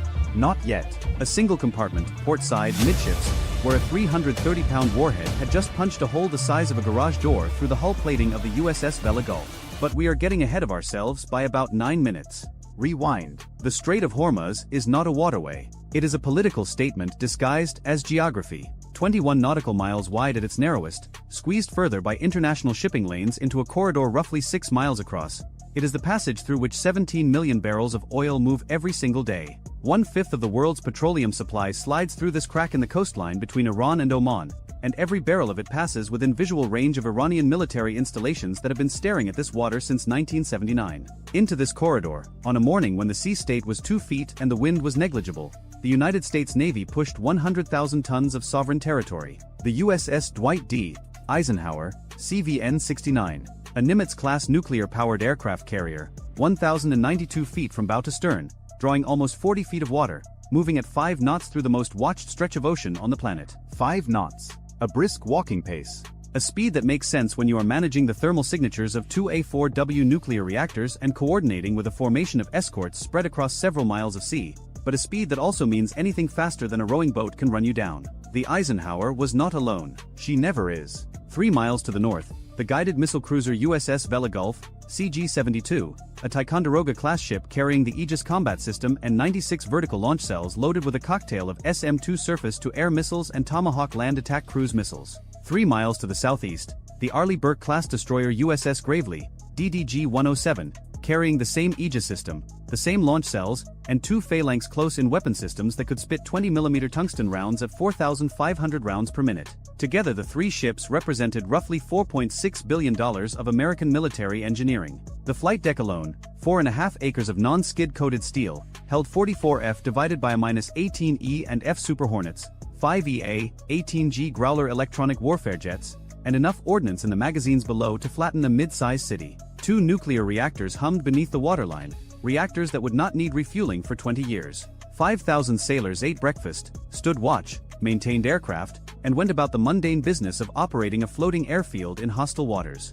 And 72 hours before any of this, before the carrier had even entered the Gulf, the transit plan had been filed with 5th Fleet headquarters in Bahrain, 350 nautical miles to the southwest. Every detail coordinated. Every contingency briefed. A carrier transit through Hormuz is a choreographed event, rehearsed and refined over decades of repetition. The Navy has been driving carriers through this strait since the 1980s. They have it down to a science. The problem with science is that the other side studies it too. 11 nautical miles northeast of the Eisenhower's projected track, in a sun-bleached fishing port called Bandar-e-Jask, the morning began differently. Jask sits at the eastern mouth of the strait, a cluster of concrete piers that normally hosts 30 to 40 small dhows and fishing skiffs. At 6:20 local time, 27 minutes before the Eisenhower would enter the narrowest section of the channel, the first boats started leaving. They left in pairs. Quiet departures, separated by 30 to 60 seconds, slipping out of the harbor mouth and turning southwest. Pecan-class fast inshore attack craft, 46 feet long,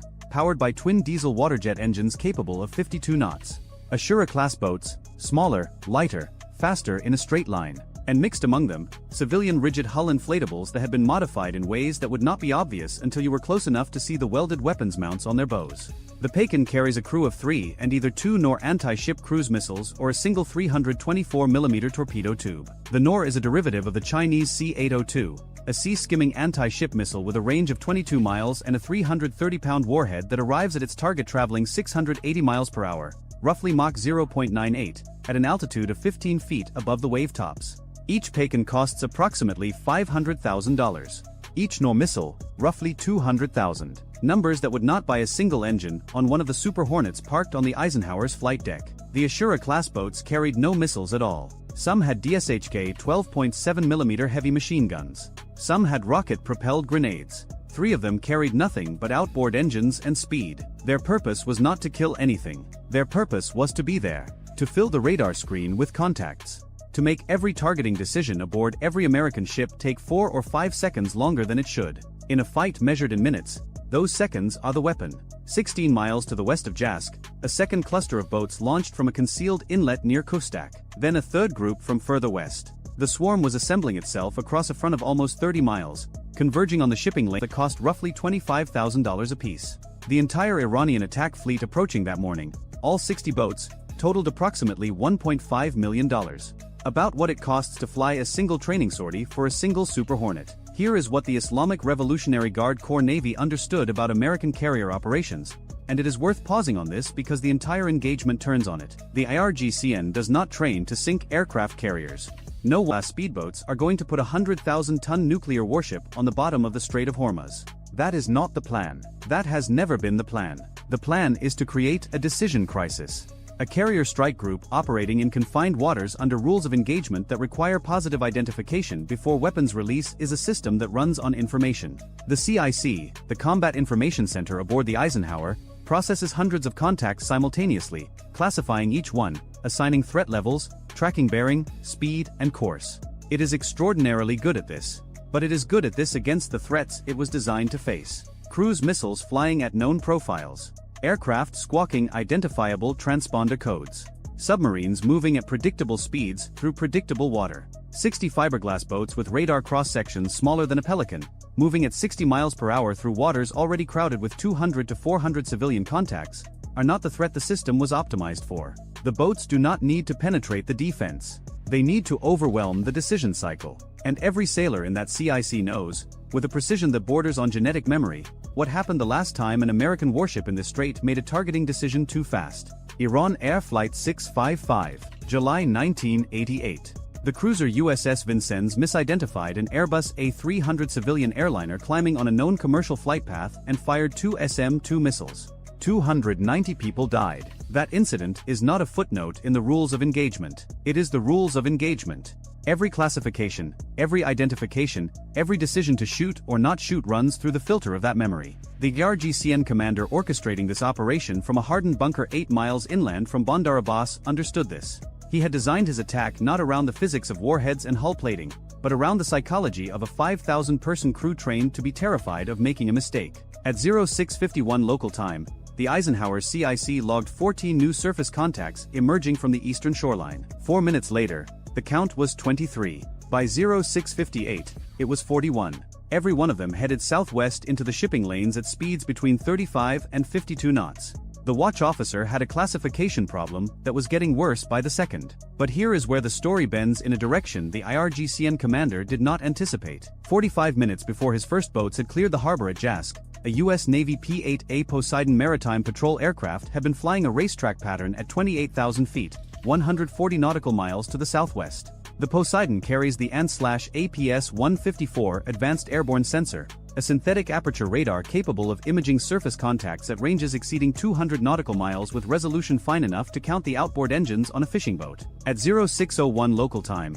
the Poseidon crew had transmitted a complete surface picture of every harbor along the Iranian coast to 5th Fleet headquarters in Bahrain. Every boat catalogued, every pier photographed. The baseline was set. When the boats began moving at 6:20, the departure was tracked in near real time by a second asset already on station. An MQ-4C Triton, the Navy's high-altitude unmanned surveillance aircraft, wingspan 131 feet, cruising at 56,000 feet, 190 nautical miles to the south. The Tritons and ZPY-3 multifunction active sensor had been painting the Iranian coastline continuously for 11 hours. It had watched the boats being loaded. It had watched the crews arrive. Every single vessel in that swarm had a track number assigned to it before its crew had finished their morning prayers. The decision crisis the IRGCN designed required confusion. What it got was confirmation. Back in the CIC, the picture was dense but it was not dark. The pre-transit intelligence package had identified 14 Peiken-class fast attack craft, 22 Ashura-class boats, and 24 unclassified small craft in the approaching formation.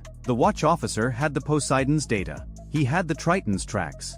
He knew which boats had come from military harbors and which had come from fishing piers. The classification problem that was supposed to take 5 agonizing minutes took about 90 seconds. He reported up the chain. He requested the alert helicopter, an MH-60R Seahawk armed with AGM-114 Hellfire missiles at $117,000 each and an airborne radar that could classify surface contacts at 40 nautical miles. He requested the Gravely Close to intercept distance. He did everything by the book. The difference was that the book had already been read. At 0703, the Seahawk lifted off the Eisenhower's flight deck, 90 seconds to 500 feet. The sensor operator began working contacts from west to east using the ANS/APS-153 multimode radar and the MX-15 electro-optical turret. 8 seconds per classification. 41 contacts at last count meant roughly 5.5 minutes for a full sweep. But the crew was not starting from zero. They were confirming what the Triton had already reported. The classifications came faster. Weapons mounts on the lead boats. Missile rails on the Peikens. Machine guns on the Ashuras. By the time the Seahawk had been airborne for 3 minutes, 11 boats had been positively confirmed as hostile. Under the standing rules of engagement, a vessel carrying visible weapons, moving at attack speed, on a direct heading toward a U.S. warship, constitutes demonstrated hostile intent. No missile launch required. No shots fired. The geometry and the weapons are enough. 5 miles to the north, the Vela Gulf's captain made a call. He ordered his ship to 25 knots on an intercept heading northeast, putting 10,000 tons of guided missile cruiser between the approaching swarm and the Eisenhower's beam. The Vela Gulf carried the Spy-1B phased array radar, 4 fixed panels each scanning a 90-degree quadrant, the most sophisticated radar system afloat. It was designed to track ballistic missile warheads falling from space at Mach 15. Using it to sort speedboats from fishing dhows at 6 miles was like using a surgical laser to cut birthday cake. Functional, but not the intended application. At 0706, the count reached 53. 7 more boats had appeared from the direction of Kustak. The swarm was arranged in a rough crescent, its leading edge 6 nautical miles from the Eisenhower, its trailing elements still 12 miles out. The crescent shape was deliberate. It forced the American escorts to choose which arc to cover. Defend the north, expose the south, cover the east, leave the northwest open.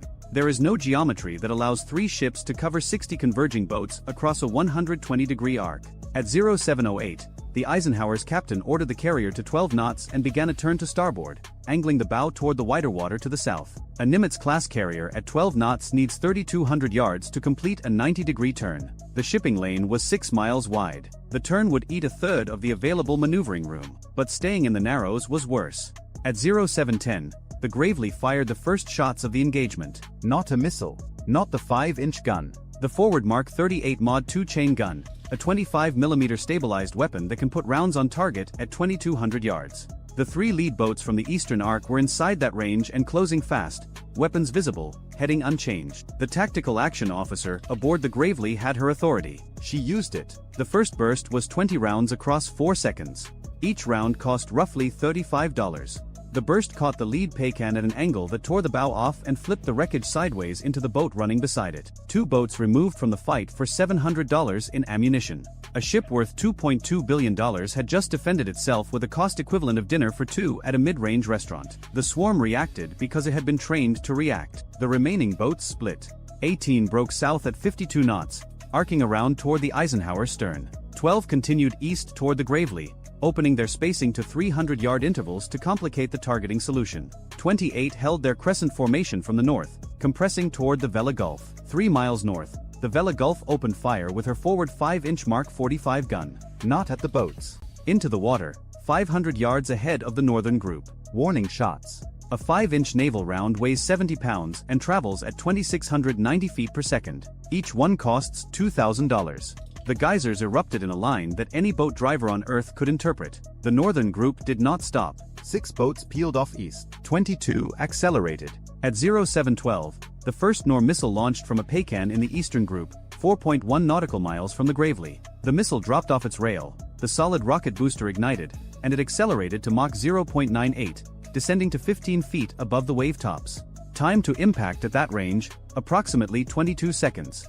The Gravely Spy 1D radar had the missile before the booster finished burning. The Phalanx CWS, a white dome the size of a commercial dumpster bolted to the ship's superstructure, swiveled and locked. The system is fully automatic in its terminal engagement mode. At 1,500 yards, it fired. The 20mm tungsten penetrator rounds formed a wall of metal in the missile's flight path. The Nor flew into that wall at 680 miles per hour and ceased to exist 800 yards from the Gravely's hull. 6 seconds from detection to kill. $2,400 in ammunition against a $200,000 missile. But the Phalanx has a number that haunts every surface warfare officer who has ever stood watch. 1,550 rounds in the magazine. At 4,500 rounds per minute, that is roughly 20 seconds of trigger time. One engagement might use 300 rounds.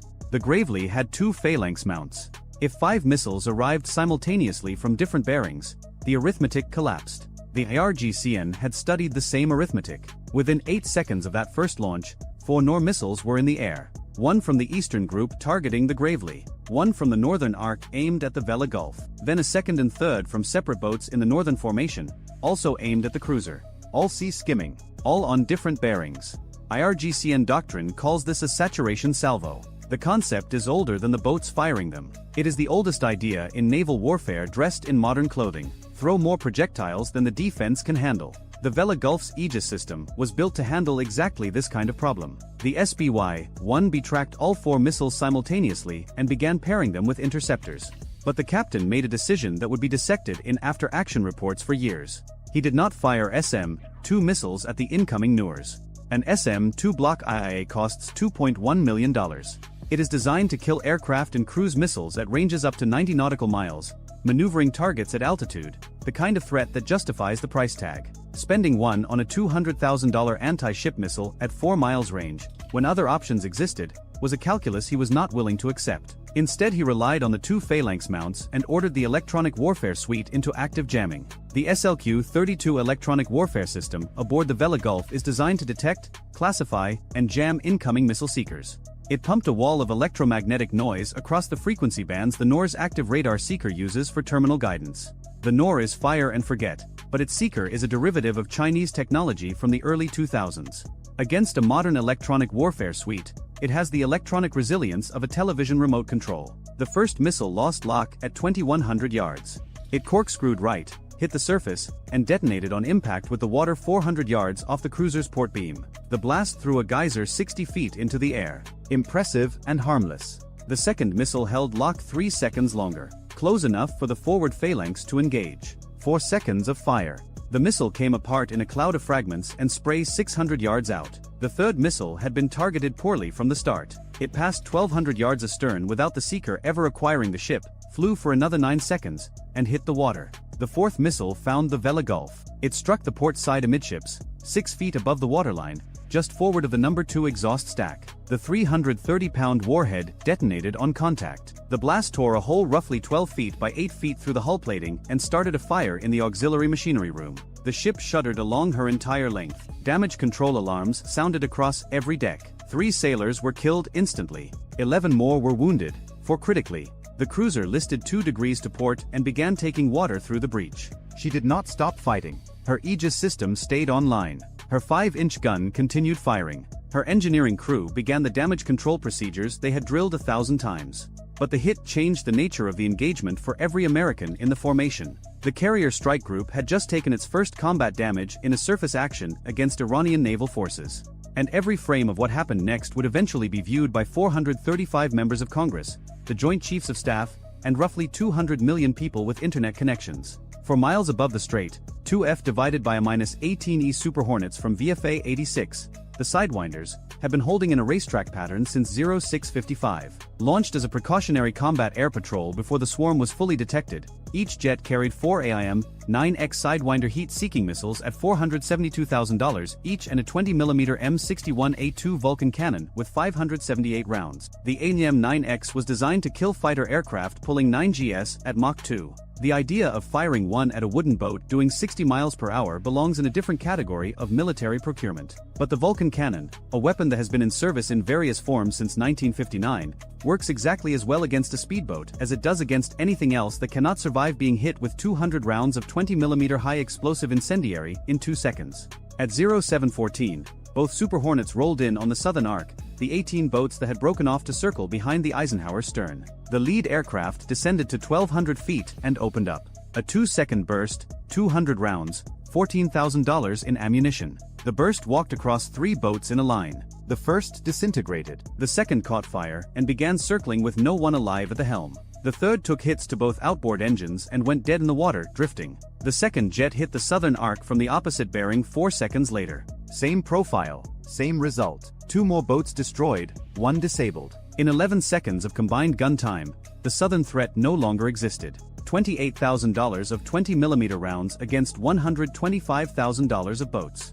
The pilots pulled up, re-entered their holding pattern, and waited for instructions. The northern arc was a different problem. 22 boats were now within 3 nautical miles of the Vela Gulf, which was simultaneously fighting a compartment fire, managing casualty evacuation, and trying to maintain combat systems with a hole in her side taking water. The Gravely was too far south for effective gun support. The Seahawk was out of position, having spent its time on the eastern contacts. The northern arc was closing on a wounded ship with limited close-in defense capability remaining. The Eisenhower's captain made a call that no carrier commanding officer wants to make. He launched 2 more Super Hornets. Not for air superiority. Not for a standoff strike. For close-in surface engagement inside the strait itself, below 2,000 feet, in the same airspace as helicopters, surface fire, and whatever man-portable air defense systems the Iranian boats might be carrying. The IRGCN equipped some of its crews with Missile, 2 man-portable surface-to-air missiles, Iranian copies of the Chinese QW-18, effective to roughly 14,000 feet, costing approximately $38,000 each. A $67 million Super Hornet operating at 1,200 feet and 400 knots is squarely inside that engagement envelope. The risk was real and accepted. At 0716, 3 things happened in rapid succession.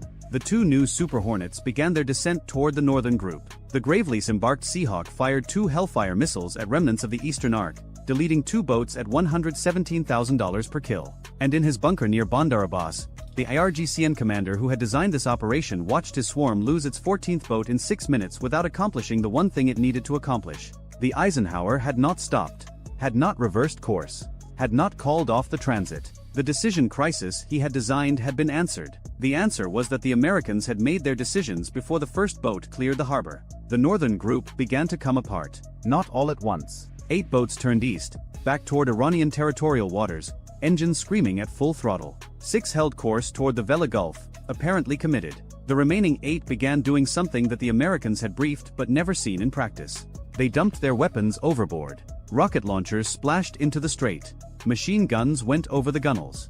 In less than 30 seconds, 8 armed attack craft became 8 unarmed civilian boats, indistinguishable from the fishing dhows and recreational skiffs that populate these waters every morning. It was a pre-planned disengagement protocol, and it was elegant in its cynicism. The rules of engagement that had constrained the Americans at the start of the engagement now constrained them at the end. No weapons. No hostile action.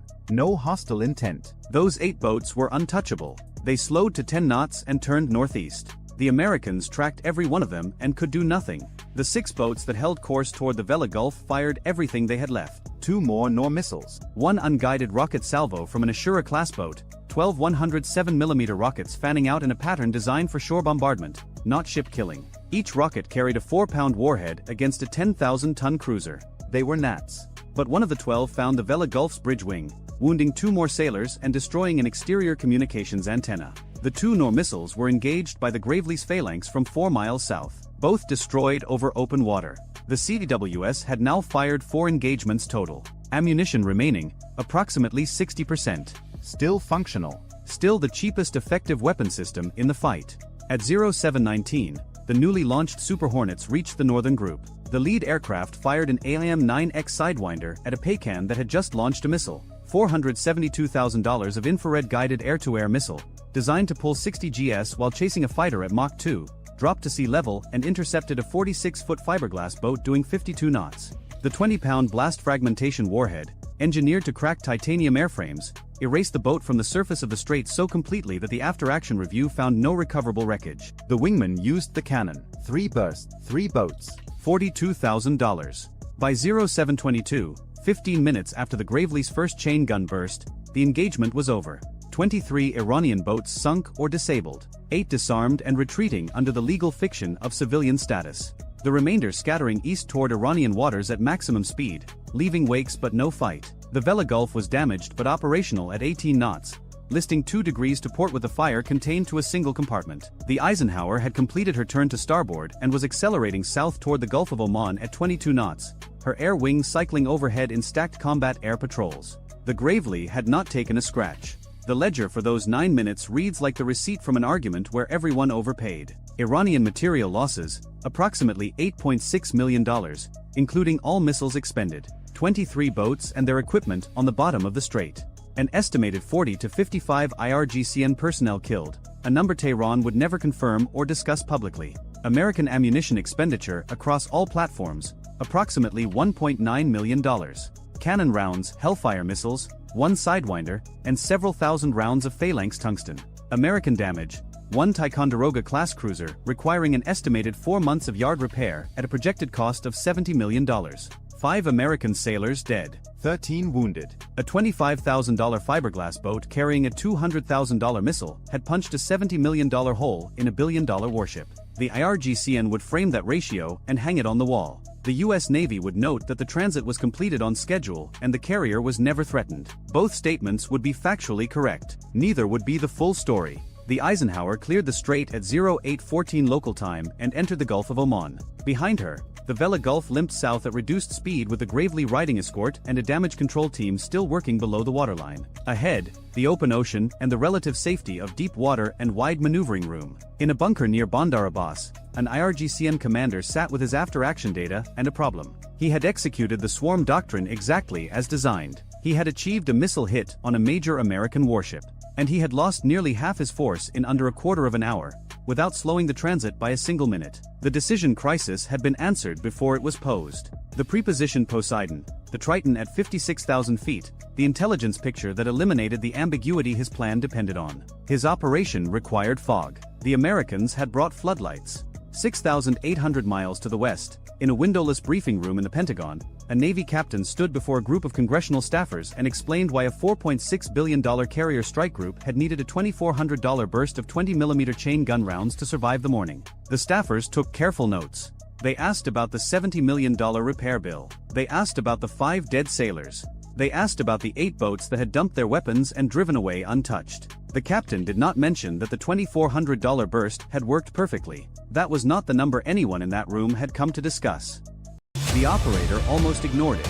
At 0437 local time, in a compartment that smelled like sweat and old coffee, a sonar technician aboard USS Halsey sat up in his chair, pulled one headphone cup tighter against his ear, and stared at a line on his waterfall display that looked like every other line. A faint smear of green against the cascade of noise that the Strait of Hormuz produces every second of every day. Shrimp snapping. Hull cavitation from tankers. The groan of current dragging across a sunken barge somewhere southeast. The strait is not quiet. The strait is never quiet. It is one of the loudest, most acoustically cluttered corridors of shallow water on the planet, and every American sonar operator who has ever worked a Hormuz transit knows the same thing. You will hear 1,000 sounds that mean nothing, and the one that means something will sound exactly the same. He almost marked it by a logic and moved on. He didn't. Somewhere beneath 80 feet of warm, silty water, On a shelf of compacted sand and broken coral where the bottom of the strait rises toward the Iranian coast, 3 submarines sat with their engines off, each one 29 meters long, each one displacing 120 tons submerged, each one built for approximately $15 million. Ghawtar class. Diesel-electric. Iranian. Derived from North Korean designs that were themselves derived from Yugoslav coastal defense boats from the 1970s. They are small. They are cheap. They are not sophisticated, and in the right water, at the right depth, doing absolutely nothing, they are functionally invisible to every major anti-submarine warfare system the United States Navy has spent the last 4 decades perfecting. Because those systems were not built for this. The American anti-submarine playbook is a masterpiece of deep water detection. Towed arrays that can hear a Russian Akula at 40 nautical miles. Hull-mounted sonars that can track a Chinese Jean-class ballistic missile submarine through convergence zones across hundreds of miles of Pacific Ocean. Sonobuoy patterns that can sanitize a box of open water the size of Connecticut in under an hour. In blue water, the United States Navy finds submarines the way a hawk finds mice. Patiently, precisely, and from a distance that makes the kill inevitable before the prey knows it has been seen. The Strait of Hormuz is not blue water. The Strait of Hormuz is a bathtub. The deepest point in the shipping lanes barely reaches 260 feet. The average depth in the traffic separation scheme is closer to 150. The water temperature in summer creates thermal layers so dense that active sonar pulses refract, scatter, bounce off the bottom, bounce off the surface, and return to the transducer as a wall of meaningless noise. The seabed is uneven, cluttered with pipelines, old anchors, debris from decades of tanker traffic, and geological formations that return sonar pings with signatures almost identical to submarine hulls. American sonar operators working the strait have a name for the experience.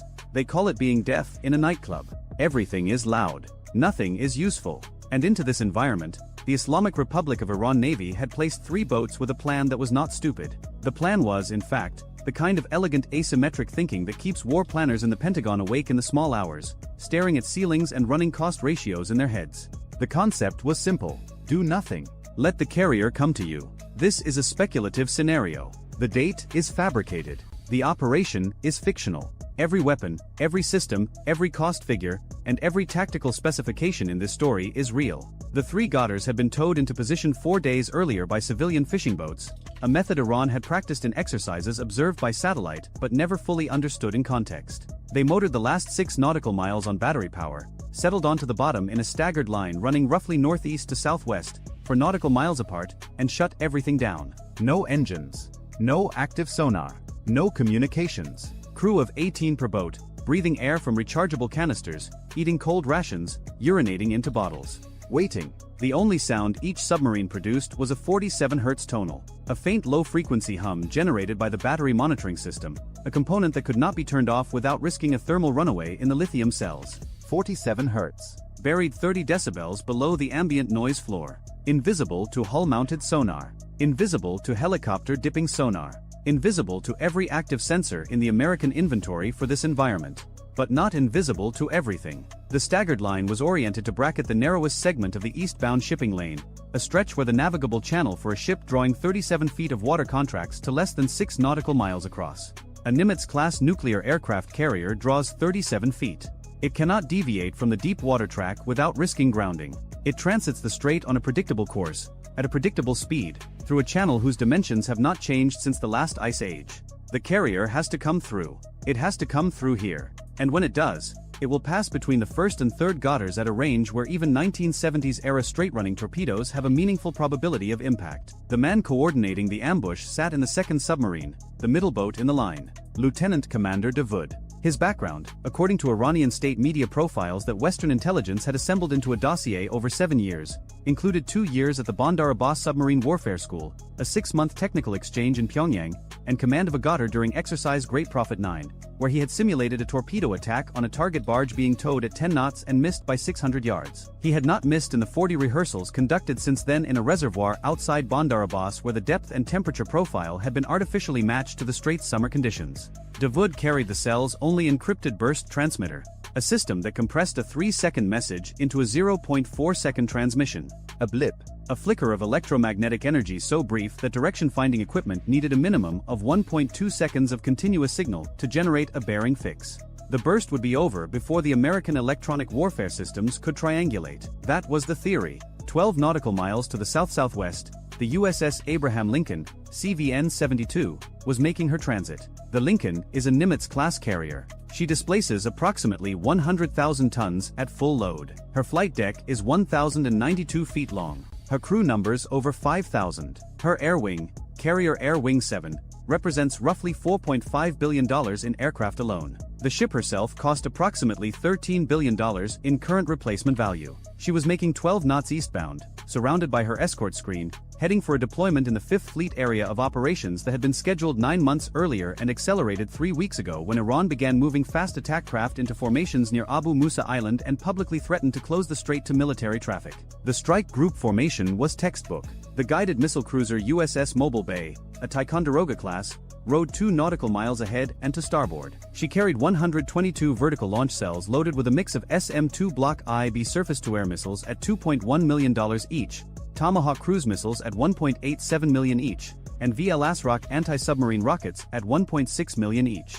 Her hull-mounted and SQS-53C sonar was pinging on a 30-second cycle, its active pulses radiating outward through water that returned so much clutter the sonar supervisor had already downgraded confidence on 4 separate contacts in the past hour, all of which turned out to be bottom features. The destroyer USS Sterett held the port quarter at 3 nautical miles. An Arleigh Burke-class flight IIA, $1.8 billion, 96 vertical launch cells, and SQS-53C hull sonar, and the newer and SQR-20 multifunction towed array, which the Navy quietly considered the most capable passive submarine detection system deployed on any surface combatant in the fleet. The SQR-20 was specifically optimized for low-frequency detection in cluttered littoral environments. It was designed, almost literally, to find exactly the kind of sound a Goddard battery monitoring system makes. The SQR-20 was not in the water. 2 hours earlier, Sterett's sonar team had requested permission to reel in the towed array. The cable was picking up so much flow noise from the shallow bottom currents, so many false tonals from the commercial traffic, so much interference from the thermal inversions that the operators were spending more time dismissing phantom contacts than looking for real ones. Lieutenant Commander Okafor, running Sterett's anti-submarine warfare module, approved the request. This was standard operating procedure for Hormuz transit. Every Burke that had transited in the last 18 months had done the same thing. The towed array in the strait was considered a liability, not an asset. Nobody had tested that assumption against a submarine sitting motionless on the bottom. A second destroyer, USS Halsey, trailed 5 nautical miles astern, running the group's other towed array, an older and SQR-19. Halsey's array was still deployed, but the SQR-19 lacked the low-frequency optimization of the SQR-20. It could hear the 47 Hz tonal if conditions were perfect. Conditions in the Strait of Hormuz are never perfect. Above the formation, 2 SH-60 R Seahawk helicopters from the Lincoln's air wing were running a dipping sonar pattern. Seahawk 612 and Seahawk 614, each carrying an AQS-22 airborne low-frequency sonar, had been cycling through predetermined hover points for 90 minutes. Lower the transducer on its cable. Ping. Listen. Reel up. Fly to the next point. The pattern was designed to sanitize a corridor ahead of the strike group's advance, focusing on the approach vectors that intelligence assessed as the most likely submarine threat axes. The assessed threat axis pointed south. Iranian submarine activity and exercises had consistently originated from the southern approaches, from the vicinity of Keshem Island and the deep channel south of Larak. The dipping sonar pattern was weighted accordingly. The hover points were concentrated south and southwest of the formations track. The gutters were northeast. Already inside the screen, already ahead of the formation, already waiting. The helicopters were looking in the right ocean. They were searching the wrong water. At 0441, Commander Reyes stood in Mobile Bay's Combat Information Center, watching the radar picture with the particular tension that every surface warfare officer feels during a Hormuz transit. The Spy 1B displays showed 47 surface contacts within 30 nautical miles, most of them tankers, container ships, dhows, and fishing boats that the strait produces in unending streams day and night. The air picture was cleaner.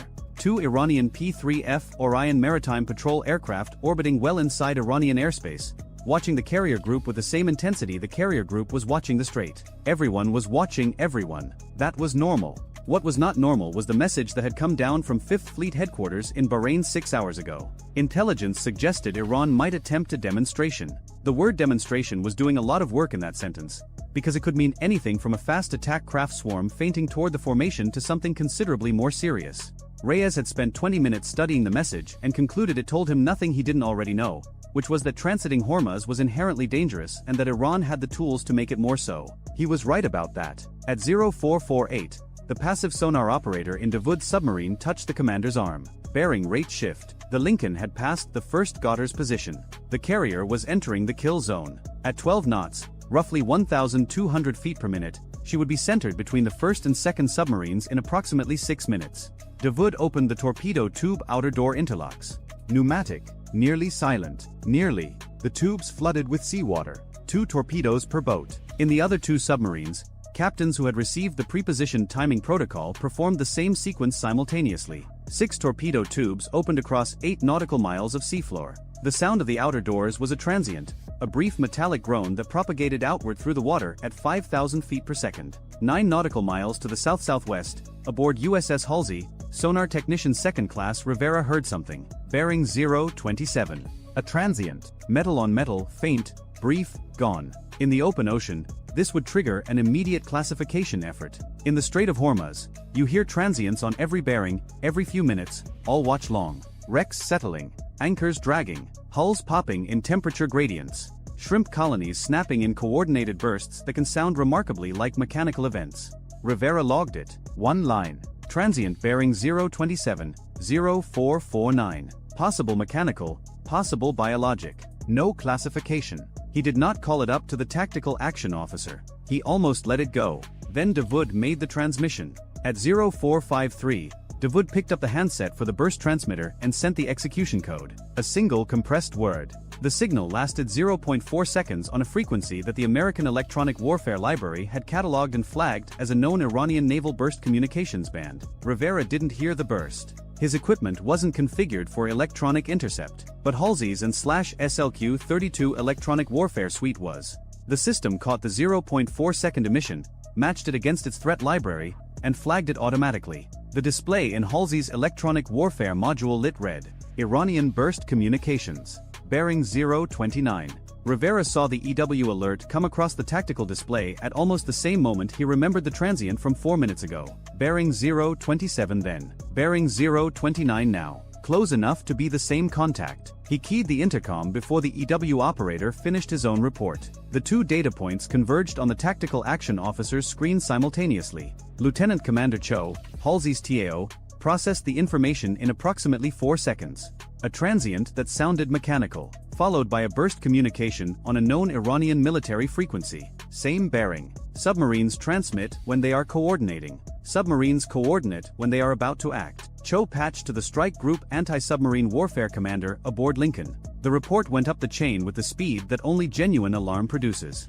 At 0454, Rear Admiral Price, the Strike Group Commander, issued a single command across the ASW net. Prosecute Sierra 47. All units. And now the math that Iran had so carefully constructed began to invert. Seahawk 612, 3 nautical miles west of the Gotter's position, banked hard to the east. Lieutenant Junior Grade Pham pushed the helicopter's nose down and accelerated. Petty Officer First Class Gutierrez, her sensor operator, was already reeling the AQS-22 dipping sonar cable back onto its drum. The helicopter crossed the distance in under 4 minutes, arrived on bearing 029 referenced from Halsey's fix, and Gutierrez lowered the transducer back into the water. He went active. A 1,500-watt pulse blasted outward. In 80 feet of water, at this range, the physics are brutal and simple. The sound hits the target and comes back almost instantly. Solid return. Metal object on the bottom. Not a wreck.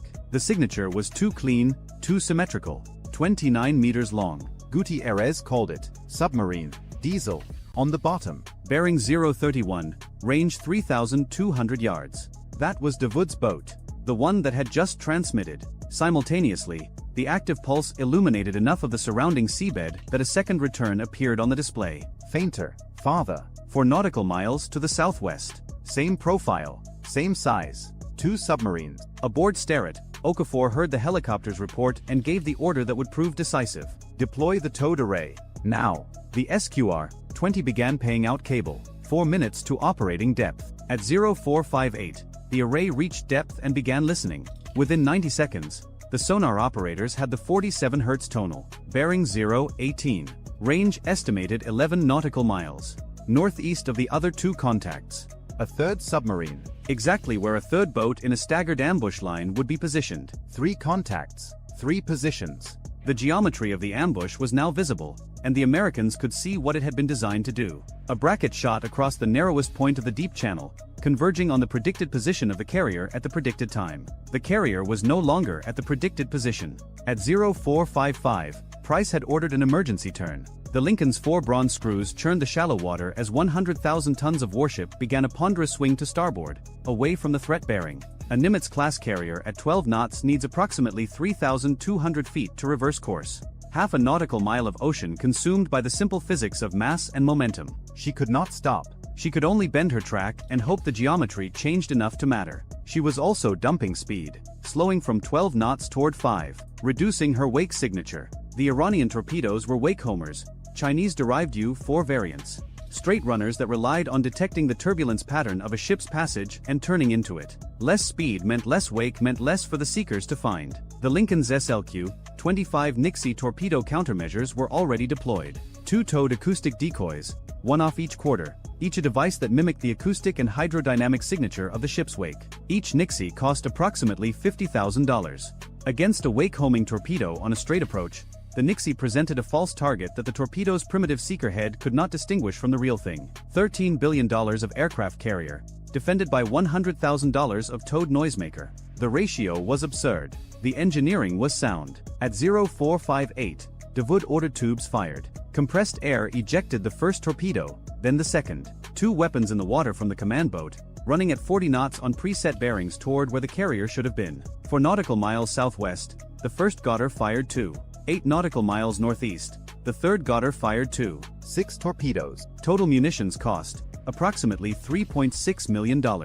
Aimed at a formation whose combined replacement value exceeded $22 billion. Each torpedo carried approximately 400 pounds of TNT equivalent explosive. Against the hull of a Nimitz-class carrier, that warhead could not achieve a kill. The carrier's underwater protection system, a layered arrangement of voids, liquid loading and structural bulkheads, was designed to absorb precisely this kind of threat. But a 400-pound detonation against the hull below the waterline could buckle frames, breach compartments, damage shaft seals, and compromise propulsion. A single torpedo hit would not sink the Lincoln. A single torpedo hit would force the most expensive warship on Earth into a dry dock for months, remove a carrier from the global deployment rotation, and produce an image that would dominate every news cycle on the planet for weeks. Iran did not need to sink the carrier. Iran needed to touch it. The response was immediate and overwhelming. Mobile Bay fired 2 VL ASROC anti-submarine rockets from her vertical launch cells. Each round, $1.6 million, arced upward on its rocket motor, flew to the designated coordinates, and released a Mark 54 lightweight torpedo by parachute. The Mark 54 is 12.75 inches in diameter. It weighs 608 pounds. It runs at 40 knots. It carries a 96-pound warhead. It costs approximately $400,000. Against a submarine with a thin single-hull construction displacing 120 tons, 96 pounds is catastrophic. The first ASROC targeted Devood. The second targeted the southern Goddard. Seahawk 612 dropped a Mark 54 directly. Gutierrez had a precise fix on Devood's boat. The torpedo hit the water, activated its seeker, and began a helical search pattern centered on the Goddard's last known position.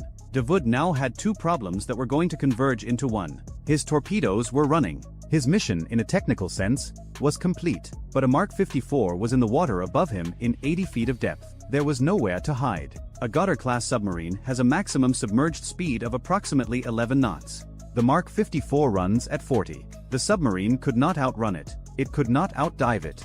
The water was too shallow to exploit thermal layers, and the Goddard carried no torpedo countermeasures. No decoys. No noisemakers. No expendable jammers. The submarine had been designed for one mission profile: get into position undetected, fire, and run for the coast before anyone figured out what happened. The entire concept depended on not being found before the torpedoes were away. Nobody had adequately planned for what happened after being found. Devood ordered maximum speed southeast. The electric motor wound up. The Goddard lurched off the bottom, trailing a cloud of silt, accelerating to 11 knots through water that now contained an active torpedo specifically designed to kill exactly what he was. At 0501, the Mark 54 dropped by Seahawk 612 acquired Devood submarine at a range of 600 yards. Terminal homing. The torpedo closed the gap in under 30 seconds. Impact was against the pressure hull just after the sail. At 80 feet of depth, The detonation ruptured the hull along a fracture line 3 meters long. Seawater entered the engine compartment at a rate that exceeded any damage control capability a crew of 18 could have mounted even in theory. The submarine's depth gauge swept past 100 feet as the boat, suddenly heavier by tons, descended to the bottom 120 feet below. The descent took 11 seconds. A $400,000 torpedo had just killed a $15 million submarine that was trying to kill a $13 billion aircraft carrier. 4 nautical miles to the southwest, the first Godard's captain heard the explosion through his hull. He also heard the ASROC torpedo enter the water above him. He did not know the details of what had just happened to the command boat. He knew it was loud and it was close, and the sound that followed it was the unmistakable high-frequency ping of an active torpedo seeker sweeping toward him. His own torpedoes were already running. There was nothing more he could do for them. He ordered immediate ascent and maximum speed. Southeast. The Iranian coast lay 38 nautical miles away. At 11 knots, roughly 3.5 hours. He needed 3.5 hours. He had approximately 90 seconds. The Mark 54 from Mobile Bay's ASROC acquired him at 800 yards. Same result. The warhead opened the hull. The sea came in. The submarine settled to the bottom of the strait in a spreading cloud of silt and debris and rising bubbles that would mark the grave site for the salvage divers who would come later. 2 submarines destroyed in 4 minutes. Cost of the 2 Mark 54 torpedoes, $800,000. Cost of the ASROC delivery vehicles, $3.2 million. Total American expenditure to neutralize both boats, $4 million. The submarines they killed had cost a combined $30 million to build. 8 nautical miles to the northeast, the third Godard was running. The third captain had heard both explosions. He had transmitted once after firing, a brief burst to confirm torpedoes away. That transmission was intercepted by Halsey's electronic warfare suite. Bearing 041. Sterrett's freshly deployed towed array confirmed with a 47 Hz tonal, now Doppler shifted by the submarine's movement, giving both bearing and speed. Seahawk 614 was already repositioning. The pilot covered 6 nautical miles in 8 minutes and dropped a pattern of /SSQ 62 die-cast sonobuoys, directional active sonobuoys that cost approximately $2,200 each, across the submarine's predicted escape route. The third Godard was now being tracked simultaneously by passive sonobuoy, towed array, and active dipping sonar. It was the most precisely located object in the Strait of Hormuz. Sterrett fired a VL ASROC. The rocket arced north. The Mark 54 payload descended by parachute, entered the water, activated its seeker. Acquisition at 900 yards. The third captain attempted a crash dive, which in 80 feet of water meant driving the submarine toward the bottom at maximum downward angle. The maneuver gained him nothing. The Mark 54 caught the submarine at 70 feet. Detonation. Hull failure. The third Godard joined the other 2 on the floor of the strait. 3 submarines. 9 minutes. Over. But the torpedoes were not over. 12 nautical miles to the south, 6 Iranian torpedoes were still running through the water at 40 knots. They had no wire guidance. Once fired, they could not be redirected or recalled. They were ballistic in the truest sense, committed to their preset courses, their simple wake-homing seekers scanning for turbulence. 4 of the 6 had been aimed at the carrier's predicted position at 0458. The Lincoln's emergency turn and speed reduction had shifted her nearly a mile from that position. 3 of the 4 torpedoes ran through empty water, their seekers finding nothing, their fuel burning down to nothing, their casings eventually sinking to the bottom as inert metal cylinders that would be recovered by Navy EOD divers over the following week. The 4th torpedo found a wake, not the Lincoln's. The Nixie decoys. The towed device was doing exactly what it was built to do, generating a false wake signature that a simple seeker head could not distinguish from the real thing. The torpedo turned into the false wake, closed to 50 feet, and detonated. The Nixie was obliterated. $50,000 of decoy absorbed $600,000 of torpedo. The Lincoln felt the detonation as a dull thump transmitted through the water and up through the hull. No damage, no casualties. The ship continued her turn. The 2 torpedoes from the third Godard, fired from 8 nautical miles to the northeast, had been aimed at the predicted positions of the carrier's escorts. One ran out of fuel 1,100 yards from USS Halsey, never having acquired a target. Its seeker had pinged uselessly against the confused acoustic environment of the strait until the battery died. The 6th torpedo found something. Not a warship, not a decoy. A 280,000 deadweight ton Panamanian flagged crude oil tanker, the MV Pacific Harmony, making 8 knots through the outbound shipping lane. The torpedo's wake-homing seeker, designed to chase the turbulence of a moving ship, locked onto the tanker's massive wake. The weapon closed from astern. It detonated 20 feet from the tanker's stern, directly beneath the waterline. The blast buckled 3 hull plates below the waterline. The engine room flooded. The tanker developed an 11-degree list and went dead in the water within 6 minutes. Her crew of 32 evacuated to the bow sections. No fatalities. But the inner hull had sustained a 4-foot gash, and 280,000 tons of Basra light crude oil began seeping into the Strait of Hormuz at a rate that would accelerate as the structural damage worsened over the following hours. At 0512, Admiral Price stood in flag plot aboard the Lincoln, receiving reports. His carrier was untouched. His escorts were untouched. His helicopters had killed 3 submarines in 9 minutes using weapons whose combined cost was less than the price of a single Ghautar. By every tactical metric, this was a decisive American victory. The kind of engagement that gets studied at the Naval War College for decades. The kind of kill ratio that makes careers. 3 hours later, CNN opened its broadcast with aerial footage of a black slick spreading across turquoise water. The anchor said the word carrier once in a 12-minute segment. She said the word tanker 14 times. By sunset, the Strait of Hormuz was closed to commercial traffic. Salvage teams needed to stabilize the Pacific Harmony before she broke apart completely. Navy divers needed to survey the 3 submarine wrecks on the bottom for unexploded ordnance. Maritime safety authorities needed to verify that the shipping lanes were clear of torpedo debris. The closure would last 9 days. During those 9 days, approximately 189 million barrels of oil did not transit the strait. At the pre-crisis spot price of $78 per barrel, that represented roughly $14.7 billion in delayed energy shipments. Global oil futures spiked 18% before the New York Stock Exchange opened on the morning after the engagement. Brent crude hit $97 per barrel by close of trading, the highest price in 14 months. The spike rippled through every economy that imports oil, which is nearly every economy. The Pacific Harmony's insurance claim triggered the single largest maritime liability case in Lloyd's of London's history. The cleanup operation, involving specialized skimmer vessels, dispersant aircraft, and environmental remediation teams from 4 countries, would take 14 months and cost in excess of $3 billion. Lawsuits from the governments of Oman, the UAE, and 3 other Gulf states whose coastlines were affected would accumulate for years. Iran spent $45 million on 3 submarines and $3.6 million on 6 torpedoes. Total investment, $48.6 million. The economic disruption from the operation exceeded $17 billion before the insurance claims. Before the diplomatic fallout. Before the emergency session at the UN Security Council. Before the Pentagon was forced to explain to Congress why a carrier strike group that successfully destroyed every threat it encountered had still failed to prevent a catastrophic oil spill in the world's most important maritime choke point. The 3 submarine crews, 54 men, were dead. The carrier was fine. And the side that lost every engagement somehow came out ahead on the ledger. That is the strategic paradox of defending a $13 billion asset in a waterway that carries 20% of the world's daily oil supply. You can detect every submarine. You can sink every submarine. You can execute flawlessly by every measure the Navy uses to evaluate performance. And a single torpedo that misses its intended target and finds a tanker instead can produce consequences that dwarf the entire military engagement in scale, in cost, and in the only metric that ultimately matters in a conflict between a regional power and a global one: political impact. The torpedo that missed the carrier hit something the market cared about more. The 54 men on the seafloor achieved in death what they could not achieve alive. Not the destruction of an American warship, but the demonstration that the strait itself is the weapon, and that any country willing to spend $48.6 million and 54 lives can hold $17 billion hostage with technology from the 1970s.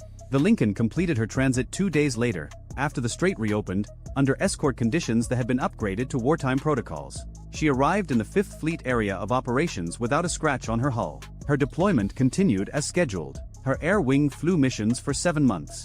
None of it made the front page. The oil spill did.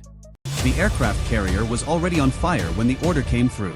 Not the Reagan itself. Not yet. But one of the commercial tankers 3 nautical miles off the port bow was venting a column of black smoke so thick it bent the horizon, and for about 90 seconds every watchstander on the bridge of the USS Ronald Reagan thought they were looking at the opening minutes of a war they hadn't been briefed on. They weren't. The tanker was a Panamanian-flagged chemical carrier called the Delos Prosperity, 620 feet long, and what it was venting was the result of an engine room fire that had started 11 minutes earlier when a fuel transfer valve failed. The crew of 23 was already at their muster stations.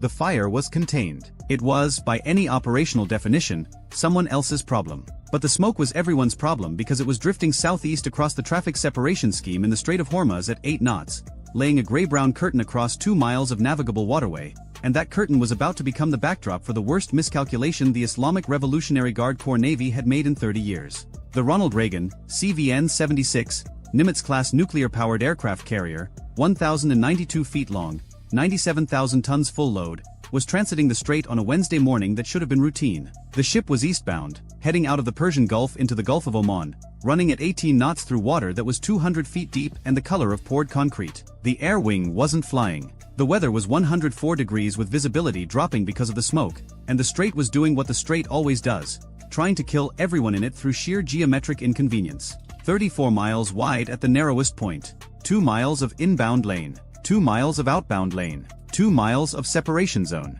And crammed into those lanes on this particular morning, 9 commercial tankers, 14 cargo vessels, 2 container ships, 6 dhows of various registration, and somewhere in the neighborhood of 140 small craft contacts that the Spy-6 V-1 radar aboard the escort destroyer USS John Finn, DDG-113, was dutifully tracking as it steamed 3 nautical miles ahead of the Reagan on the threat axis. The John Finn was an Arleigh Burke-class Flight 3 destroyer, the newest variant, carrying the AN/Spy-6 V-1 air and missile defense radar, which represented a quantum leap over the older Spy-1D. The SBY-6 used gallium nitride transmit/receive modules that gave it roughly 35 times the sensitivity of its predecessor. It could detect a target with a radar cross-section of 0.1 square meters at ranges exceeding 200 nautical miles. It could track ballistic missiles in the upper atmosphere, while simultaneously maintaining a surface picture dense enough to count fishing boats. It was, by a considerable margin, the most capable naval radar ever put to sea on a destroyer hull. And on this particular morning, it was staring north into the Iranian coastline, painting every square foot of water between Keshem Island and the Musandam Peninsula, and the picture it was painting was about to get very crowded. On the Reagan's flag bridge, Rear Admiral Catherine Harlow, commander of Carrier Strike Group 7, was halfway through her second cup of coffee and reviewing the morning intel brief. The brief mentioned increased IRGC Navy activity at Bandar Abbas over the past 72 hours.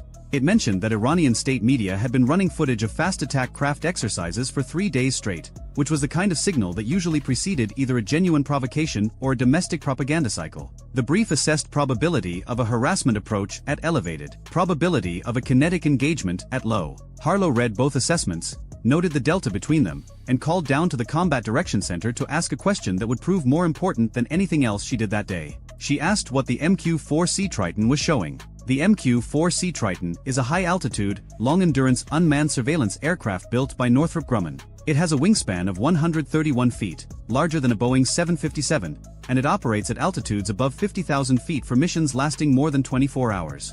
Its primary sensor is the AN/ZPY-3 multifunction active sensor, a 360-degree active electronically scanned array radar that can surveil more than 2 million square nautical miles in a single mission. It also carries an electro-optical/infrared sensor suite and an automatic identification system receiver. The Navy operates it specifically for maritime domain awareness, which is a polite way of saying it watches the ocean and tells you everything that's moving on it. The Triton orbiting over the northern Gulf that morning had been on station since 2200 the previous night. Its radar had been building a comprehensive surface picture for over 8 hours, layering pass after pass into a track history so detailed that analysts at the Maritime Operations Center in Bahrain could see not just where every vessel was, but where it had been, how fast it had moved, when it had stopped, and in several cases which pier it had departed from. The answer to Harlow's question came back in 4 minutes. The Triton was showing 52 fast surface contacts forming up in the anchorage east of Bandar Abbas. 52. Not a drill formation. Not a transit column. 52 boats in 3 distinct clusters, each cluster arranged in a wedge, and all 3 wedges oriented on a southbound heading directly into the strait. Harlow set her coffee down. The boats were a mix of types the IRGC Navy had been accumulating for 2 decades. The backbone was the Bagamar-class fast patrol craft, the same fiberglass speedboats Iran had been using since the tanker war in the 1980s, updated with newer engines but fundamentally the same design philosophy: small, fast, cheap, expendable. Mixed in were several larger Paycap-class missile boats and at least 6 of the newer Zulfiqar-class fast attack craft, which were 16-meter catamaran hulls capable of 65 knots and equipped with Nasser-1 anti-ship cruise missiles. The Nasser-1 was an Iranian development of the Chinese C-704, a sea-skimming missile with a range of about 22 miles, a speed of roughly Mach 0.8, and a 330-pound semi-armor-piercing warhead. Not sophisticated by Western standards. Not precision-guided in the way an American weapon was. But it didn't need to be. A 330-pound warhead moving at 600 miles per hour does not need to be sophisticated. It needs to arrive. And 52 boats carrying 1 or 2 missiles each meant somewhere between 52 and 100 missiles potentially inbound in a single coordinated salvo. Harlow picked up the red phone, 300 miles to the south, aboard the cruiser USS Chancellorsville, CG-62, operating in the Gulf of Oman as the air defense commander for the strike group's southern element, the tactical watch officer received a flash message from 5th Fleet headquarters in Bahrain that had been originated by the Combined Air Operations Center at Al Udeid Air Base in Qatar. The message upgraded the threat condition for the Strait transit and authorized a series of pre-planned responses that had been sitting in a binder in every combat direction center in the strike group since the transit planning conference 6 days earlier. The responses were not improvised. They were the product of 2 decades of wargaming this exact scenario, refining it after every exercise, every real-world harassment incident, every intelligence report on IRGC Navy tactics. The Navy had lost the 2002 Millennium Challenge exercise to a swarm attack so badly that it had spent the next 23 years making sure it never lost that way again.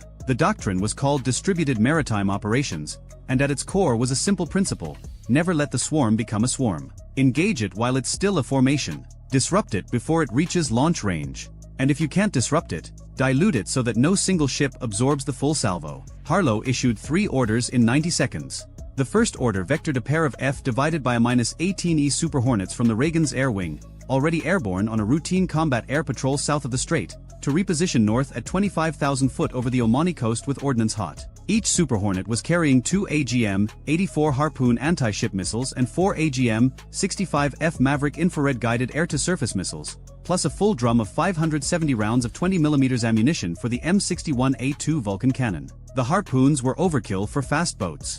The Mavericks were not. The Maverick's imaging infrared seeker could lock onto a boat engine's thermal signature from 14 miles, and its 300-pound penetrating blast fragmentation warhead would disintegrate a fiberglass hull so completely that recovery crews would find nothing larger than a cooler lid. The second order pushed the John Finn forward, accelerating to 30 knots on a northwest heading to open the engagement geometry and put the destroyer's full weapons suite between the approaching swarm and the carrier. The John Finn carried 96 vertical launch system cells, but for this threat, the relevant weapons were the Mark 45 Mod 4 5-inch gun on the foredeck, the two 25mm Mk38 Mod 2 chain guns amidships, and the Block 1B Phalanx close-in weapon system on the fantail. The 5-inch gun could fire 20 rounds per minute to a range of 13 nautical miles using GPS-guided extended-range munitions that cost about $2,000 each. At that price, the Navy could afford to be generous. The third order was the one that mattered most, and it went not to a ship but to an aircraft already on station. The MQ-9A Reaper drone orbiting at 42,000 foot over the northern strait received a retasking command that shifted its sensor ball from wide-area surveillance to individual target tracking. The Reaper's MTSB electro-optical sensor could identify and classify small surface craft at ranges exceeding 30 miles from its operating altitude. Within 4 minutes of Harlow's order, the Reaper's operator at a ground control station in an air-conditioned trailer somewhere in the Middle East had each of the 52 boats individually designated, numbered, and classified on the targeting network. Every ship in the strike group could now see every boat, its heading, its speed, and its type in real time, on the same screen. The IRGC had planned for American hesitation. They had not planned for American omniscience. At 0618 local time, the 52 boats cleared the anchorage east of Bandar Abbas and entered the strait. They were running in 3 groups. The western group, 18 boats, hugged the Iranian coastline headed south-southeast toward the outbound shipping lane. The central group, 20 boats, pushed straight south through the separation zone. The eastern group, 14 boats, angled southeast toward the inbound lane where the Reagan's formation was steaming. The 3 groups were spread across a front roughly 15 miles wide, and at speeds between 45 and 55 knots, the entire formation would reach potential missile launch range of the carrier in approximately 26 minutes. 26 minutes is both a long time and no time at all. It is long enough to launch aircraft and reposition escorts. It is not long enough to get a tanker out of the way or to call Washington for permission to do something that might end up on the front page. Harlow did not call Washington. She had weapons-free authority from 5th Fleet, which had weapons-free authority from Central Command, which had been granted pre-authorized responses for exactly this scenario by the Secretary of Defense during the transit approval process. The chain of command had already made its decision. It had made it 6 days ago, in a conference room in Bahrain, over PowerPoint slides and legal review. The boats did not know this. The 52 boat commanders, most of them junior officers or senior enlisted equivalent in the IRGC Navy, had been briefed on a plan that depended on closing to 8 nautical miles before the Americans could sort the threat from the background clutter and obtain authorization to engage. Their laminated mission cards showed a timeline: 15 minutes to cross the separation zone, 8 minutes in the engagement zone, 3 minutes inside missile launch range, fire at 8 miles or closer, turn east, run for Omani waters. The total exposure time in the Americans' weapons envelope was supposed to be 11 minutes. The plan assumed 11 minutes of American paralysis. Classification, identification, escalation, authorization, weapons release. 11 minutes of a democracy arguing with itself while fiberglass boats crossed open water. The plan got 45 seconds. At 0619, 1 minute after the boats cleared the anchorage, the John Finn Spy 6 radar had all 52 contacts designated and cross-referenced with the Reaper feed. The combat system had a firing solution on the 18 nearest contacts in the Western Group. The weapons direction officer was waiting for one thing, the commanding officer's verbal order to fire. He got it at 0619 and 45 seconds. Open fire. The Mark 45 barked. The sound of a 5-inch naval gun firing is not what movies suggest. It is a short, brutal crack that hits the chest before the ears process it, followed by the clatter of the automatic loader cycling the next round. The first projectile left the barrel at 2,690 feet per second, an extended-range guided munition that deployed stabilization fins and began adjusting its trajectory via GPS 3 seconds after leaving the muzzle. The target was a Bagamar 11.4 nautical miles northwest, running at 48 knots on a heading of 165 degrees. The round arrived in 26 seconds. The Bagamar was constructed of fiberglass over a plywood frame with a foam core. It had no armor. It had no damage control capability. It had no compartmentalization. The 5-inch guided round detonated 8 feet above the waterline on the starboard quarter. The blast fragmentation pattern shredded the engine, the missile rail, and most of the stern. The boat lost power instantly, nose down, and was swamped by its own wake. The 6 men aboard went into water that was 89 degrees and filled with diesel fuel. The engagement, from trigger pull to kill, cost the United States Navy $2,000. The second round was already in the air before the first one hit. The 5-inch gun cycled at 1 round every 3 seconds. In the first 2 minutes of the engagement, it fired 40 rounds. 34 were guided. Of those 34, 26 struck boats or detonated close enough to inflict mission kills through fragmentation and hull breaching. 9 boats in the Western Group were destroyed or disabled before a single one of them had covered 5 miles from the anchorage. The Western Group broke, not according to doctrine, according to panic. The surviving 9 boats turned hard east, some of them nearly capsizing at 50 knots, and scattered toward the Iranian coast. 3 of them collided with each other in the turn. 1 collision ruptured a fuel bladder and both boats caught fire. The 7 that made it out of the gun's engagement zone ran north at full speed, abandoning their mission entirely. But the Western Group was the feint. Everyone on both sides knew it was the feint. The real attack was the Central and Eastern Groups, 34 boats, pushing straight at the carrier from the north. And these boats were now 12 minutes from missile range.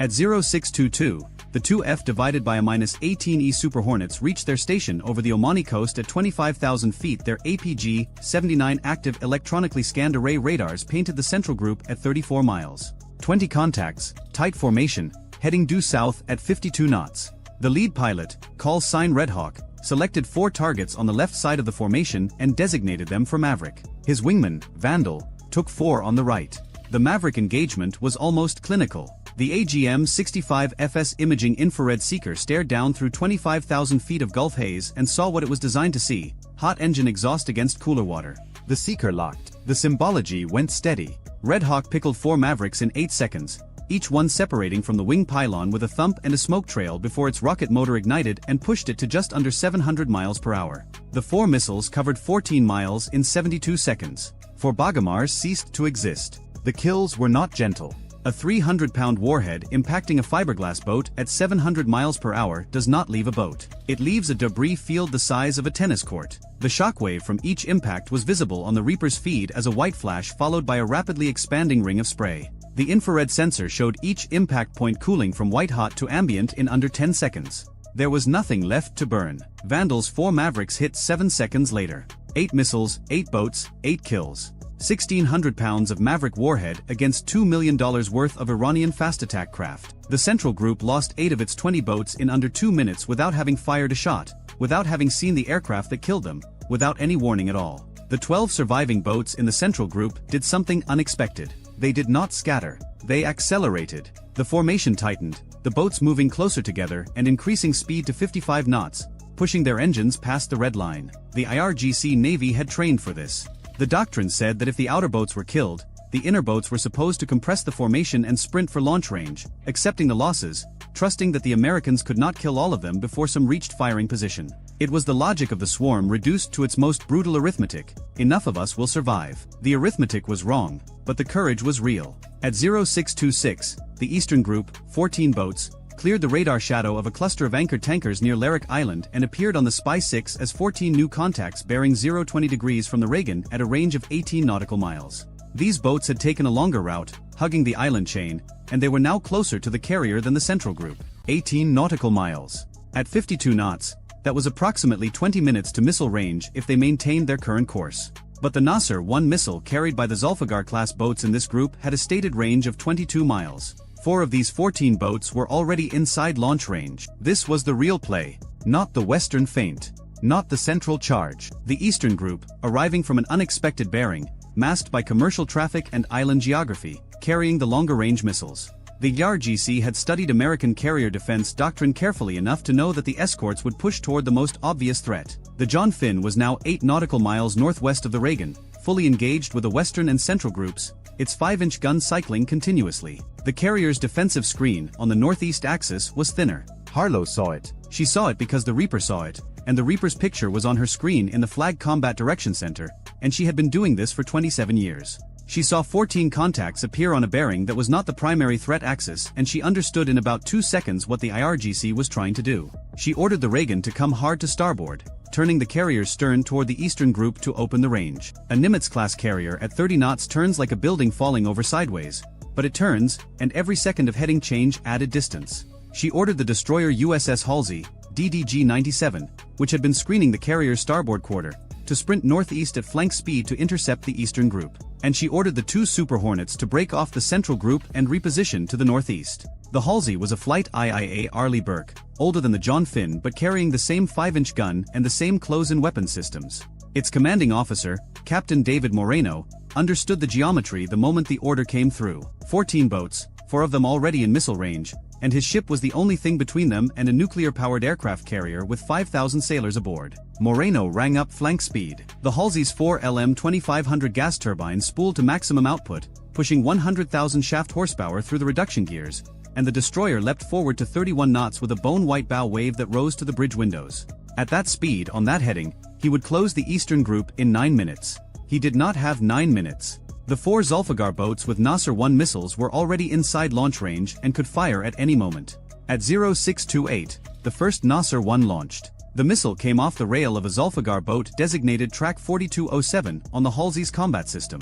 The Nasser 1 dropped from the rail, its solid rocket booster ignited, and it accelerated to Mach 0.8 in 4 seconds, transitioning to sea-skim altitude of approximately 15 feet above the water. Its radar altimeter held it steady. Its terminal active radar seeker was set to activate at 3 miles from the programmed target location. The missile weighed 770 pounds and was heading south-southwest at 614 miles per hour toward the USS Ronald Reagan. 7 seconds later, a second Nasser, 1 launched from a different Zulfiqar. Then a third, then a fourth. 4 anti-ship cruise missiles, sea-skimming, inbound on the carrier from the northeast. Aboard the Reagan, the Spy 6 radar on the John Finn detected the missile launches within 2 seconds of booster ignition. The thermal bloom of a rocket motor is unmistakable on a phased array radar, and the system automatically classified the contacts as ASCMs, anti-ship cruise missiles, and generated engagement quality tracks. The data flowed through the Cooperative Engagement Capability Network to every Aegis-equipped ship in the strike group simultaneously. The Halsey's Aegis system had the tracks before the missiles had covered their first mile. The Halsey responded with a weapon designed for exactly this moment. 2 RIM 162 evolved Sea Sparrow missiles erupted from the forward VLS cells in a cloud of white exhaust, accelerating vertically before tipping over and screaming toward the inbound Nasser ones at Mach 4. The SSM cost about $2.5 million per round. It used X-band semi-active radar homing in its earlier variants and active radar homing in the Block 2, which was what the Halsey carried. The Block 2 SSM could engage sea-skimming targets at ranges up to 30 nautical miles and had demonstrated a kill probability against subsonic cruise missiles that the Navy described as very high in unclassified briefings and that was rumored to be above 95% in classified ones. The first SSM intercepted the lead Nasser, 1 at a range of 6.4 nautical miles from the Reagan. The engagement happened at a closing speed of roughly Mach 4.8 combined. The 86-pound blast fragmentation warhead on the SSM detonated within lethal radius. The Nasser 1 disintegrated. The debris fell into the strait from an altitude of 12 feet, which meant it simply became part of the water. The second SSM killed the second Nasser 1 4 seconds later.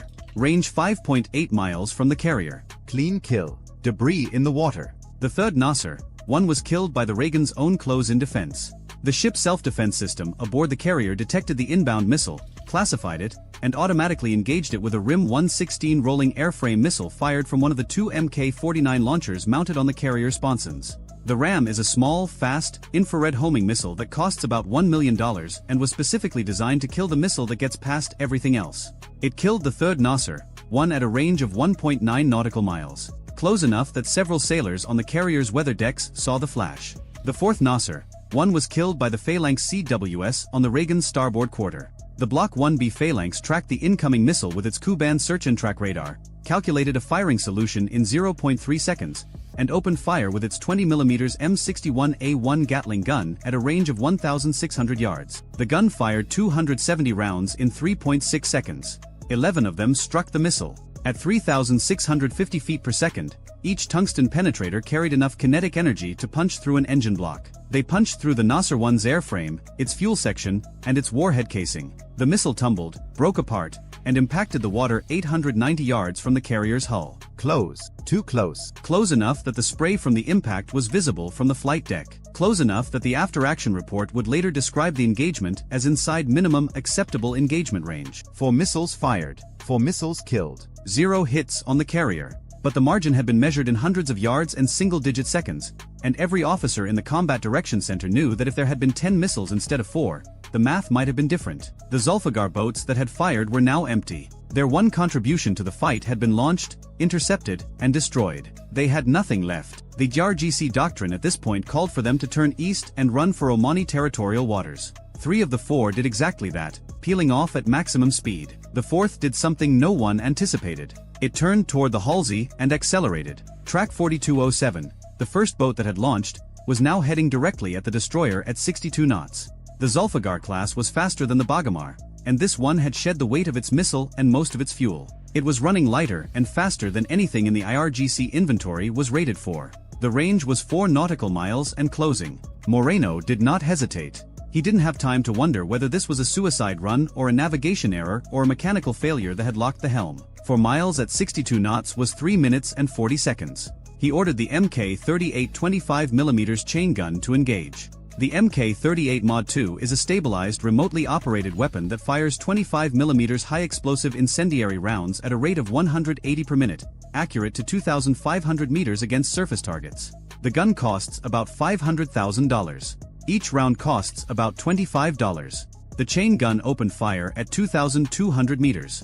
The first burst of 15 rounds walked across the water and into the Zulfiqar's bow. Fiberglass shattered. The second burst hit the wheelhouse. The boat veered to port, then corrected, then veered again. The third burst struck the engine compartment. Black smoke erupted from the stern. The boat decelerated from 62 knots to 30 knots, then to 15, then to nothing. It wallowed beam to in a cloud of its own diesel smoke 1,100 meters from the Halsey's hull. Total ammunition expended, 45 rounds. Total cost, $1,125. The engagement lasted 22 seconds. Meanwhile, the Central Group was dying. 12 boats had compressed their formation and sprinted south, trusting the doctrine, trusting the numbers, trusting that enough of them would survive. The 2 Super Hornets had repositioned overhead after dealing with the Eastern Group's missile launches.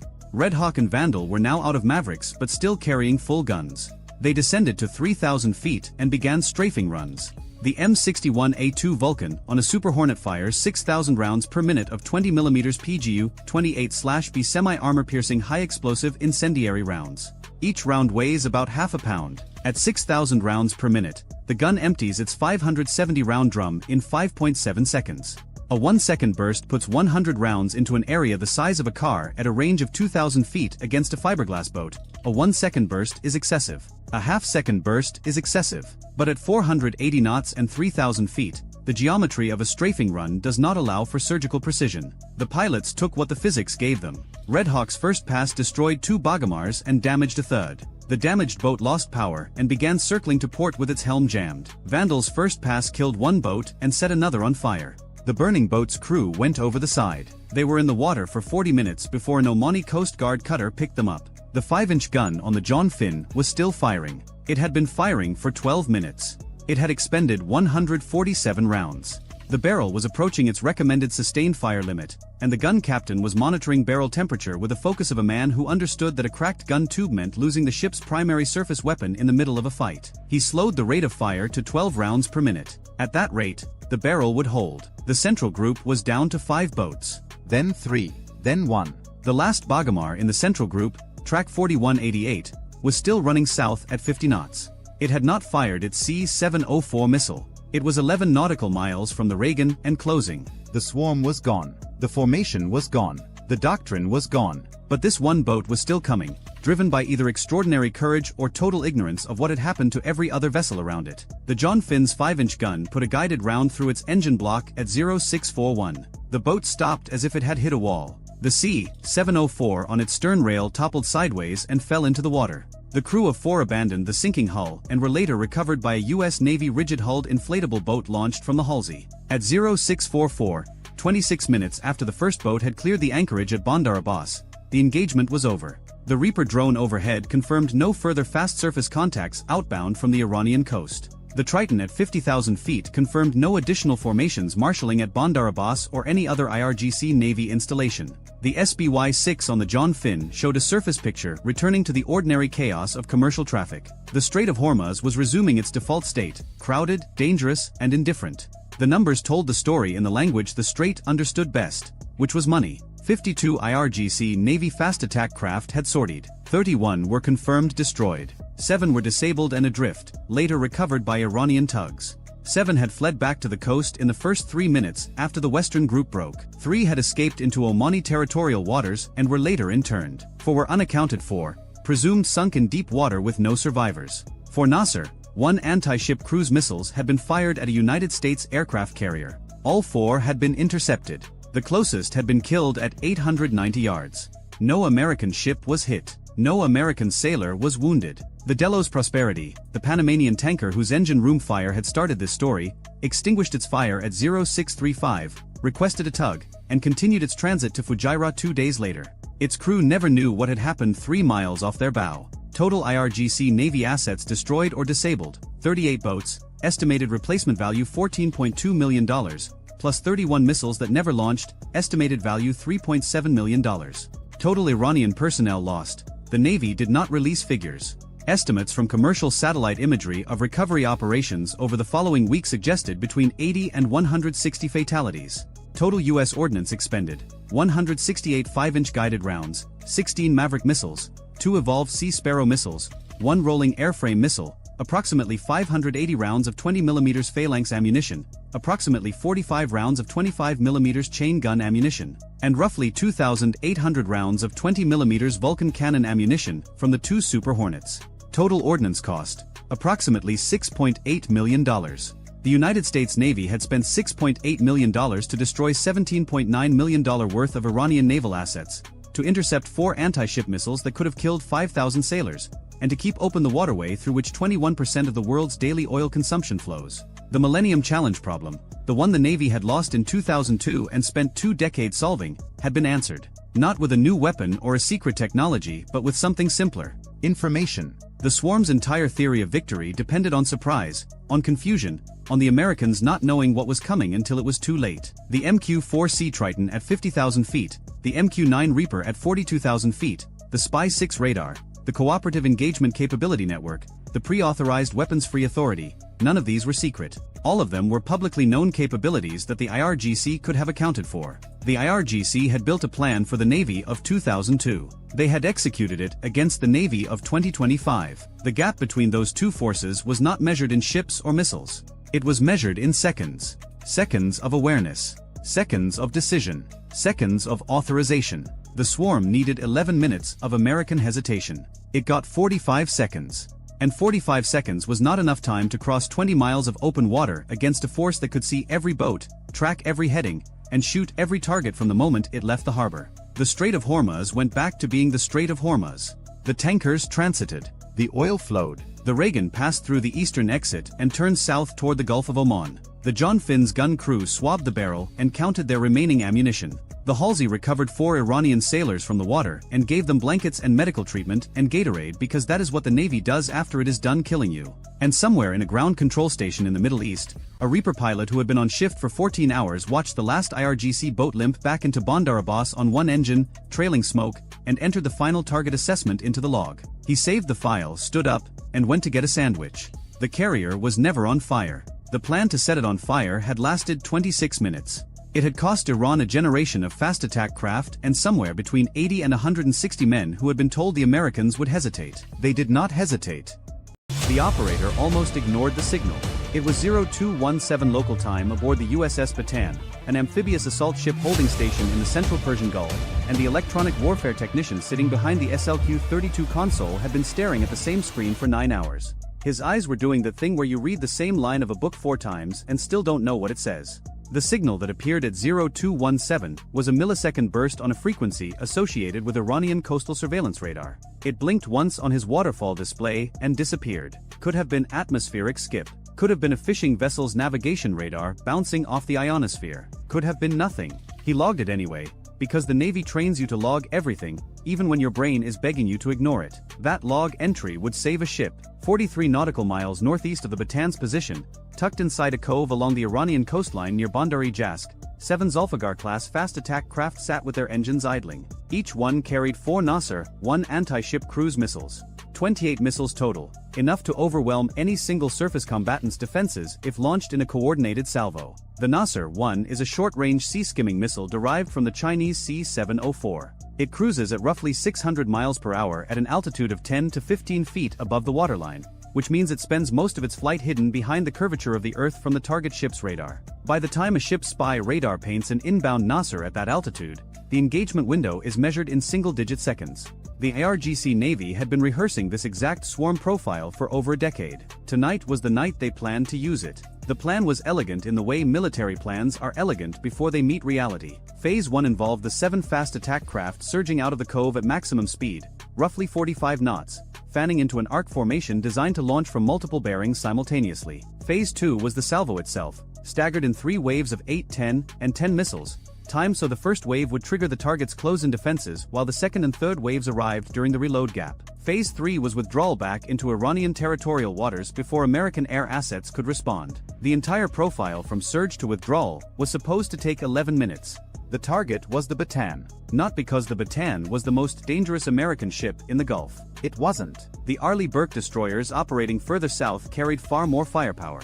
But the Bataan was carrying 1,800 Marines and their equipment, staged for a potential amphibious operation against Iranian island positions in the Strait of Hormuz. Sink the Bataan or even mission kill it, and the entire southern prong of the American campaign would stall for weeks while replacement forces repositioned. The IRGC had done the math. They didn't need to sink a destroyer. They needed to take the Marines off the board. But there was something the IRGC planning cell hadn't accounted for, and it had been orbiting at 28,000 feet for the past 4 hours. The MQ-4C Triton is the Navy's high-altitude maritime surveillance drone, a thing that looks like someone stretched a global hawk until it stopped complaining and told it to stare at the ocean. Wingspan of 131 feet. Endurance exceeding 24 hours. Its /ZPY-3 multifunction active sensor radar can surveil 2 million square nautical miles in a single sortie. That is not a typo. 2 million. The radar operates in multiple modes simultaneously, scanning the surface for ship contacts while maintaining an air search picture overhead. At 28,000 feet over the central Gulf, the Triton-designated broadsword had been painting every vessel larger than a kayak within a 200-mile radius and feeding the data back to the fleet through the tactical targeting network. At 0219, 2 minutes after the SLQ-32 technician logged his anomalous signal, broadsword surface search mode registered 7 small fast movers emerging from a coastal inlet near Bandar-e-Jask on a southwesterly heading. Speed 44 knots. Formation spacing consistent with IRGC fast attack craft doctrine. The Triton's AI-assisted classification algorithm tagged them as probable Zulfiqar-class vessels with a confidence rating of 94% based on radar cross-section and wake pattern analysis. The data hit the Bataan's Combat Information Center 6 seconds later. Commander Patricia Okafor, the Bataan's tactical action officer, was already standing when the chief petty officer at the radar console called out the contact report. She'd been standing for 20 minutes because her coffee had run out and she was too stubborn to sit down without it. The chief's voice had that specific tone that experienced sailors recognize instantly. Not panic. Not even urgency exactly. Just a slight tightening, a half-octave drop that says this one is real. 7 fast movers. Southwesterly heading, 43 nautical miles. At 44 knots, that gave the Bataan roughly 29 minutes before the fast attack craft reached their probable launch range of 12 nautical miles. 29 minutes sounds like a lot. It is not a lot when you need to coordinate the defense of a ship carrying nearly 2,000 people, while simultaneously alerting every other asset in the battlespace. Okafor made 3 calls in 90 seconds. The first went to the Bataan's captain, who was asleep in his sea cabin 1 deck above the CIC. He answered on the second ring because commanding officers of amphibious assault ships in a combat zone don't sleep deeply. They sleep in a state of suspended alertness, like a parent with a newborn, except the newborn weighs 40,000 tons and people are actively trying to set it on fire. The second call went to the escort, the USS Truxtun, an Arleigh Burke-class destroyer operating 12 nautical miles to the Bataan's northeast. The Truxtun Spy 1D radar was the real shield here. The Bataan had its own defenses, the RIM 116 rolling airframe missile launchers and the Phalanx CWS, but those were last-ditch systems designed to handle leakers that got past the outer defense. The Truxtun was the outer defense.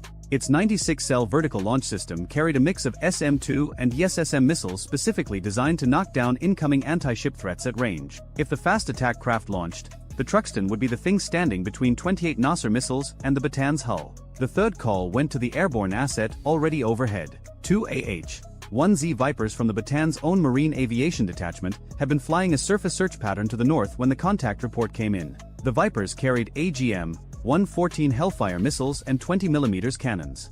Against a destroyer, they'd be irrelevant. Against fiberglass fast attack craft doing 44 knots on open water, they were precisely the right tool. But Okafor's calls had triggered something else. Something the IRGC fast attack crews couldn't see and wouldn't understand until it was far too late. The problem the IRGC planning cell had built their entire timeline around was the assumption that American forces in the Gulf operated on a detect-decide-engage cycle that took between 8 and 12 minutes for a surface threat. That assumption was based on exercises observed by Iranian intelligence during 2019 and 2020, when the Navy's distributed maritime operations concept was still being refined. In those exercises, surface threat data flowed from the detecting sensor to a shore-based operations center, then to a fleet commander, then back down to the engaging unit. The whole chain took time because human beings at each node had to process, verify, and authorize.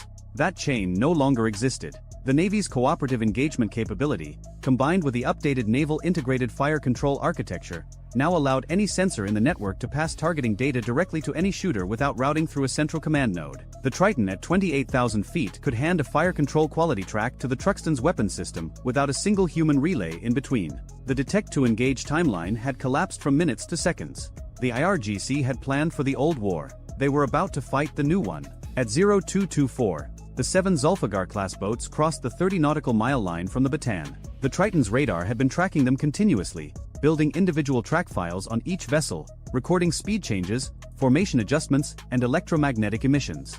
At 28 miles, the lead boat's radar briefly illuminated another Nasser, 1 target acquisition pulse. The Triton captured the emission signature and correlated it against its threat library in under a second. Confirmed Nasser, 1 fire control. These boats were armed and tracking. Aboard the Truxtun, the weapons systems officer had already configured the Aegis combat system for a coordinated anti-surface engagement. The SBY-1D was now tracking all 7 contacts independently, while maintaining its air search picture overhead. The Truxtun's 2 Mark 41 vertical launch systems were loaded and the ESSM Block 2 missiles assigned to the fast attack tracks were already in a ready-to-fire state. Each ESSM Block 2 carries an active radar seeker and can engage surface targets at ranges exceeding 30 nautical miles.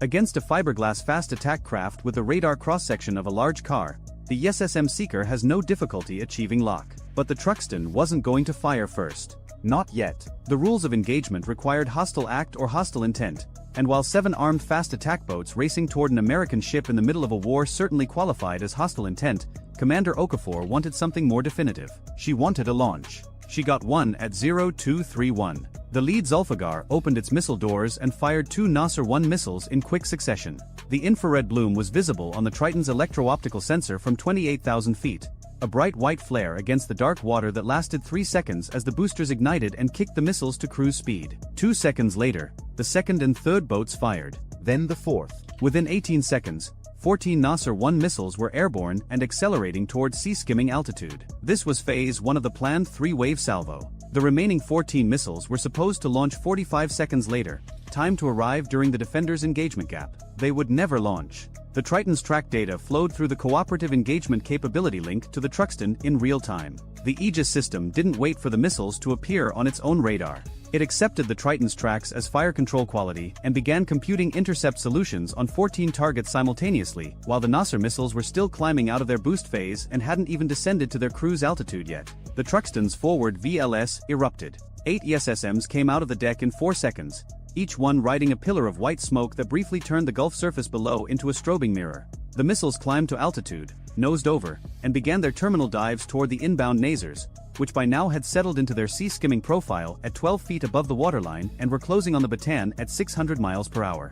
Here is the thing about engaging a sea-skimming missile. The geometry is awful. The target is moving fast, flying just above the water, and the defending missile has to dive down to meet it without hitting the surface of the ocean in the process. The SSM Block 2 handles this by using a combination of inertial midcourse guidance and active terminal homing. During the dive, the missile's seeker locks onto the target's radar reflection against the water surface. It's one of the hardest engagements in naval warfare. The ESSM was built specifically to make it routine. 8 ESSMs intercepted 8 Nasser missiles at ranges between 14 and 8 nautical miles from the Bataan. Each intercept produced a brief fireball over the water that collapsed into falling debris within a second. The Triton sensors recorded each kill with clinical precision. 6 Nasers remained inbound. The Truxtun launched 4 more ESSMs. 3 connected. The 4th lost its target in sea clutter at the last moment and detonated on the water surface, producing a geyser that briefly confused the ship's own radar for 2 sweeps before the system filtered it out. 3 missiles still closing. Range to the Bataan now under 5 nautical miles. Flight time approximately 30 seconds. This is where the Bataan's own defenses took over. The ship's 2 RIM 116 rolling airframe missile launchers, mounted on the port and starboard quarters, each carry 21 missiles in a trainable box launcher that looks like an oversized beehive. The RAM uses a dual-mode passive radio frequency and infrared seeker that homes on the missile's own radar emissions and heat signature. It doesn't need external radar guidance. It's a fire-and-forget system designed for exactly this scenario, the leakers that get past the outer layer. The port RAM launcher fired 6 missiles in 3 seconds. 2 rams per inbound Nasser, which is how the Navy hedges its bets when something is 30 seconds from hitting the hull. The first pair caught the lead Nasser at 2.8 nautical miles and turned it into a shower of aluminum fragments that pattered across the ocean surface like metallic rain. The second pair intercepted at 1.9 miles.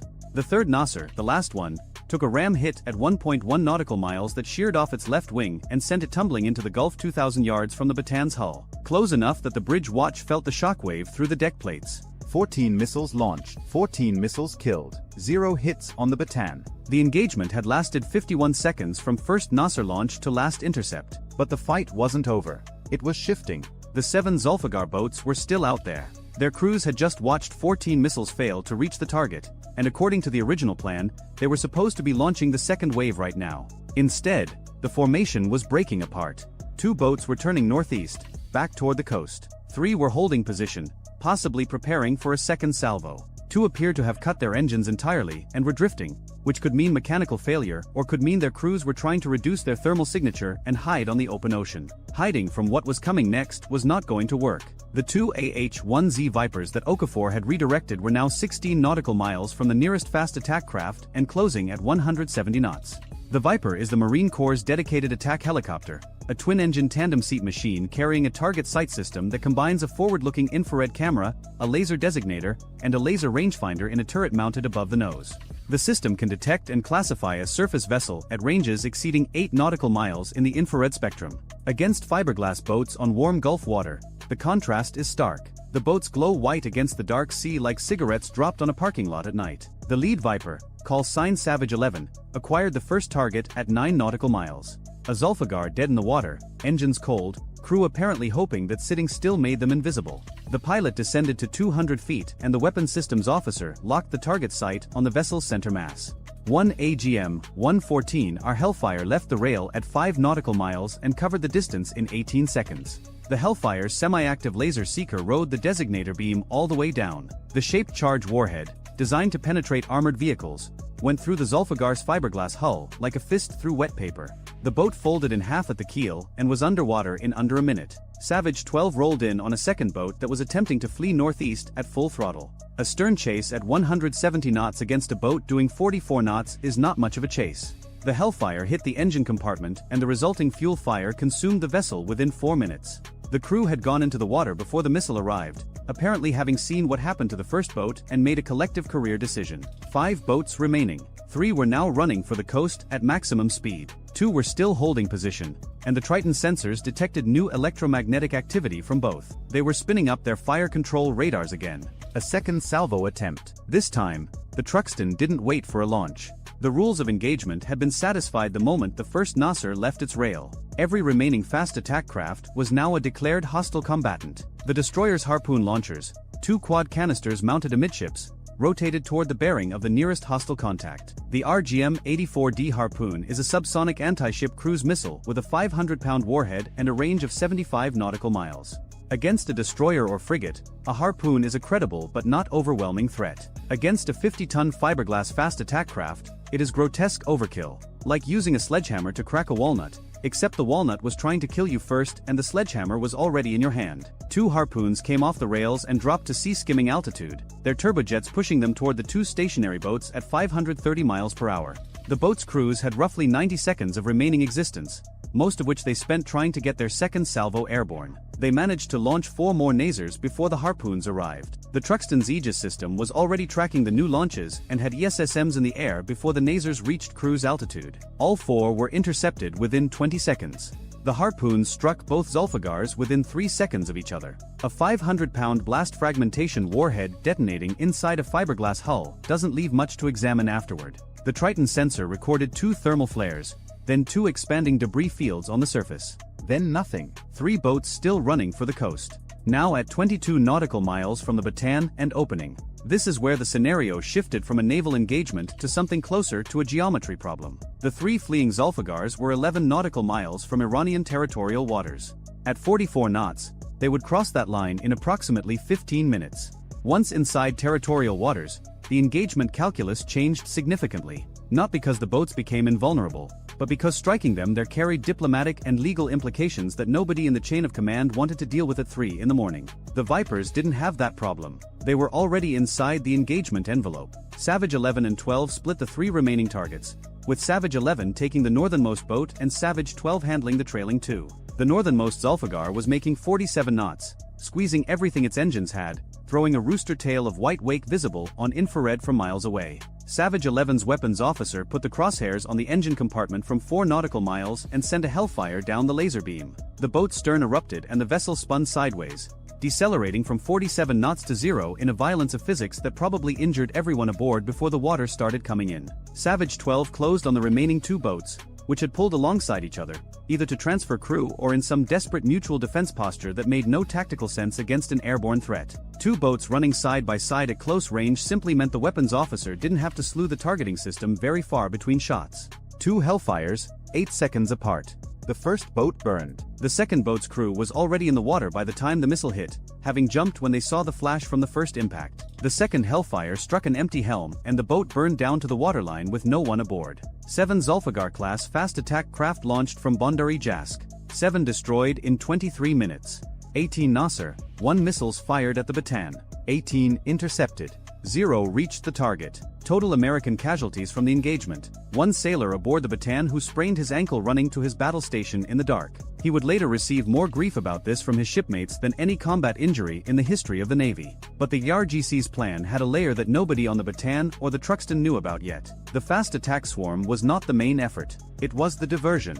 While every sensor in the American naval formation was pointed northeast at the Zulfagar boats, a single Iranian Ghadar-class midget submarine had been creeping south along the seabed at 3 knots, running on battery power, producing almost 0 acoustic signature. The Ghadar is a 120-ton diesel-electric submarine small enough to operate in the shallow coastal waters of the Gulf where larger submarines cannot go. It carries 2 533mm heavyweight torpedoes.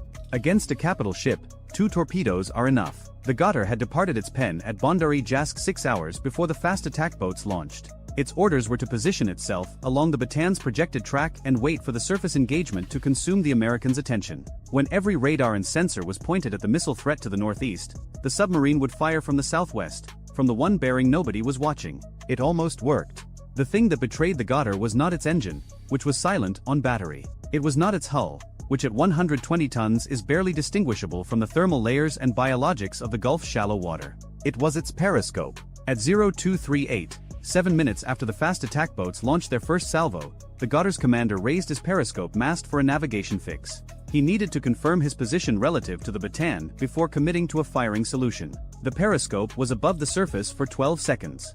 In those 12 seconds, the mast's tiny radar cross-section was detected by something the Goddard's commander didn't even know was in the water. An MQ-8C Fire Scout unmanned helicopter had been operating autonomously from the Bataan's flight deck, running a low-altitude surface search pattern to the south and west of the formation. The Fire Scout is a modified Bell 407 helicopter with no crew, carrying a radar and electro-optical sensor suite controlled by an operator aboard the ship. Its radar had been set to high-sensitivity mode specifically to detect periscope and snorkel masts in the formation's blind spots. The 12-second periscope exposure registered as a brief, anomalous return on the Fire Scout's radar. Tiny, barely distinguishable from wave clutter. But the system's algorithm flagged it because it appeared and disappeared in a pattern inconsistent with natural sea state returns. The Fire Scout's operator, sitting in a control station aboard the Bataan, repositioned the drone to the bearing of the anomalous return and switched to electro-optical search. On the infrared display, the Gulf surface was a uniform gray sheet, but at the coordinates where the radar blip had appeared, there was a faint thermal disturbance. Not a wake, not a surface vessel. Something beneath the surface, displacing warm shallow water upward against the cooler night air. A thermal lens. The kind of signature a submerged submarine produces when it moves through stratified water at shallow depth. The operator flagged it and passed the data to the CIC. Commander Okafor, who was in the middle of managing the surface engagement against the fast attack boats, now had a potential submarine contact on the opposite side of the formation. The timing was not coincidental. She recognized the pattern immediately. The boats were the noise. The submarine was the weapon. The Bataan did not carry anti-submarine weapons in any meaningful sense. It was an amphibious ship, not a hunter-killer. But the Truxtun did. And more importantly, the Truxtun carried an MH-60R Seahawk helicopter specifically configured for anti-submarine warfare, currently sitting on the destroyer's flight deck with a crew on alert status. The Seahawk, call sign Cutlass 40, was airborne in 4 minutes. It carried a dipping sonar, sonobuoys, and 2 Mark 54 lightweight torpedoes. The helicopter raced to the Fire Scout's contact coordinates and deployed a pattern of 3 active sonobuoys in a triangle around the thermal anomaly. Active sonobuoys are deliberately loud. They broadcast a sonar pulse into the water and listen for the return echo off a submerged object. For a submarine crew, hearing an active sonobuoy go off nearby is the acoustic equivalent of someone turning on a flashlight in a room where you've been hiding in the dark. You know instantly that they know where you are. The Goddard's commander heard the first sonobuoy ping and realized his approach had been compromised. He had 2 options. Fire his torpedoes immediately at the last known position of the Bataan and hope for a hit before the helicopter could prosecute him, or go deep, increase speed, and attempt to evade into the coastal shallows where the water column was too cluttered for reliable sonar tracking. He chose to fire. 2 533mm torpedoes launched from the Goddard's bow tubes at 0247. The weapons were Iranian-manufactured Valfor torpedoes, wire-guided with a terminal active/passive acoustic seeker. They emerged from the tubes at 40 knots and accelerated to their run speed of 45 knots, angling northeast toward the Bataan on the bearing the Goddard's fire control computer had calculated from the last periscope observation. The sonobuoys detected the torpedo launches instantly. 2 high-speed screw signatures accelerating away from the contact bearing on a northeast heading. Cutlass 40 sensor operator classified them as torpedoes within 3 seconds and broadcast a torpedo warning to the formation on the tactical net. Aboard the Bataan, the bridge team initiated an emergency turn. 40,000 tons of ship heeling into a hard starboard rudder at 22 knots, trying to present the narrowest possible profile to the incoming weapons while simultaneously deploying the SLQ-25 Nixie torpedo countermeasure system. The Nixie is a towed acoustic decoy that trails behind the ship on a cable, broadcasting a noise signature designed to seduce torpedo seekers away from the actual hull. It replicates the ship's propulsion sounds with enough fidelity that an incoming torpedo's passive seeker locks onto the decoy instead of the ship. The first Valfor torpedo took the bait. Its passive seeker acquired the Nixie's acoustic signature at 3,000 yards and steered toward the decoy, passing 400 yards astern of the Bataan's actual hull before detonating against the towed body. The explosion severed the Nixie cable, and the blast transmitted a shudder through the water that rattled plates and mugs throughout the ship's interior. Close. Uncomfortably, sickeningly close. But a miss. The second torpedo had switched to active seeker mode. It was pinging. The active seeker wasn't fooled by the Nixie because it was building its own picture of the water column, and it could distinguish between a 40,000-ton ship and a towed decoy by the sheer difference in return signal strength. This torpedo was locked onto the Batan's hull and closing at 45 knots from 1,800 yards. Cutlass 40 was already diving toward the torpedo's track.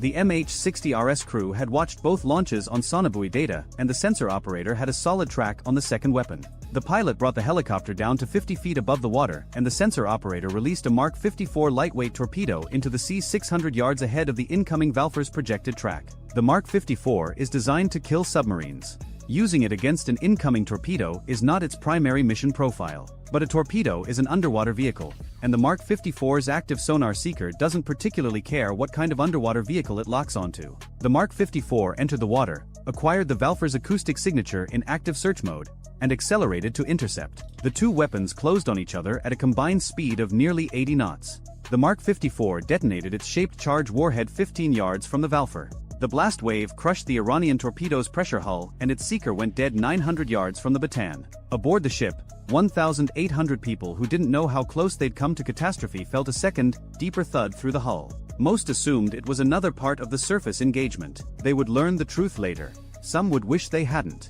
Now Cutlass 40 went hunting. The Goddard had fired its only 2 torpedoes and was now sprinting southeast at maximum battery speed, roughly 11 knots, trying to reach the coastal shallows before the helicopter could relocate it. In the deep channel where it had fired, the sonobuoy still held a fading track. But the Goddard was moving into progressively shallower water where the sonar environment degraded rapidly, filled with thermal layers, bottom reverberation, and biological noise from the Gulf's abundant marine life. Cutlass 40 sensor operator dipped the helicopter's active sonar into the water at 3 successive hover points along the Goddard's projected escape route. The first 2 dips returned cluttered noise. The third, at 0256, painted a solid submerged contact at 800 yards, moving at 11 knots on a bearing consistent with the Goddard's track. The return was small but unmistakable. Metal hull. Diesel submarine. Running. The second Mark 54 dropped from the Seahawk's weapons rack and entered the water cleanly. It acquired the Goddard in active search within 8 seconds. The submarine's commander, hearing the torpedo seeker's ping, ordered an emergency ascent. Whether this was an attempt to surface and surrender or a last-ditch evasion maneuver, nobody would ever confirm. The Mark 54 struck the Goddard's engineering section at a depth of 60 feet. The warhead breached the pressure hull and the sea did the rest. The submarine's wreckage settled on the Gulf floor in 90 feet of water. The RGC Navy would not recover it for weeks. Total elapsed time from the first Nasser launch to the destruction of the Goddard, 38 minutes. 7 fast attack craft, 18 anti-ship missiles, 1 midget submarine, 2 torpedoes. The RGC had thrown everything it had at the Batan in a coordinated multi-domain attack designed to exploit the exact blind spots in American naval defense architecture. The swarm to saturate, the submarine to kill, the timing to overwhelm. Every single element failed. Not because the plan was stupid. The plan was sound. The Iranians had studied American tactics, identified genuine vulnerabilities, and designed an attack profile to exploit them. The swarm timing was good. The submarine approach was patient and professional. The multi-axis coordination was the most sophisticated thing the IRGC Navy had ever attempted. On paper, it should have created enough chaos to let at least some weapons through. The reason it failed was that the paper was 5 years old. The Navy the IRGC had studied and gamed against no longer existed. The sensor fusion architecture, the cooperative engagement capability, the autonomous surface and air platforms filling the gaps in human attention, all of it had changed the mathematics of naval defense in ways that Iranian intelligence had not fully grasped. The Goddard's commander had assumed no one was watching the southwest bearing during a surface engagement to the northeast. 5 years ago, he would have been right. In 2025, an unmanned helicopter with a radar tuned to detect periscope masts was watching every bearing, all the time, without fatigue, without distraction, without the human tendency to focus on the loudest threat and forget the quiet one. Somewhere in Tehran, the operational commander who had approved the Bandari Jask attack reviewed the after-action report on a secure terminal. 7 boats lost. 1 submarine lost. 83 sailors missing or confirmed dead. 0 damage to the American formation. The attack that was supposed to cripple the amphibious campaign had not scratched the paint on the Batan's hull. The report noted 1 American casualty, a sprained ankle sustained during the general quarters alarm. The sailor had tripped over a knee knocker in the dark while running to his station. He was treated by a corpsman and returned to duty the same morning. The amphibious operation against the Strait Islands launched on schedule 48 hours later. The Marines landed without opposition. The RGC naval units that were supposed to contest the landing no longer existed. They were sitting on the bottom of the Gulf, 90 feet down, next to a Goddard-class submarine whose commander had done everything right except account for the one thing he could not see. If you like this one, go watch this other video on how the air campaign dismantled Iran's coastal defenses in the first 72 hours. See you there. At 0331 local time on April 26, a Mark 54 lightweight torpedo dropped from the weapons bay of an MH-60R Seahawk helicopter and hit the water 400 yards ahead of an Iranian-flagged bulk carrier called the Arvand. The torpedo was not armed. It was a warning shot, the naval equivalent of firing a rifle round into the dirt at someone's feet, except this particular rifle round weighs 608 pounds, travels at 40 knots through the water, and costs roughly $324,000. The helicopter that dropped it belonged to Helicopter Maritime Strike Squadron 73, operating off the guided missile cruiser USS Bunker Hill, and the pilot had just spent the last 45 minutes watching the Arvand ignore 11 separate radio transmissions ordering her to heave to. The Arvand kept going for another 90 seconds. Then her engines stopped. She was 38 nautical miles south of Jask, a small Iranian port city that sits on the Gulf of Oman outside the Strait of Hormuz. Her hull was riding low, too low for the ballast she claimed to be carrying. The Arvand was listed as empty on her manifest, returning to Bandar Abbas after offloading grain in Mumbai. But a ship that displaces 43,000 deadweight tons does not ride 3 meters below her light waterline because she forgot to pump her ballast tanks. Something was in that hold, and the United States Navy had been watching her since she rounded the southern tip of India 6 days earlier. That Mark 54 torpedo cost more than most Americans will earn in 5 years. The Navy dropped it in front of a cargo ship whose entire hull was worth maybe $11 million on a good day at a Turkish breaking yard. The math was already absurd. It was about to get worse. 220 miles to the southwest, the Abraham Lincoln Carrier Strike Group was in the middle of the largest repositioning the U.S. Navy had executed since the blockade began on April 12. The Lincoln, CVN 72, had moved south from her patrol station in the central Arabian Sea to a position roughly 180 nautical miles east of Muscat, Oman. Carrier Air Wing 9 had launched 14 sorties in the last 8 hours alone, a mix of F divided by a -18E Super Hornets flying interdiction patrols and E-2D Advanced Hawkeyes providing airborne early warning coverage over an area roughly the size of Texas. Each Super Hornet costs approximately $67 million. Each Advanced Hawkeye runs about $176 million. The fuel bill alone for a single day of carrier flight operations in a high-tempo environment runs somewhere north of $2 million. And all of it, every dollar, every flight hour, every drop of JP-5 jet fuel burned, was being spent to stop ships. Not warships. Not submarines. Cargo ships. Tankers. Bulk carriers with rust streaks down their hulls and crews who had been at sea for months. The most expensive navy ever assembled was fighting a war against merchant vessels, and the merchant vessels were winning on cost. This was day 14 of the blockade, and Iran had changed strategy. The first week had been about defiance. The Tuskha, the Tiffany, the public confrontations that Tehran could broadcast on state television as proof of American aggression. Those ships had been stopped, boarded, and seized. Their cargoes had been impounded. CENTCOM had released helmet camera footage of Marines clearing compartments aboard the Tuskha that racked up 9 million views in 48 hours. Iran's ambassador to the United Nations had given a 40-minute speech calling the blockade an act of war. None of it got a single barrel of oil to market. So Tehran stopped trying to punch through the blockade. It started trying to drown it. Beginning on approximately April 21st, the number of vessels attempting to transit the Strait of Hormuz or bypass the blockade cordon in the Gulf of Oman tripled. Not because Iran had suddenly acquired 3 times as many ships, but because the IRGC's Maritime Logistics Division began chartering every available flag of convenience vessel it could find. Panamanian-flagged bulk carriers owned by shell companies in the Marshall Islands. Liberian-registered tankers managed from offices in Dubai. A 25-year-old chemical tanker flying the flag of Palau, a Pacific island nation with a population smaller than most American high schools.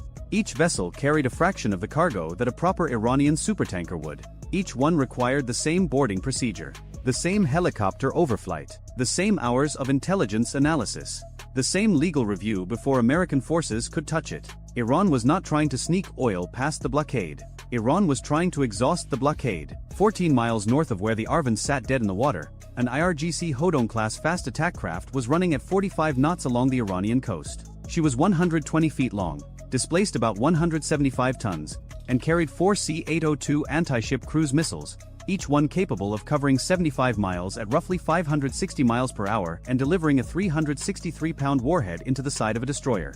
The C-802 is a Chinese-designed weapon that Iran manufactures domestically under the name Nor.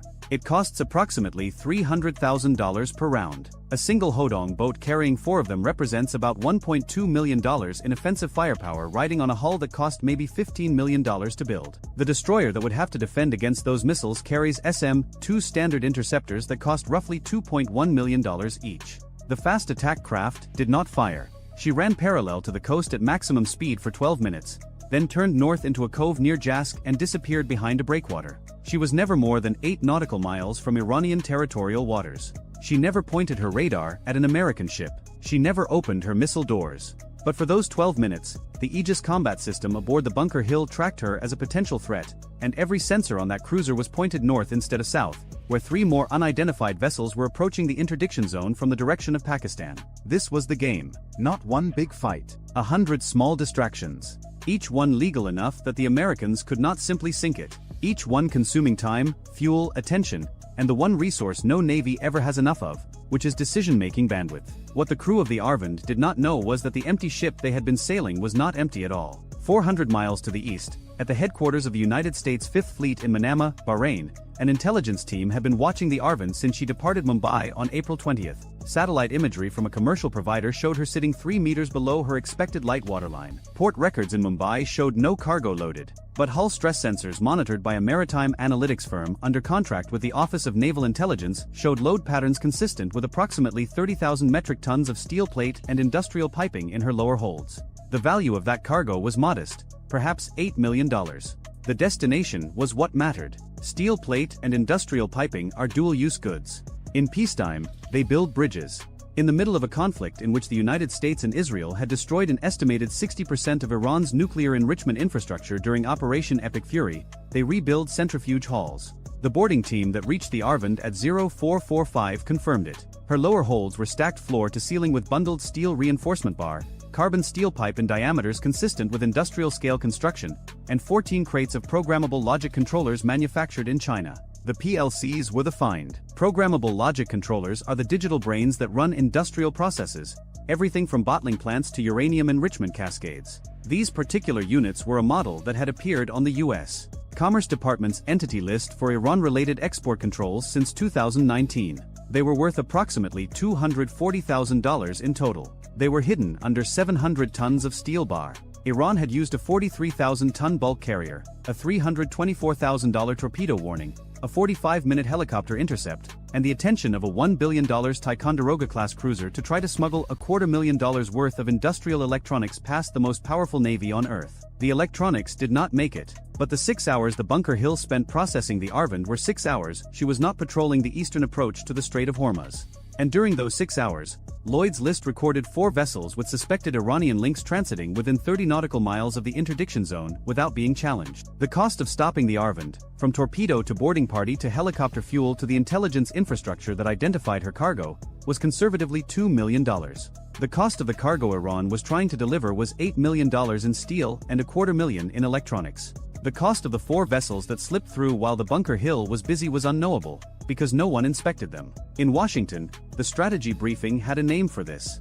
They called it attritional flooding. The phrase came from a Rand Corporation study on maritime blockade sustainability published in 2022, and it described exactly what Iran was doing. You do not need to break a blockade if you can make the blockade break itself. Every boarding takes 4 to 8 hours. Every vessel requires a legal determination. Every intercept burns helicopter flight hours, small boat fuel, and the physical stamina of boarding teams who are working in 95-degree heat in body armor on pitching decks. The U.S. Navy had roughly 14 surface combatants in the blockade zone. Iran had access to a global fleet of hundreds of flag-off convenience vessels willing to sail for charter rates that had tripled since the blockade began. The economics favored the side that was willing to lose ships. 850 miles southeast of Bahrain, the Indian Ocean was becoming the second front. The seizure of the Tiffany on April 22 had been meant as a deterrent.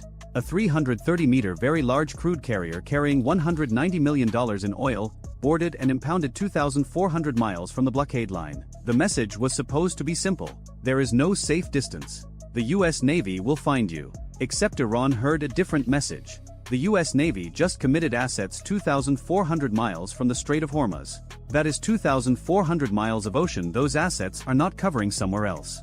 On April 25, the guided missile destroyer USS Halsey, operating independently roughly 900 nautical miles south of the Arabian Sea, intercepted and boarded a Togolese-flagged tanker called the Reem 1. The Reem 1 was carrying approximately 700,000 barrels of crude oil loaded via ship-to-ship transfer off the coast of Oman. Ship-to-ship transfer is how Iran's shadow fleet works. A sanctioned Iranian tanker meets a non-sanctioned tanker in the middle of the ocean, transfers its cargo, and the non-sanctioned vessel delivers it to a buyer in China or India with paperwork that says the oil came from Iraq or Oman. The Reem 1's paperwork said Iraqi Basra Heavy. The oil's chemical fingerprint, tested by a mobile spectrometry lab aboard the Halsey, said Iranian Heavy from the Karg Island terminal. 700,000 barrels at roughly $95 a barrel. That is $66.5 million in crude oil sitting in the tanks of a 20-year-old tanker that was insured through a shell company in the UAE and registered in a West African country that charges $800 a year for a flag. The Halsey had been pulled from the Lincoln's escort screen to run this intercept. For 28 hours, the carrier strike group operated with one fewer Arleigh Burke-class destroyer in its defensive ring. Each of those destroyers carries 96 vertical launch cells loaded with a mix of SM-2, SM-6, and Tomahawk missiles worth a combined $250 million. Every hour a destroyer spends chasing an oil tanker is an hour its missile cells are not defending the carrier. Iran did not need to sink the Lincoln. It just needed to keep peeling away her escorts. Back in the Strait of Hormuz, the IRGC had resumed gunboat attacks on commercial shipping. On April 24, two fast attack craft opened fire on a Greek-flagged LNG carrier 18 nautical miles northeast of Oman's Musandam Peninsula. The attack lasted 4 minutes. 68 rounds of 12.7mm ammunition struck the vessel's superstructure. No crew injured. No cargo breach. The LNG carrier was carrying approximately $45 million worth of liquefied natural gas bound for South Korea. She diverted to Fujairah and announced she would not re-enter the strait until further notice. On April 25, 3 more IRGC boats approached a Singaporean-flagged container ship and fired rocket-propelled grenades at her bow. One RPG struck the foredeck crane. The ship diverted to Muscat. In 48 hours, the IRGC had effectively shut down commercial traffic through the Strait of Hormuz for the second time in 2 weeks. Total cost of the two attacks, including ammunition and fuel for the gunboats, was probably less than $5,000.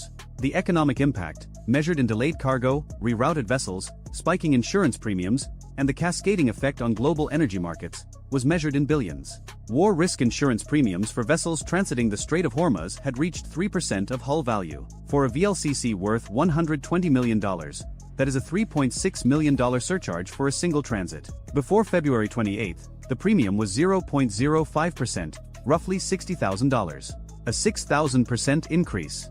Every additional IRGC gunboat attack pushed the premium higher. Every premium increase made shipping companies less willing to transit. Every ship that refused to transit tightened the global oil supply. Every tightened barrel pushed Brent crude higher. And every dollar added to the price of Brent crude hurt the American consumer and helped every oil-producing nation on earth except Iran, which could not sell its oil because the US Navy was sitting on its doorstep. Iran was losing $128 million a day. But it was costing the global economy roughly $1.4 billion a day in disrupted trade. The ratio was brutal. For every dollar Iran lost, the world lost 11. On April 26 at 0600 local time, everything converged. The Bunker Hill finished processing the Arvind and released her crew to an Omani Coast Guard cutter for repatriation. The PLCs were transferred to a Navy logistics vessel for forensic analysis. 14 miles north, 2 IRGC Hodong boats emerged from Jask Harbor at full speed. The Bunker Hill's radar picked them up at 12 nautical miles. Her fire control system designated them as tracks. Her captain requested weapons free. Fifth Fleet denied. The boats turned east after 6 minutes and returned to port. 60 miles south, the Halsey was still escorting the seized Reem 1 toward a holding area off Duqm, Oman. Her absence left a 200 nautical mile gap in the Lincoln's eastern screen. In that gap, a maritime patrol P-8A Poseidon aircraft identified 3 unidentified tankers running without transponders. It photographed them. It broadcast warnings. All 3 continued south toward the Indian Ocean. The P-8 did not have the authority or the means to stop them. There were no surface combatants available. 3 tankers. Unknown cargo. Unknown destination. Unknown value. Gone. At the Pentagon, the daily blockade assessment briefing ran 90 minutes over schedule. The slide that got the most attention showed a simple graph. On the left axis, the number of vessels interdicted per day. On the right axis, the number of Navy operational hours required per interdiction. The first line was flat. The second line was climbing. The blockade was maintaining its interdiction rate, but the cost of each interdiction was increasing by roughly 11% per day as Iran flooded the zone with more vessels, more decoys, and more fast attack boats that demanded attention without ever firing a shot. A blockade works until the cost of enforcing it exceeds the cost of what it prevents. Iran understood this. Every $10,000 speedboat that forced an Aegis cruiser to turn its radar north was a victory. Every chartered rust bucket that absorbed a boarding team for 6 hours was a victory. Every RPG round that hit a container ship's crane and caused a $3.6 million insurance premium was a victory. The United States had 14 warships worth a combined $22 billion enforcing a blockade against a country whose entire annual defense budget was $6.8 billion. Iran was paying charter fees and RPG ammunition. America was paying carrier strike group operating costs that run approximately $6.5 million per day for the air wing alone. The Strait of Hormuz is 21 miles wide. The navigable channels are 2 miles each. Iran's coastline runs 1,700 kilometers along the northern shore. You can blockade a port. You can blockade a channel. You cannot blockade a coastline that long without the kind of fleet the United States has not had since 1945. And Iran knew the exact number of ships the U.S. Navy had. It was public information. The Congressional Research Service publishes it every quarter. Iran did not need to defeat the blockade. It needed the blockade to cost more than it was worth. Day 14, and the numbers were starting to agree. On the evening of April 26, Brent crude closed at $124.30 a barrel, the highest price since 2022. The average price of gasoline in the United States hit $4.87 a gallon. A CBS News poll released the same day showed 71% of Americans disapproved of the administration's handling of the conflict. Iran's oil exports remained at near zero. The Arvin sat impounded off Oman with $240,000 worth of electronics in a Navy evidence locker. 3 unidentified tankers were somewhere in the Indian Ocean, unboarded, uninspected, and unaccounted for. The U.S. Navy dropped a $324,000 torpedo in front of an $11 million cargo ship to seize $250,000 in electronics while 3 tankers worth potentially hundreds of millions sailed